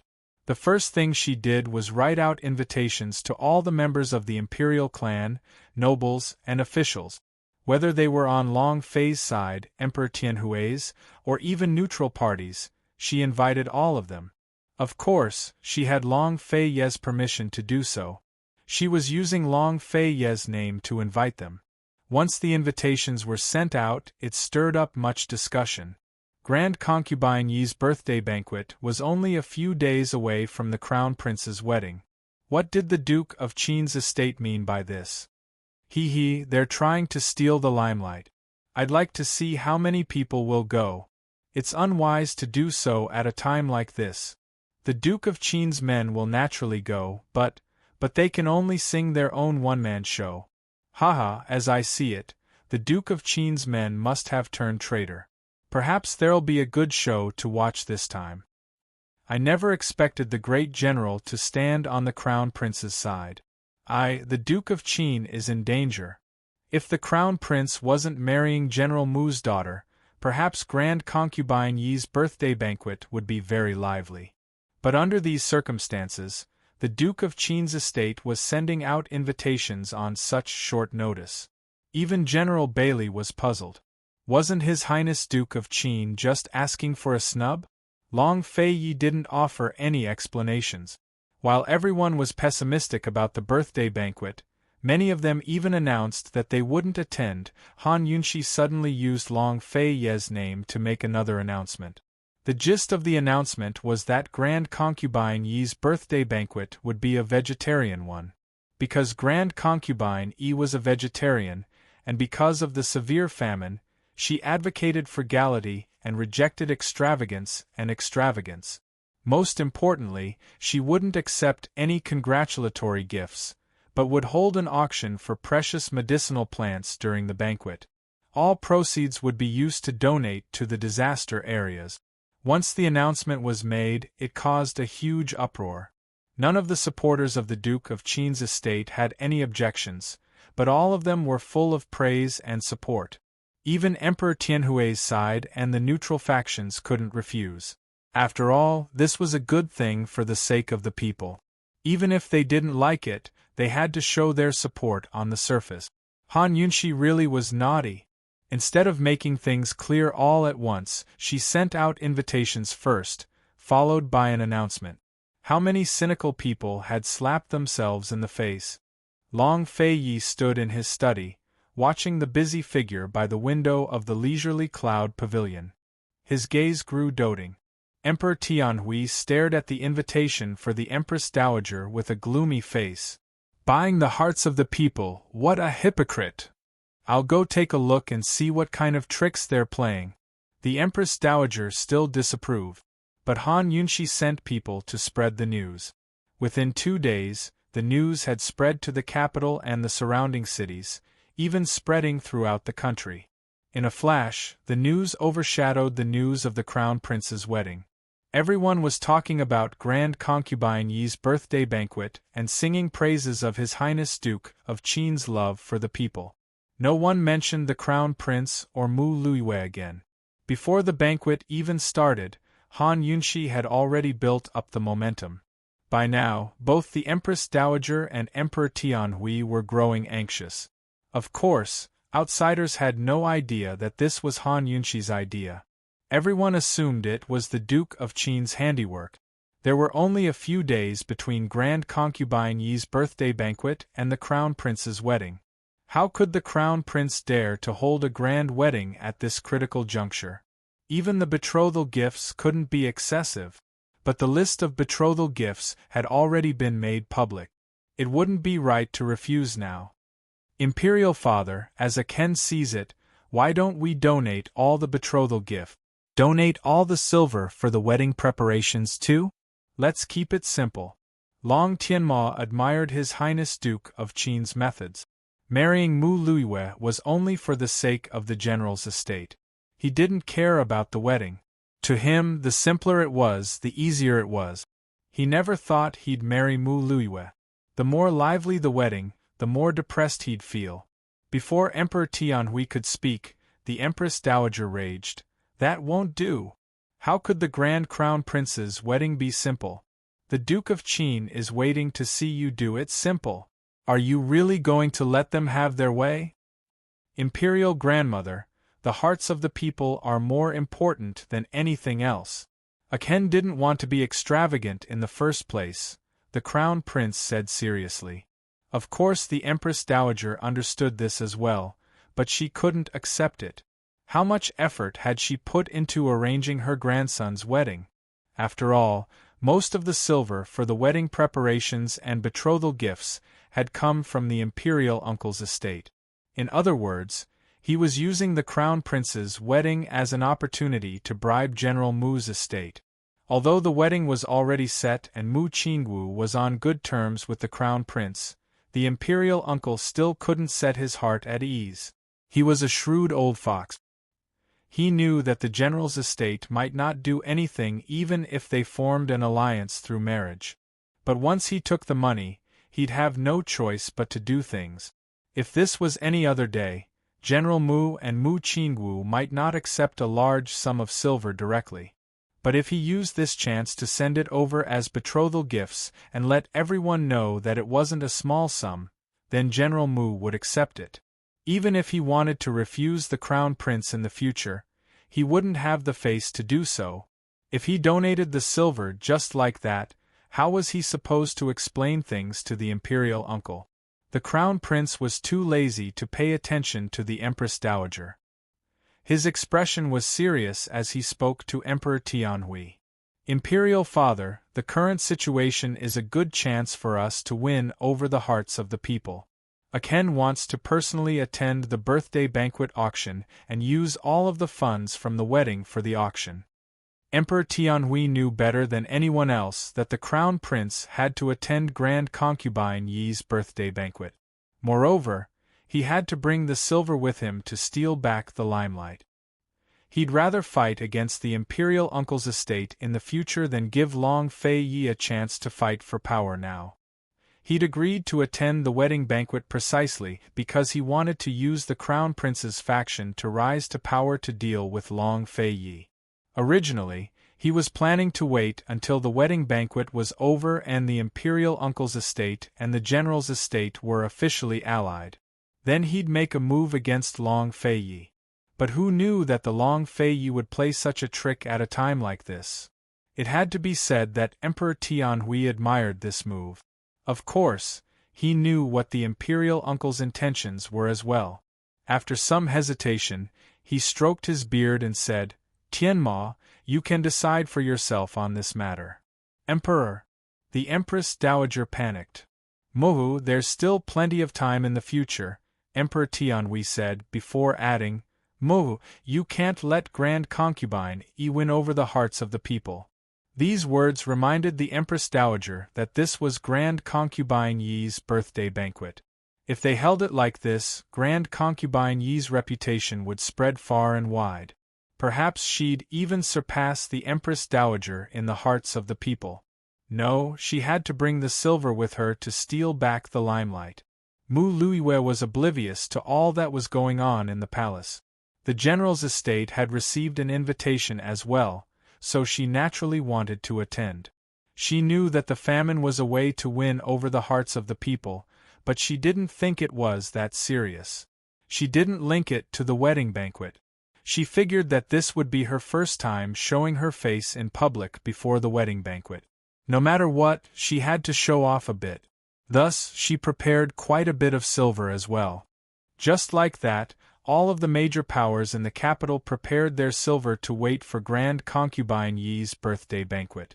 If everyone found out that the Duke of Qin hadn't planned this banquet at all, but that Mu Luiwei had provoked Qin Wangfei so she could teach her a lesson, how would they react? But that was a story for another time. Chapter 354. Over the past few days, Chu Shifeng had been investigating all sorts of news and was overjoyed. Originally, His Highness had wanted to get involved with the Crown Prince's high-profile wedding, but esteemed Wang Fei's actions saved him a lot of effort. "I heard the eunuchs in the palace say that the Empress Dowager almost got into an argument with the Crown Prince over the betrothal gift. Your Highness, esteemed Wang Fei really is too smart." Long Fei Yi leisurely drank his tea before finally saying, "Very smart. Isn't that so, Your Highness? Why didn't I realize esteemed Wang Fei had such skills before?" Chu Shifeng was extremely excited, anticipating the arrival of Grand Concubine Yi's birthday banquet. Unexpectedly, Long Fei Yi only smiled wordlessly. Chu Shifeng stared blankly at his master's enchanting smile. All right, even a man like him found his master's smile mesmerizing. Unfortunately, he didn't like to smile. While the entire city was in an uproar and heated discussion, Grand Concubine Yi's birthday banquet arrived as scheduled. The Duke of Qin's estate had always rejected crowds and disturbances, so Yunshi chose a side palace on the western outskirts of the capital to hold the banquet. Grand Concubine Yi and the Empress Dowager were two different people, but Grand Concubine Yi's birthday banquet didn't lose to the Empress Dowager's in terms of numbers or scale. The only difference was that Emperor Tianhui wasn't present. Of course, he was still paying close attention to everything that happened at the banquet. Grand Concubine Yi had long forgotten about worldly affairs, but she was still shrewd enough to know how to deal with such a situation. After a simple banquet, Grand Concubine Yi claimed that she had caught a cold and left the auction to His Highness Duke of Qin. The person in charge of the auction was none other than the familiar Zhao Mama. Han Yunshi sat with Long Fei Yi on the right side of the main stage, while Qin Wang Rong sat first on the left, followed by the Crown Prince. Mu Qingwu sat next to the Crown Prince, while Mu Luiwei wasn't the Crown Prince's consort yet, so she sat further back behind Mu Qingwu. After Zhao Mama said a bunch of pompous words, she promised that all proceeds from the bazaar would be made public. His Highness Duke of Qin would personally send people to deliver all the money to the victims as soon as possible. The righteous people naturally praised him, but there were also many people who were not listening. They were hoping to quickly take out the items for the charity auction. They had no choice but to spend money. They only hoped that there would be more choices and that it would be worth the money. Who would have thought that Granny Zhao would announce that there would only be 3 medicinal herbs in this auction? As soon as these words were spoken, the whole place went into an uproar. There were at least 100 people present, and they were only going to sell 3 medicinal herbs for charity? What was the Duke of Qin's manor trying to do? Long Feiyi had thought that there would be a lot of things. He asked in a low voice, "Just 3? Your Highness, at least half of the people here are here for the sake of reputation. They don't really want to do good deeds. Why should I give them a chance to pretend to do good deeds and win a good reputation?" Han Yunxi asked seriously. After all, news of who had paid how much and what they had bought at today's bazaar had spread like wildfire. Everyone was talking about the bazaar, but how many of them had seriously considered the current situation in the disaster areas? Even if they had money, they wouldn't be able to buy any grain. Tianing country didn't have that much grain right now. Too much money was useless. Actually, Han Yunxi's main goal in holding this bazaar was to extort Long Tianma's money. Long Feiyi looked at Han Yunxi for a while, without saying a word. Instead, he took her hand and intertwined their fingers.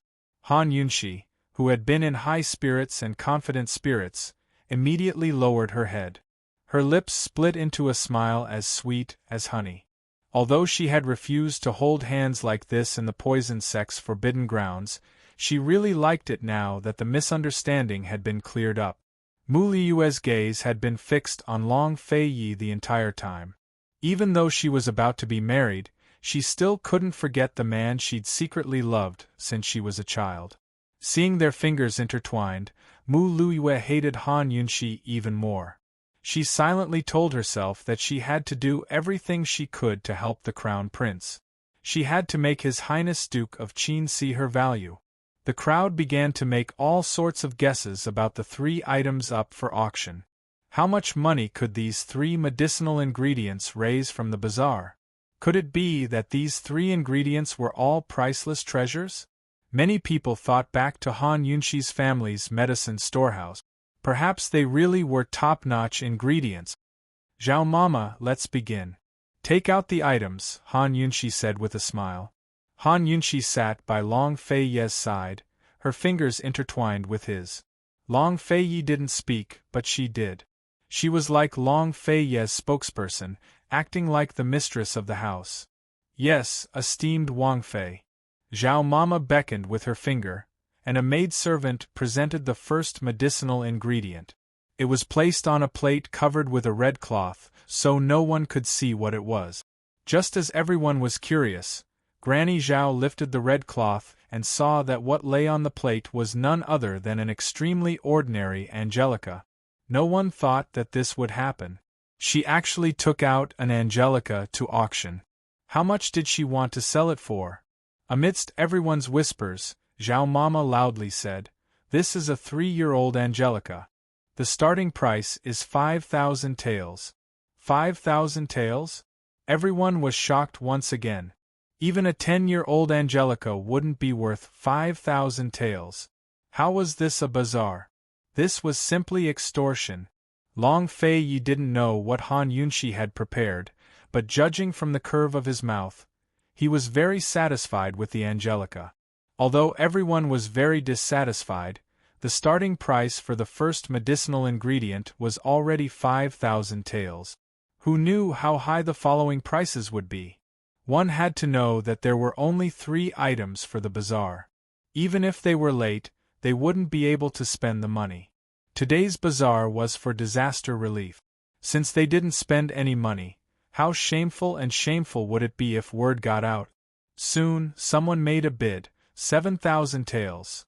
The one who made the bid was no one else but Mu Liyue.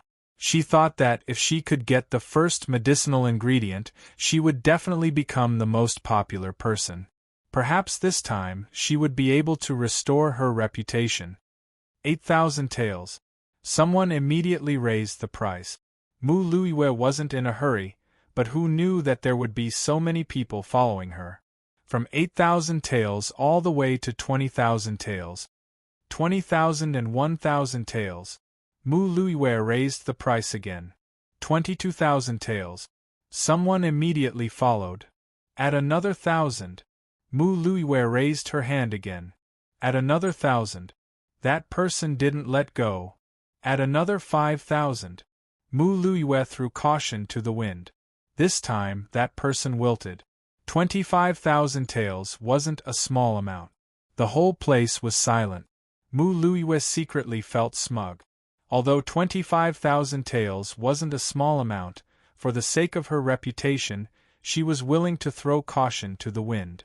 She used up all her private savings, and with the dowry given by her father, it should be enough. 25,000 taels, going once. Is there anyone who wants to increase the price? Zhao Mama asked loudly. Mu Luiwei was feeling smug. She thought that she would definitely win. Who knew that General Bailey would actually open his mouth? 100,000 taels. TSK. What a big deal. Everyone looked at each other in dismay. They couldn't imagine it. Mu Luiwei was immediately dumbfounded. She realized that she was nothing in front of the other party. Old man is willing to contribute to the disaster victims. 100,000 taels. General Bailey's words were very pleasant to hear. The bazaar was just a formality. The key was to pay. This wasn't paying to buy the Angelica, but to donate. General Bailey's generosity is the fortune of the disaster victims. Zhao Mama sighed with emotion. Qin Wangrong and Long Tianma finally couldn't sit still.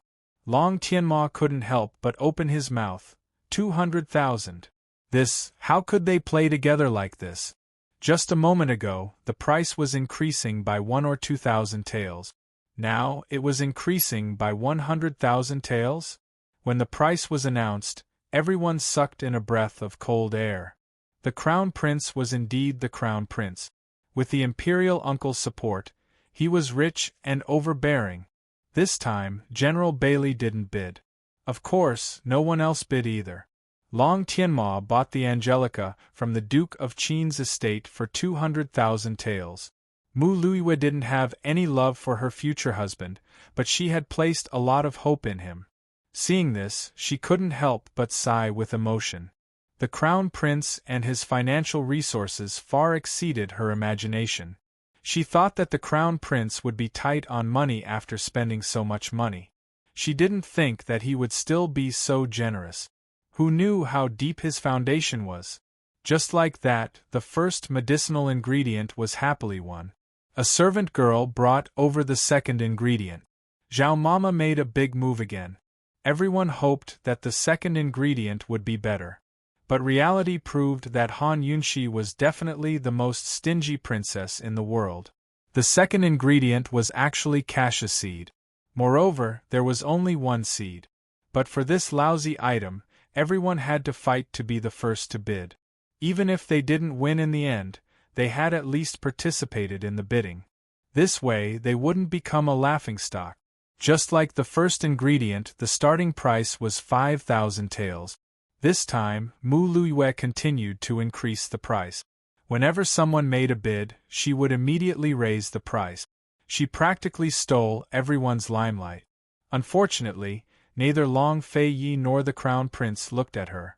Instead, it was Han Yunxi who stared at her with great interest. Han Yunxi was puzzled. Didn't this girl know that the Crown Prince had used the betrothal money to bid? Why was she so excited?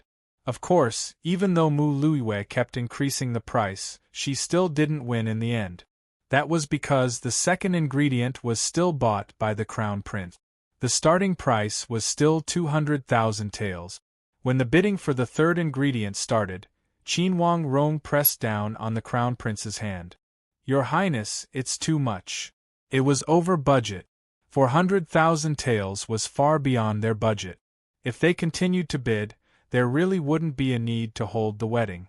The Crown Prince didn't say anything, but who knew that he would raise his hand again when Qin Wangrong wasn't paying attention.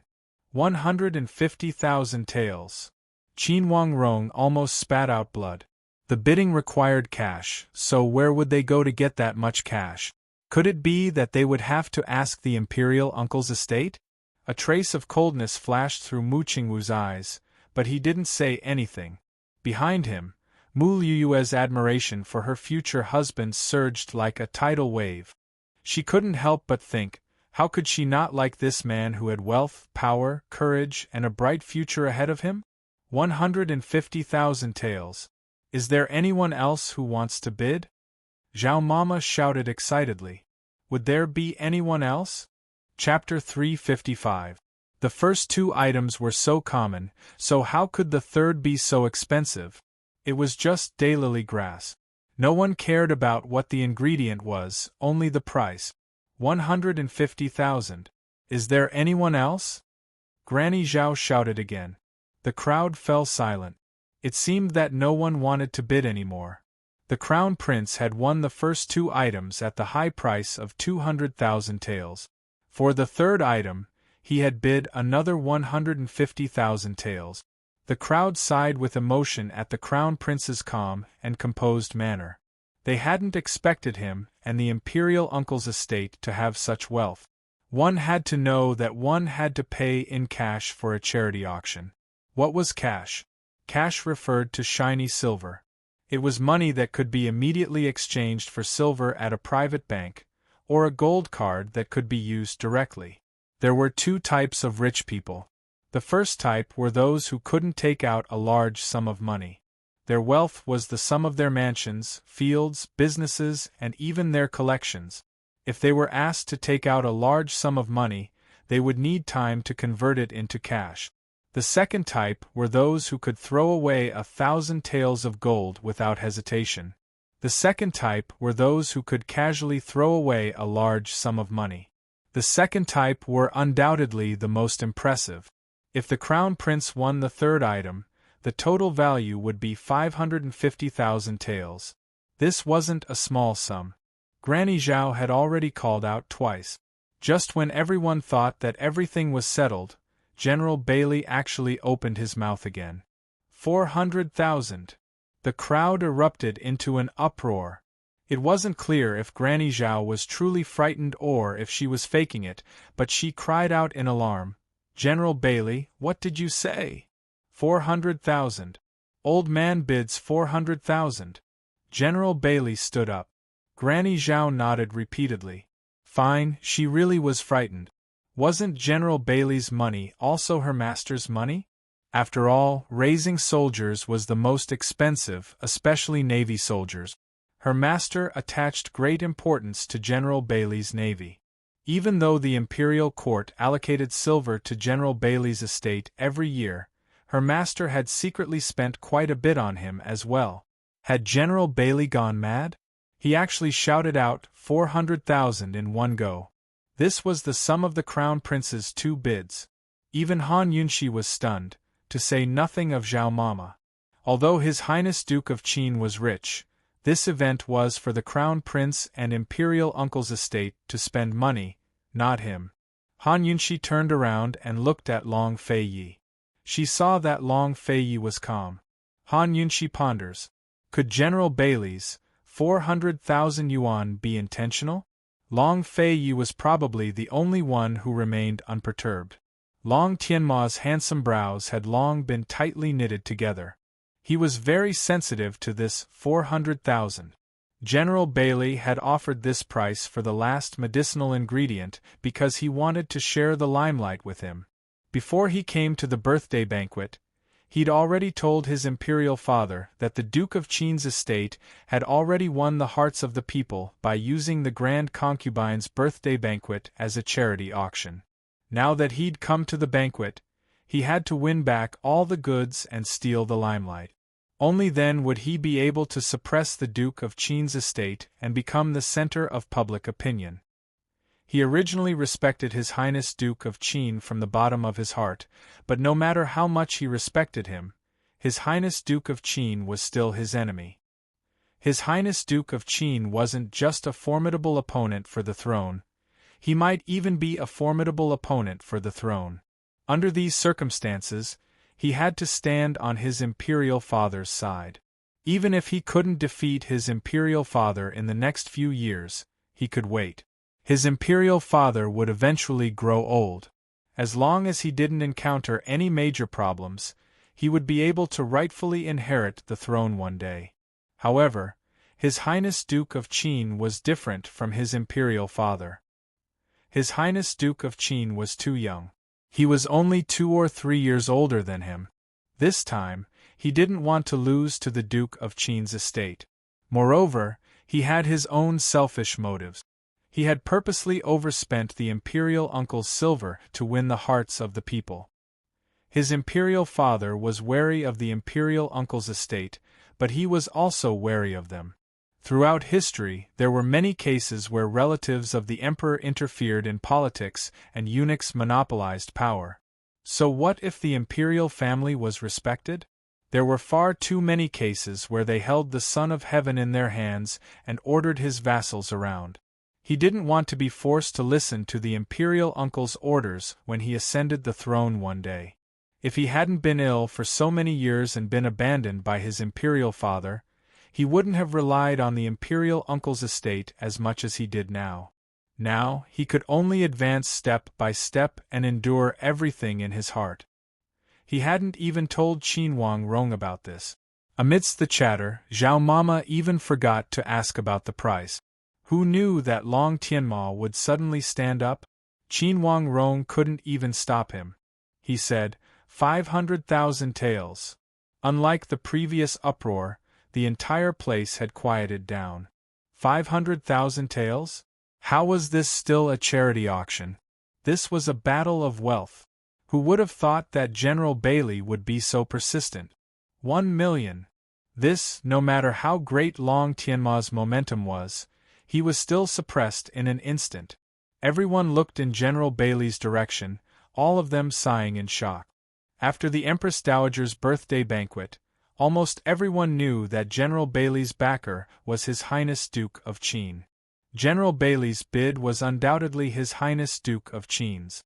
In other words, the Duke of Qin's estate wasn't just holding a charity auction, they were also offering such a high price. Who wouldn't be convinced by this kind of play and this kind of spending? Who wouldn't approve? At this time, everyone suddenly realized that His Highness Duke of Qin was richer than they'd imagined. Long Tianma stared at General Bailey in a daze, his breathing ragged. 1 million. He didn't dare to raise the price any further. If he did, the total price would exceed 1.4 million taels. He had no choice but to consider whether the imperial uncle's estate could afford such a large sum of cash. One had to know that the rules of a charity auction were that the buyer had to pay half of the price up front and pay the rest within 10 days. If he couldn't come up with that much cash by then, he'd lose a lot of face. But he really wanted to raise the price even further. Han Yunxi, who'd been pondering General Bailey's actions this entire time, suddenly understood. She was certain that General Bailey didn't really want to bid, but was purposely raising the price to force Long Tianma to raise the price. Han Yunxi grinned craftily. Granny Zhao, what are you waiting for? Hit the hammer. Granny Zhao's mind was blank. She dumbly slammed the hammer down with a resounding clang. 1 million going once. Is there anyone else who wants to bid? The entire hall was silent. 1 million going twice. Anyone else? Granny Zhao shouted again. The hall was still silent. Only the sound of everyone's breathing could be heard. Long Tianma stood in place, holding his breath. He was so close to impulsively raising his hand and shouting out a price, but in the end, he managed to restrain himself. 1 million going thrice. Is there anyone else? Granny Zhao shouted. She raised the hammer high and was about to hit the hammer. In that moment, everyone's eyes gathered on the hammer. Even Han Yunxi and General Bailey couldn't help but feel nervous.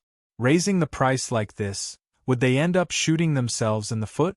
Not only did they fail to make the Crown Prince raise the price, but they also lost the 150,000 he'd originally bid? The bidding hammer slowly fell onto the table. Only Long Fei Yi gracefully raised his teacup and lowered his eyes to sip the tea. In this tense atmosphere, 1 flower, 1 cup of tea, 1 world. In this silence, someone suddenly stood up. It was none other than the imperial uncle's only son, the Empress Dowager's most beloved grandnephew, the Crown Prince's cousin, and the most hedonistic young master in the capital. He was the third young master, Li Liyuan, who represented the imperial uncle's estate at the grand concubine's birthday banquet. He was very skinny, but he was dressed in loose, wide-sleeved brocade robes and a large jade pearl necklace. His shoulders were slanted to one side, and his body was trembling frivolously. He didn't have any posture at all. Han Yunxi recognized him at a glance. She remembered how she'd gone to the imperial uncle's estate to save him when the plague had threatened Tianning's capital. The situation had been dire then, and this fellow might have lost his life if she'd been late. As soon as he stood up, Han Yunxi exhaled in relief. She knew that General Bailey's provocation had succeeded. Li Liyuan stood there for a long time until everyone was looking at him. Finally, he smiled coldly in satisfaction and slowly walked out of his seat. The imperial uncle of the current dynasty was a wily fox who kept a low profile. How did he raise a son like this? He was spoiled rotten. Seeing this, Granny Zhao stopped moving on the table. The hammer was only 3 or 4 inches away from the surface. Under everyone's watchful eyes, Li Liyuan strutted towards the auction stage. Unexpectedly, he snatched the hammer from her hand and turned to sweep his gaze across the crowd. 2 million. Is there anyone else who wants to raise the price? The scene was already very quiet, but his words made it even quieter. Even the breathing exercises stopped. How many people were holding their breaths now? Long Tianma and Qin Wangrong were stunned. It had to be said that Han Yunxi was flabbergasted as well. She knew this fellow would raise the price, but she never expected it to be like this. At this moment, Long Fei Ye's lips curved up in a satisfied smile. General Bailey didn't raise the price any further. Is there no one else? Li Liyuan asked despite knowing the answer. He dropped the hammer playfully. General Bailey, are you still going to raise the price? He actually dared to provoke him. If not, then I'll drop the hammer. Don't regret it. So speaking, he dropped the hammer again. He didn't dare to provoke the Duke of Qin directly, but he still shot him a glance.